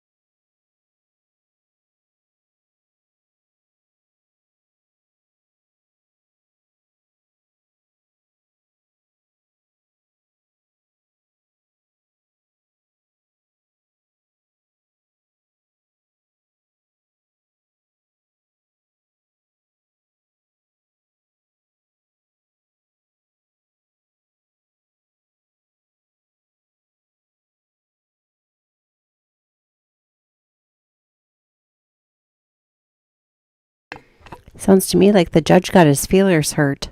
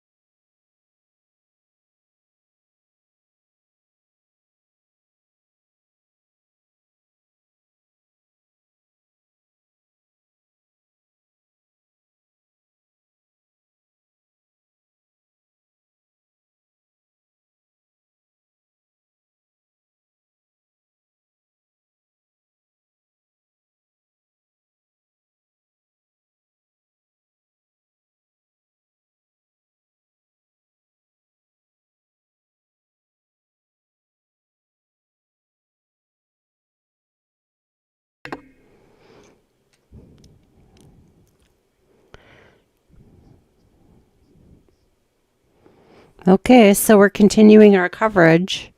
I was under the impression that, well, first of all, I'm going to refresh this window, see if that doesn't fix the little leg. So we're continuing our coverage of the Bryan Kohberger 3 proceedings going on today. The first one was a plea. He was supposed to enter a plea. His attorney stood up instead and said he was going to be silent. He stands silent. Same thing that Nicholas Cruz did out in Florida, the Parkland shooter. They're speculating. Oh my God, the whole entire time you were on the wrong page. I'm so sorry. Okay, well, hopefully you heard it. This is what happens when I don't go back. Oh, Paige, you're probably, what's going on, Minnesota? I'm not seeing anything, only summary statement. I'm sorry. Well, you didn't miss much. At least you heard it. God. Oh, you probably didn't hear it either. Damn. See, this is what happens when I start doing live streams at 6:15 in the morning. Yeah, and I'm sitting here painting my nails. I'm sorry. Now everybody laughed probably, right? I don't blame you. I don't blame you. Of course it's gonna be fun. Okay. Yeah, I had it on the court TV tab, so I was like watching it. I'm so sorry. I'm sorry. I'm so sorry. Oh, I'm sorry. Okay, well, it's back on now. Yeah, I don't ever watch the Rumble stream. I'll usually like watch the chat, but I usually check in like at the very beginning to make sure that that it's working, and then after that I watch the little check marks at the top. I apologize. I have really bad back pain, so lower back pain from carting around triplet babies that weighed collaboratively, what did I figure out once, like 13 pounds? Yeah, because they were 4'8", 4'7.5", and 4'2". So they're almost 17. And my lower back goes out on occasion, and today is one of those days. So if any of you are physicians and have a right to prescribe anything to dull the pain in Minnesota, please send me a message. You know, I used to go to a place up here called iSpine, and they did trigger point injections because I got a bad neck, and then Paige probably knows about my middle back that I fractured falling down my brother's poorly constructed staircase. And then my lower back is destroyed from carrying those babies around. So, you know, they don't give you good pain pills anymore. That's been years, but they sent me to iSpine, which they do like trigger point injections up and down your back. And I was getting like 12, 14, 16. One time I got 18 up and down my back. And at the time, I didn't have any kids that drove. So normally you get put under when they do those injections because they're so painful. But none of my kids were driving. So I'd have to sit and suck it up. Oh, God, that was bad. And then they take like a week to kick in. They last like 6 weeks, and then you're back at it. Well, then, like, I don't know, 2 years ago, I saw on Peacock the documentary series Dr. Death. I forget what his real name was, but Christian Slater was in there. Oh, it just came to me now. It just left. And Alec Baldwin was in there. It must have been 2 years ago. And I saw that documentary series, Dr. Dunch. And after I saw that, I could not go back in for any more trigger point injections because I was frightened. And actually, they had something where they did like this exploratory thing where they're like, well, we could always like burn your nerve endings, like where you feel the pain. So it was like this exploratory thing. And I was like a noodle. I was like walking with like rubber legs. Even though my legs were like totally fine, my brain was thinking I was walking like a rubber noodle.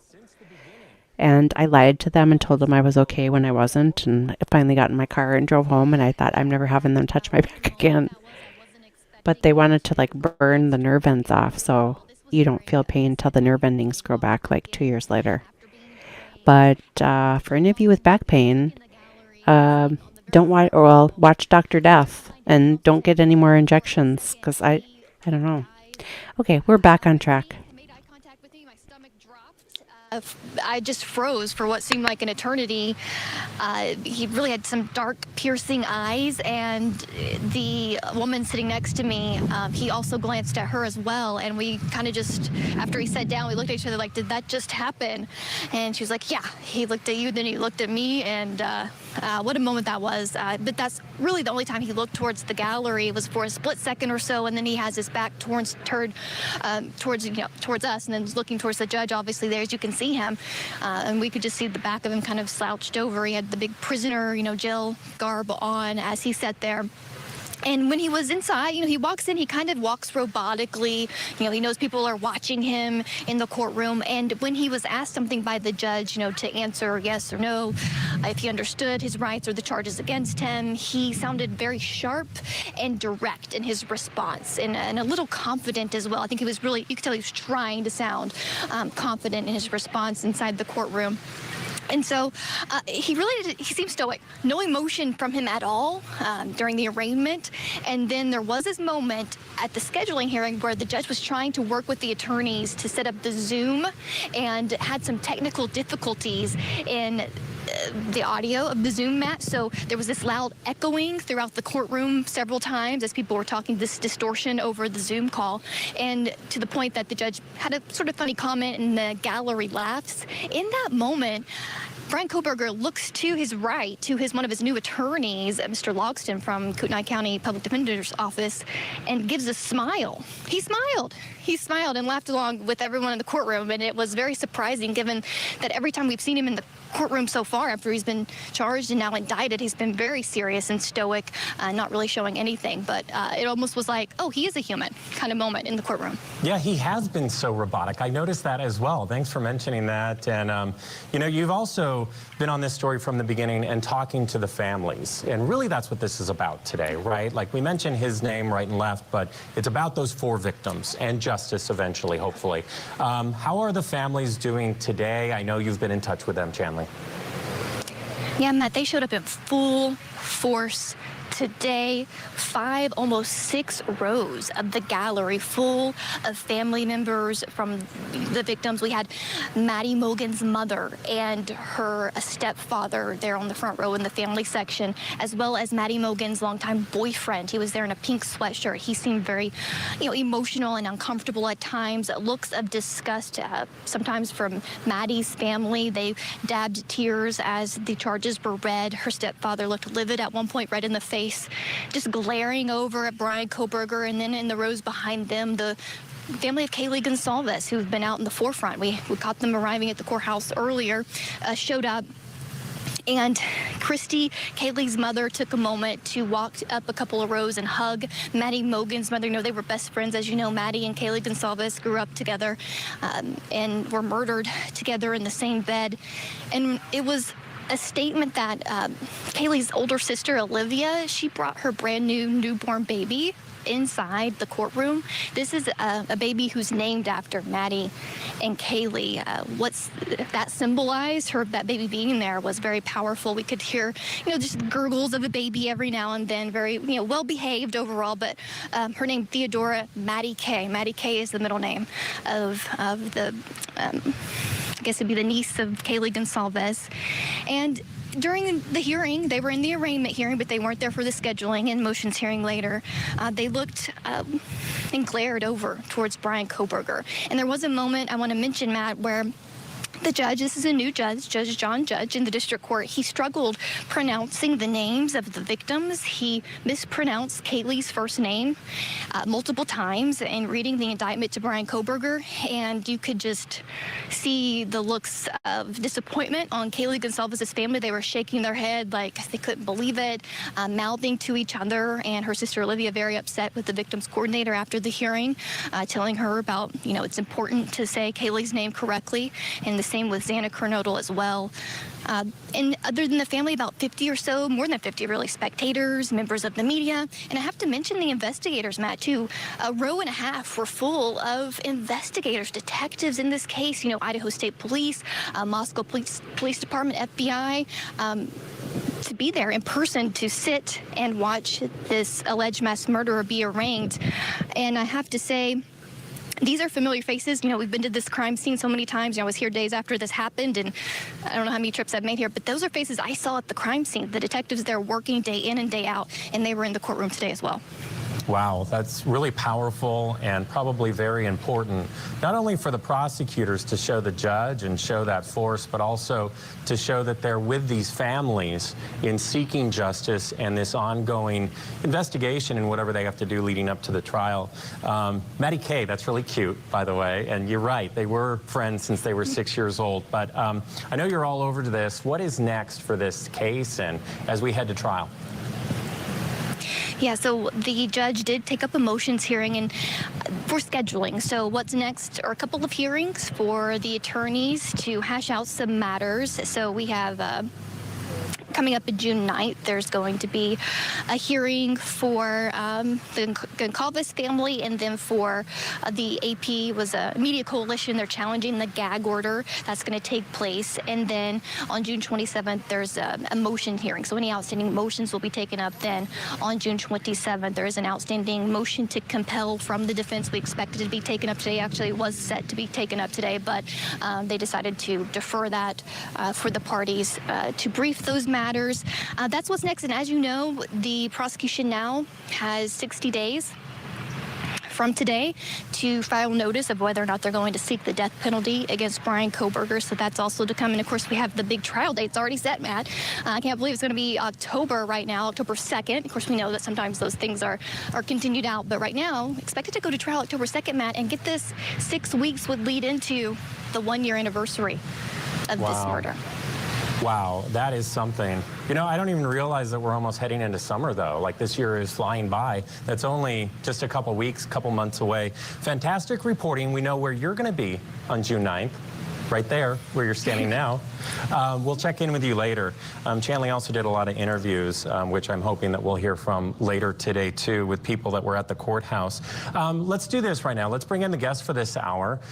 This hour, we have law enforcement and litigation expert Sunny Slaughter, and we also have criminal defense attorney Josh Schiffer. Nice to see you both. Thanks for being with us. Sunny, to you first. What is your reaction to what we've seen today, and were you surprised that there was a grand jury indictment versus a preliminary hearing like we saw with the Vallow Daybell case that I referenced earlier? Thank you for having me. No, I actually was not surprised that there was a grand jury indictment versus having the prelim hearing. Even though the prelim hearing made initial sense, the amount of evidence that was collected really was important, and it was extensive. And to not have an indictment with a grand jury would have, I think, been a failure of the prosecution team, because the evidence appears to be strong, and there is a lot of evidence and detail going forward. As it relates to what we've seen today, I understand what the family is going through right now. Unfortunately, I know this experience personally. Having all of them there makes a statement, having the law enforcement presence there with the family, and this is their case. They have gotten a lot of, gathered a lot of evidence. They have spent time with these families. This is very personal for law enforcement. So their presence matters, them being being there to show that they are prepared to address any issues and to learn more about what this process is going to look like going forward with the dates and everything. Yeah, Sunny, and thank you for mentioning that too, because, you know, this is so scarring for everybody. To everybody that touches the case, to anyone who engages with the material, the disgusting, disturbing material of this gruesome murder scene, and then out to the community that was touched even with looking at that crime scene tape. So thank you for mentioning that. And this is about Maddie, Kaylee, Xana, and Ethan today. And I want to remind everybody that. Josh Schiffer, you're the perfect guest to have on today because you're also a teacher. You teach attorneys. So take us to school briefly about, you know, we all know what the First Amendment is that was mentioned, freedom of press, that's what they're getting at. But the Sixth Amendment, speedy trial, but also impartial jury. Now, why would that matter in the sense of a gag order? Well, it is imperative for the courts to protect the integrity of the due process the defendant is about to receive. And that actually feeds into what you were discussing with Ms. Slaughter just a moment ago with why they didn't necessarily want to do a lot with the prelim and instead move directly to an indictment through the grand jury. Because if you're going to pursue a capital case, you're not trying it necessarily for the facts. You're trying it for appeal. And I know you and I have spoken so many times about how lawyers effectively represent people who are, quote unquote, guilty beyond a reasonable doubt on the facts. And the case becomes much more about the application of the death penalty or not. And I see that the state moving forward with that direct indictment as a reflection, I feel, especially with some of the new allegations that have been released about what Mr. Kohberger may or may not have been up to in the months preceding this, I think that this case is about to demand the death penalty, and the death penalty creates more problems for the state than you will ever imagine. They're going to protect the integrity of this system. That's going to be #1 goal of the judge, and the state's going to play along with that, and that's by collapsing hearings, trying to use as little material as necessary to effectively prove the case, make the evidence that's admissible discreet, and most importantly, protect that jury pool. This case was nationwide. Almost as soon as it happened, there was coverage literally coast to coast about these precious college students, children reminiscent of, I was just at my 25th reunion. And it hits everyone deeply when we entrust our children's safety when they're getting out of the nest. And to think about this kind of crime terrifies that middle part of America that votes with its feet. And so you're going to see a very professional, straightforward prosecution. The judge is going to protect Mr. Kohberger's due process rights. That includes an independent jury. And that's unfortunately why they're going to talk all about a gag order. Now, I'm a transparency guy, Matt. I think you know that. I find it to be very challenging to close our courtrooms to a public who deserves to know what's happening. Well, yeah, of course, we don't want to see that, especially in something that touched so many people's lives. In fact, Court TV's Julie Grant takes a look back at the 4 students whose untimely deaths rattled the entire community and, as Josh said, arguably the nation. On November 13th, 2022, at around 4 a.m., 4 college students were brutally murdered.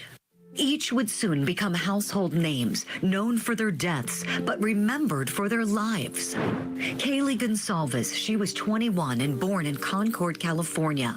Her family describes her as sociable, strong, and a hard worker. Kaylee was our middle child out of 5. She was always competitive. She was smack dab middle, so Steven and Olivia were a little bit older. Autumn and Aubrey were a little bit younger, so she kind of had to figure out where to fit in, and she definitely did. Maddie Mogen, also 21, was best friends with Kaylee since childhood.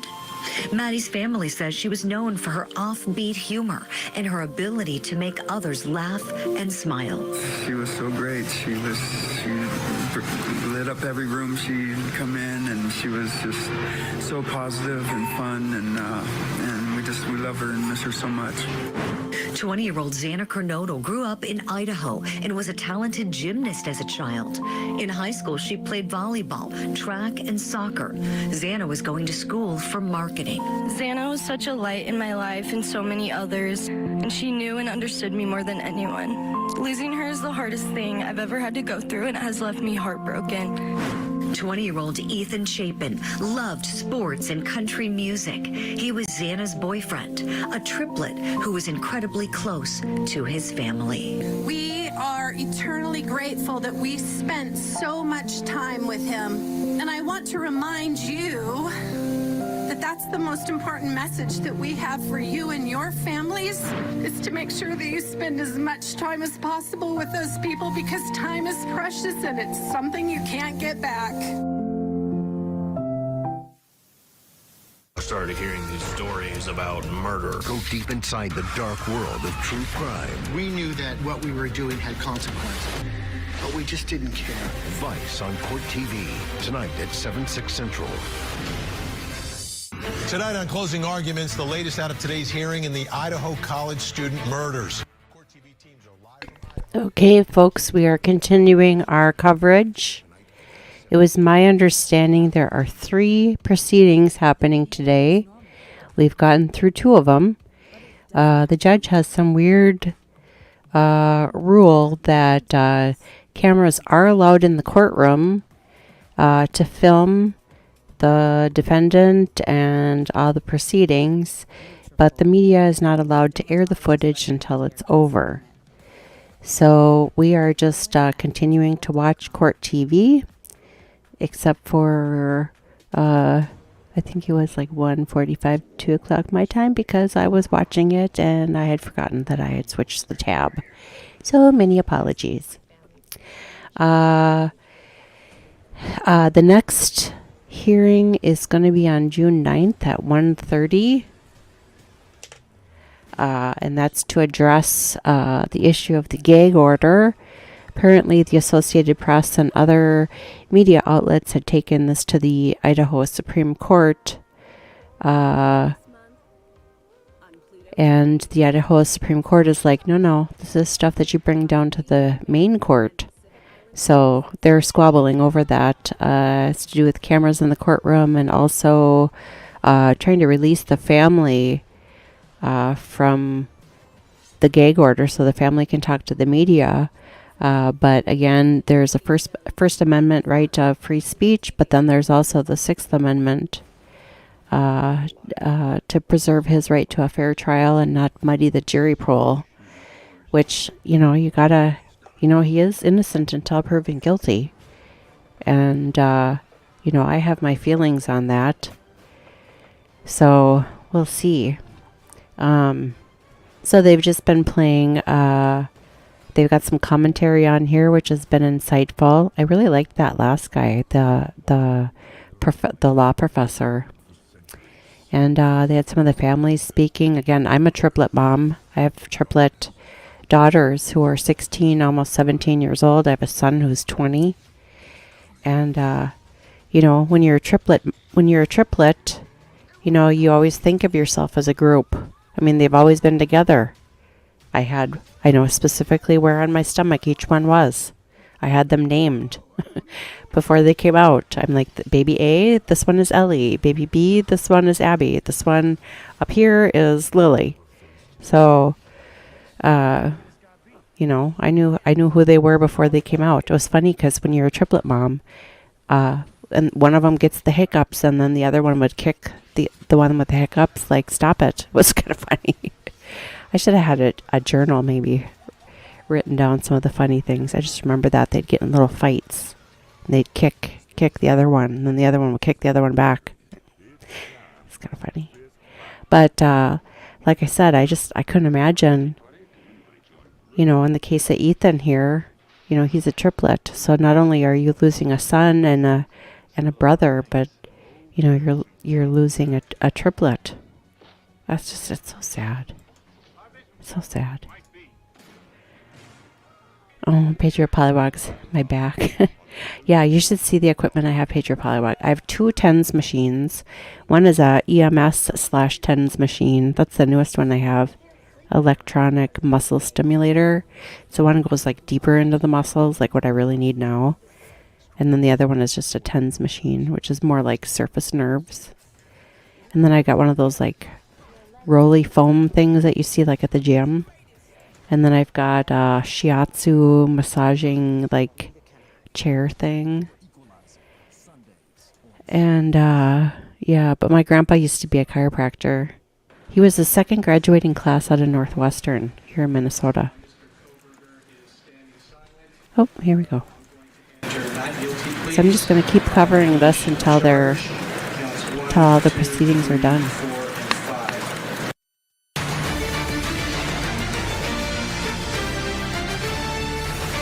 Accused killer Bryan Kohberger is set to stand trial for 6 weeks starting October 2nd. That's what a judge.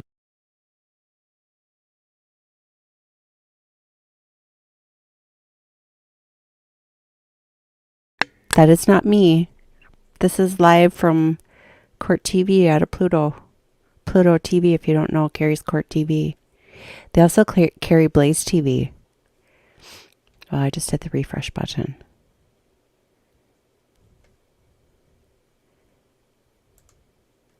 So this is some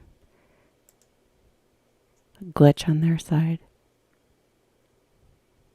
I have full bars and my computer's plugged in.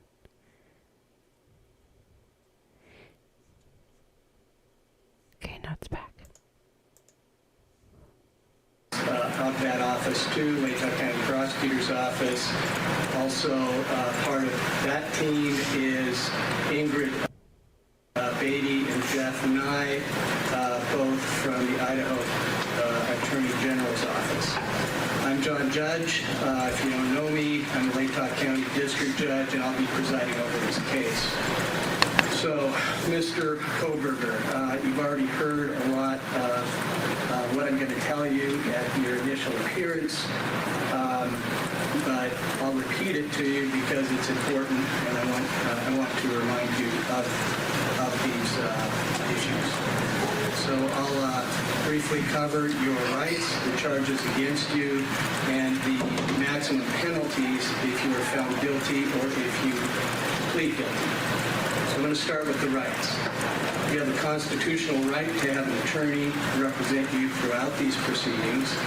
If you cannot afford to hire a lawyer, then one is appointed at public expense. Ms. Taylor and her team have already been appointed, so that's taken care of. You have a right to a speedy and public jury. This is a replay of the very first proceeding. Would be required to prove every element of each charge against you beyond a reasonable doubt. At that trial, you would have the right to cross-examine the witnesses called against you. That means to see, hear, and question them, to call witnesses to testify for you, and if you choose to testify in your own defense. But you're not required to testify because you also have a right of silence. That right is protected under the Idaho and federal constitutions, so you can remain silent throughout these court proceedings, and that can't be held against you. What you do need to remember, though, is that anything you do say, other than to your lawyers, could be used against you in a later court proceeding. Do you understand that? Hi, Slick Nerd. Yes, I do. Okay, thank you. Nice to see you. How are your tomatoes? This is a rewatch of the first hearing. I think we still have one more hearing to see. So we're just sticking on this channel.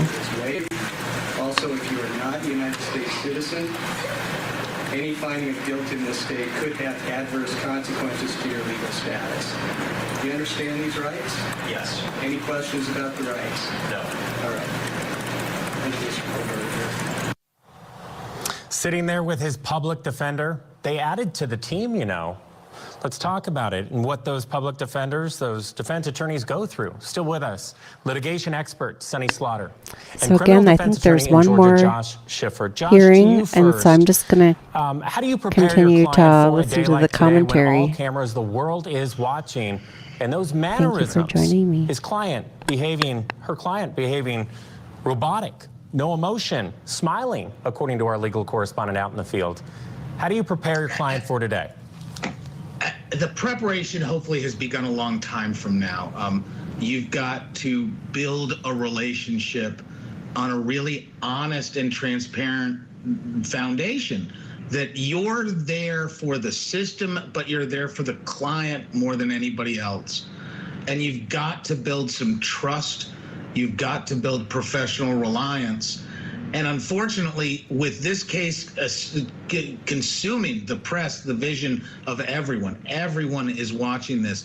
You've got to work with your client about blocking that out. And while it's super important, because we understand everybody watches every single tiny details. If you think it's tough now with the press, wait till there are jurors in there. And it's a building practice of how court's gonna be, because they're gonna be spending a lot of time in there, and sooner rather than later, they've got to get ready for this trial. You know what, and it's something that Sonny had talked about earlier, about how everyone connected to the case or touched by the case is victimized in all of this, right? So we did reach out to the university, and this is new to our newsroom right now. The university doesn't have a date yet on when they're going to get rid of that murder house. They own it right now. There's no demolition date set, but we do know that their biggest effort right now is a garden. Take a look at this statement. Yeah, the house is supposed to be demolished. The university right now is the Vandal Healing Garden and the owner of the Memorial. house gave it to the university, who's with having much it involvement demolished. from the students, which you will see on the site. We continue to work through the process to demolish the house. There is no date set. And that was from the marketing department, from the university spokespeople there in Idaho. Sonny, so I want you to chime in on this. Express to me more about how hard it is on the families and the other victims, maybe the survivors, the friends and families of these victims, and how do you help them during this process as the slow wheels of justice turn towards that trial? So one of the things that is going to happen with the families is that every family has a victim's witness coordinator. In this particular case, there are probably multiple individuals serving in that role for them. And because this case involved federal, the FBI and the local jurisdiction, there are FBI witness coordinators and experts at both of those levels. And they're going to be working cooperatively together. When it comes to the community, there should be, and hopefully based on what we are seeing right now here, is that there will be organizations and entities that will be working with members of the community. I'm not talking about the institution yet, but just general members of the community who may have been impacted and who are definitely, I should say, impacted by all of this. And then the institution. In addition to the healing garden, they have got to be having ongoing conversations, which is likely that they are doing this in addition to the students that were there, those who may be coming and working with the community. This is going to look like a web. A spider web almost, in order to be able to catch all of the things that might fall and the individuals that might be falling. So you're looking at direct victims and indirect victims. And it's going to be crucial to have mental health services, and particularly those that are focused on the students and even the staff at the institution. This community has been adversely affected. You know, as we were going to break, I was thinking about how I felt looking at this. So imagine those that are in the community, and even all of you, all of us covering these stories. We need to take care of ourselves, and we might not have the access to the victim services in the same way, but it's important for all of you covering it, your people on the ground, for all of us to think about our mental, social, and physical well-being as we move forward with the families and the survivors of this particular case. These are the nation's children. You're absolutely right, you know, and also to talk about that, you know, the journalists, we suffer from PTSD sometimes from the things that we see that we can't show you on TV. We see the same photos in court. It's absolutely horrific. And to still talk about this university, they have no scheduled demolition date, but they are asking for the public's input, especially those in that community, to weigh in. And they say that, of course, these 4 young souls that were lost too soon will be memorialized in a big part of the park, but it's also going to be for other students that are lost at that particular university, and unfortunately, each and every year for various reasons. Don't go anywhere. Still ahead, we're going to turn away from Idaho to Georgia, where a former attorney is accused of killing his own mother. You heard me right. You're watching Court TV, your front row seat to justice. Okay, we might be done, people. I kind of thought that, okay, so there were supposed to be 3 proceedings this morning. There was the plea one, and then there was a gag order, and then something else. And I thought the judge had said in the second one that that they were going to do the second and third one at the same time. So the next hearing is scheduled for June 9th, and that's to make a ruling on the gag order that's prohibiting the family from talking to the media. It's to not taint the jury pool. And then the court trial date is set for October 2nd, estimated to last about 6 weeks long. Bryan Kohberger did not enter a plea. He stood silent. His attorney stood up and said he stands silent, which is what Nicholas Cruz, the Parkland shooter, that was his thing. He didn't enter not guilty or guilty. He just entered mute. So the judge put on the record that he just entered not guilty on behalf, I guess. Some of the commentators on here are thinking maybe that's a strategy to get the death penalty off the table. I don't know. Again, I count beans. I don't count laws. Well, I mean, there's a lot of tax law and accounting stuff, but anyway. And then in the Rumblies chat, we were kind of talking about gardening. Slicknard has quite the garden up in Canada. Tomatoes, pea plants, Brussels, and what was the other thing here? Hot peppers. Have a great day. Have a great day, Slicknard. Yeah, I think this coverage is coming to an end here. Cover your tomatoes still frost in mornings. Don't eat yellow snow. Yeah. Well, thankfully all our snow is gone, but boy, it took a long time. Beans. Oh, yum. Yeah, I love tomatoes. Normally I have a beautiful garden started right about now, but I've been so busy launching this channel that the only thing in my garden are perennials. Thank goodness I kind of got on the perennial bandwagon. And then when I sell my house next year, when my triplets graduate high school finally, they're going to have quite the beautiful garden outside, and I'm going to start all over again. But Minnesota, our season is so short. Just when stuff like the morning glories start blooming, then all of a sudden the snow comes. So, it's kind of hard to make any headway out in the garden. So yeah, we've been streaming for about 4.5 hours now. We came on right around the time they started covering the Bryan Kohberger hearing beforehand, just going over what we were to expect today.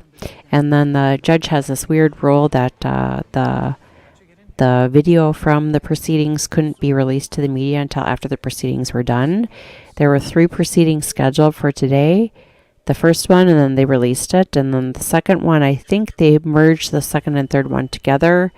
And then we just finished watching that. So now they just have some commentary. And then I think they're going to wrap up their commentary because I think we have seen everything we're going to see.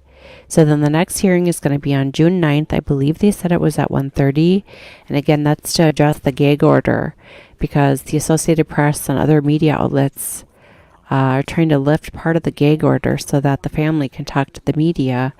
But the judge, he's obligated to make sure that, we do have a First Amendment right to free speech and freedom of the press, but then also the defendant does have a right to a fair trial. So June 9th at 1:30, I believe. And I'm just waiting until they cut away from the Kohberger But stuff. this time tomorrow, testimony will resume in the murdered mom attorney on trial case. Okay, yep, looks like they've moved on. So then I'm going to move on too. And go find some ice for my back.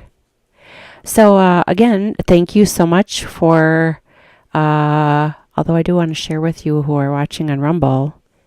For those of you on Rumble, we are, well, I've been so busy watching this. We were on a Carrie Lake verdict watch. And yesterday and today I uploaded the whole book for Dan Bongino, Follow the Money. One is 2.5 hours. The other one's over 3 hours. But after Follow the Money, I happened to find a copy of Dinesh D'Souza's 2000 Mules movie. So I put it under this title, live stream waiting on Carrie Lake's verdict. Let's discuss U.S. election fraud joint chat. So if you click on this movie or this link, the movie's in here. And I just did that because I didn't want to put the title of the movie in the description because I really am trying to keep it under the radar because it's kind of important that we, get this information out. And even though I had seen it when it first came out, watching it again yesterday with everybody just kind of like refueled my fire on all of this stuff. So last I heard, the judge has up until Wednesday to render a verdict in that case. So you'll have to deal with my little head down here and my little banners I have to put up. I don't know. Like I said, Rumble's done a pretty good job of leaving me alone. But I still don't want to have the stuff taken down. Because it's, it's a lot of work for have it taken down. All right. Well, thanks for joining me. We did learn some new things today. Like I said, June 9th, 1:30, the judge will, there will be a hearing pertaining to the gag order. I have a sneaking suspicion he's not going to lift it. But again, I'm an accountant. I count beans. I'm not a lawyer. And then the trial has been set for October 2nd. 6 weeks. Bryan Kohberger entered no plea. He stood silent. And so the judge put on the record, not guilty, I think is what he said. Something along that lines. So, thank you so much. Patriot Polywogs, Slick Nerd, it's nice to see you again. I don't know if you're still in here. Oh, TK Phillips, hi. Oh, you're welcome. Sorry, no problem. I've been painting my nails. Now I have to file them. And my back is killing me. That's what happens when you have triplets. I can tell you, I understand what, well, no, I don't understand what Ethan's mom is going through at all. I guess that was stupid of me to say. But I am with her I bet she has back pain, because I have back pain, and it came from carrying triplets around. 34 weeks, 6 days, 13 pounds of baby, plus all the other goo. So anyway, but yeah, that's the thing with triplets. I mean, they're always triplets. I think there was 2 boys and a girl in Ethan's circumstance. Yeah. But they'll always be triplets. Mine are all girls. And to lose a child is one horrible thing, but then to lose a triplet, I don't know, it just seems like it's extra hard because they're always a group. I don't know. That probably doesn't make any sense. And that's the pain in my back talking. So tomorrow, I do start. When will you be live next? Oh, well, let's see. Not till tomorrow, probably, because I started at 6:15 this morning with Dan Bongino, and then I had like a half an hour break, and then started this one. But in the morning, okay, so Patriot Pollywog, I'll stay live, and you can help answer one of my questions. And TK Phillips and Slicknard. Okay, so I finished Dan Bongino, Follow the Money, and then I finished Laptop from Hell. I finished the Fauci book, which was almost 22 hours. It would have been 27 hours. And then I've started Red-Handed, so I got chapters 1 and 2 of Red-Handed.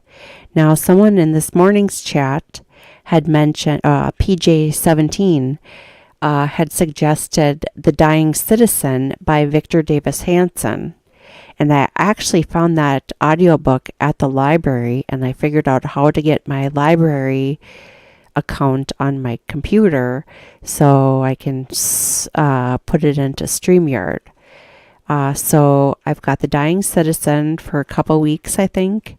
That one is 15 hours long. That's the longest of the ones I have left. Then I also have Glenn Beck's The Great Reset. So I was kind of thinking between those two. Well, Red-Handed I'm going to finish. I really want to do Secret Empires by Peter Schweitzer because Mitch McConnell's family's in there, and so is Jared Kushner's family. You know, he's not without sin, and we know Mitch McConnell and his ties with China. But Secret Empires is actually, I really like that book. So let me know. So I'm gonna keep going with Red-Handed. I guess if I don't decide between The Great Reset and The Dying Citizen, I'll probably do The Great Reset. I think that's what I'm going to do. So that way, if, there's an audiobook nobody likes, well, they're all good, but you know what I mean? Like if one just isn't grabbing ya, I'll be doing two, like just ping-ponging between the two. But at least I got 3 up there now. So that's good. And, it was weird. Even this morning at Dark 30, there was still 40, 50 people watching at one time. That just warms my heart. But I'm going to try to do the audiobooks ping-ponging between the two for I'm going to try to do 2-hour chunks. So then you can watch a little bit or listen to a little bit in the morning and then a little bit as your day wraps up. And then tomorrow at 9 a.m. Central Time will be the Timothy Blyfnick trial. That's the Family Feud guy, the former Family Feud contestant, who Steve Harvey asked him, "What's the biggest mistake you made at your wedding?" And he said, "Say I do." And now she's dead. But it's really weird because I saw an interview with Muddy Waters, who's been a local place in Illinois. This happened in Quincy, Illinois in January. And they're like, we just don't see how he did it. And Timothy Blyfnick, from what I heard this morning, is saying it was some other intruder. So I guess to answer your question, Patriot Polywog, I'll be on in the morning with either chapters 3 and 4, a 2-hour chunk of Red-Handed, or I might start the Great Reset, and then I'll just go Great Reset, Red-Handed, Great Reset, Red-Handed, until they're done. And then the next books on the list are, like I said, Victor Davis Hanson, Dying Citizen, Mark Levin, American Marxism. I want to do Sun Tzu, Art of War, because that's only an hour, and that's just everybody should read that in America. And then I also, for fun, bought the audiobook for Donald Trump, The Art of the Deal, because if you haven't read that book, it's really good. And it kind of gives you a mindset of what he thinks. I don't know. I just got that for, a later date. So yeah, and then starting Wednesday will be Blyfnick trial on delay start. I'm only going to do tomorrow on a real timeline start because I got to get the lay of the land and I want to see who else is covering it that I can grab the video from Wednesday going forward. If that makes sense, to play it in the 1.25 speed so we can get through the whole day in half the time instead of all day long. But the jury selection is wrapping up today on that. And then Thursday will be the subcommittee hearing. I think it's in the morning. John Durham has been requested by Jim Jordan to appear on Thursday. So I'll be covering that. And again, that will be before I do Blyfnick. So Blyfnick will be on a delay. So lots of things. I'm really still kind of ticked off at Rumble for not giving me more than one live stream spot at a time. Because on YouTube, I have the whole week of Tim Blyfnick's trial already plugged up and ready to go on YouTube and Twitch. But Rumble only gives me one at a time, so it's kind of stupid. Oh, 3-hour time difference. Yeah. So this morning I started at 6:15, which would have been 4:15 in the morning for you. But again, I only did that because I knew this was coming up, and I wanted to get the Bongino book done, or done without having to continue another day. Yeah. But so it'll be early morning book club books, but then the Blythenick trial will start at 7:00 your time, Patriot Polywog. So it'll still be early, but I don't think that's going to go more than like 2 weeks, that trial. I don't think it's expected to go real long. I kind of told myself after Letitia I wasn't going to do another trial, but that was the clip that I got over 257,000 views on YouTube. That was like the first true crime clip I put up, and it was in like a bunch of news articles. My little clip, you could see my little eyeballs, my little face eyeballs. So now I feel kind of obligated to do that one. I mean, I know a lot about it, but yeah, it's a lot of work doing these trials. And then by the end, I'm too tired to do a wrap up, and that might be more attention grabbing. I don't know. Yeah, I see your laugh emoji and your hug emoji. Ditto Pager Polywog and TK Phillips and Slicknard and PJ17 if you're tuning in too. So anyway, but yeah, Pager Polywog, look at the channel. Pager Polywog was with me when I had like 10 followers. And now look, we're at 229. Isn't that beautiful? It's like Patriots coming together like little magnets. 2 at a time, then 3, then 4.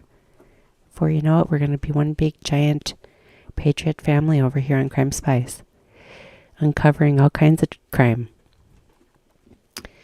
True crime stories and political crime stories. And hopefully that little dwarf Fauci will go in jail pretty soon. Yes, I did say that. All right. Okay. So I will see you in the morning, people. And, no one. That's awesome. Yes, the little charlatan dwarf Fauci. That's what I call him. Him, and then I call Bill Gates Satan. Satan and the little dwarf charlatan Fauci. Sorry. Well, no, I'm not sorry, because that's the truth.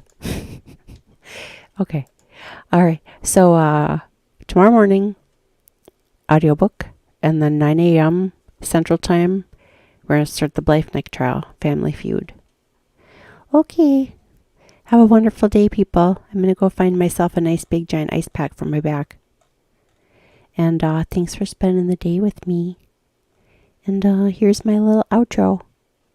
Goodbye. See you tomorrow. Thank you so much for spending part of your day with me. If you enjoyed the content, please hit that like button. Share this video on your social media. Subscribe to our channel. Turn on those important notifications. Follow us on Twitter. This channel is new, so that means we work for free. Any support is most appreciated through Rumble Rants, Venmo, or Buy Me a Coffee. All links are in the description box below. I look forward to your next visit to Crime Spies. Thanks again so much, and have a blessed day.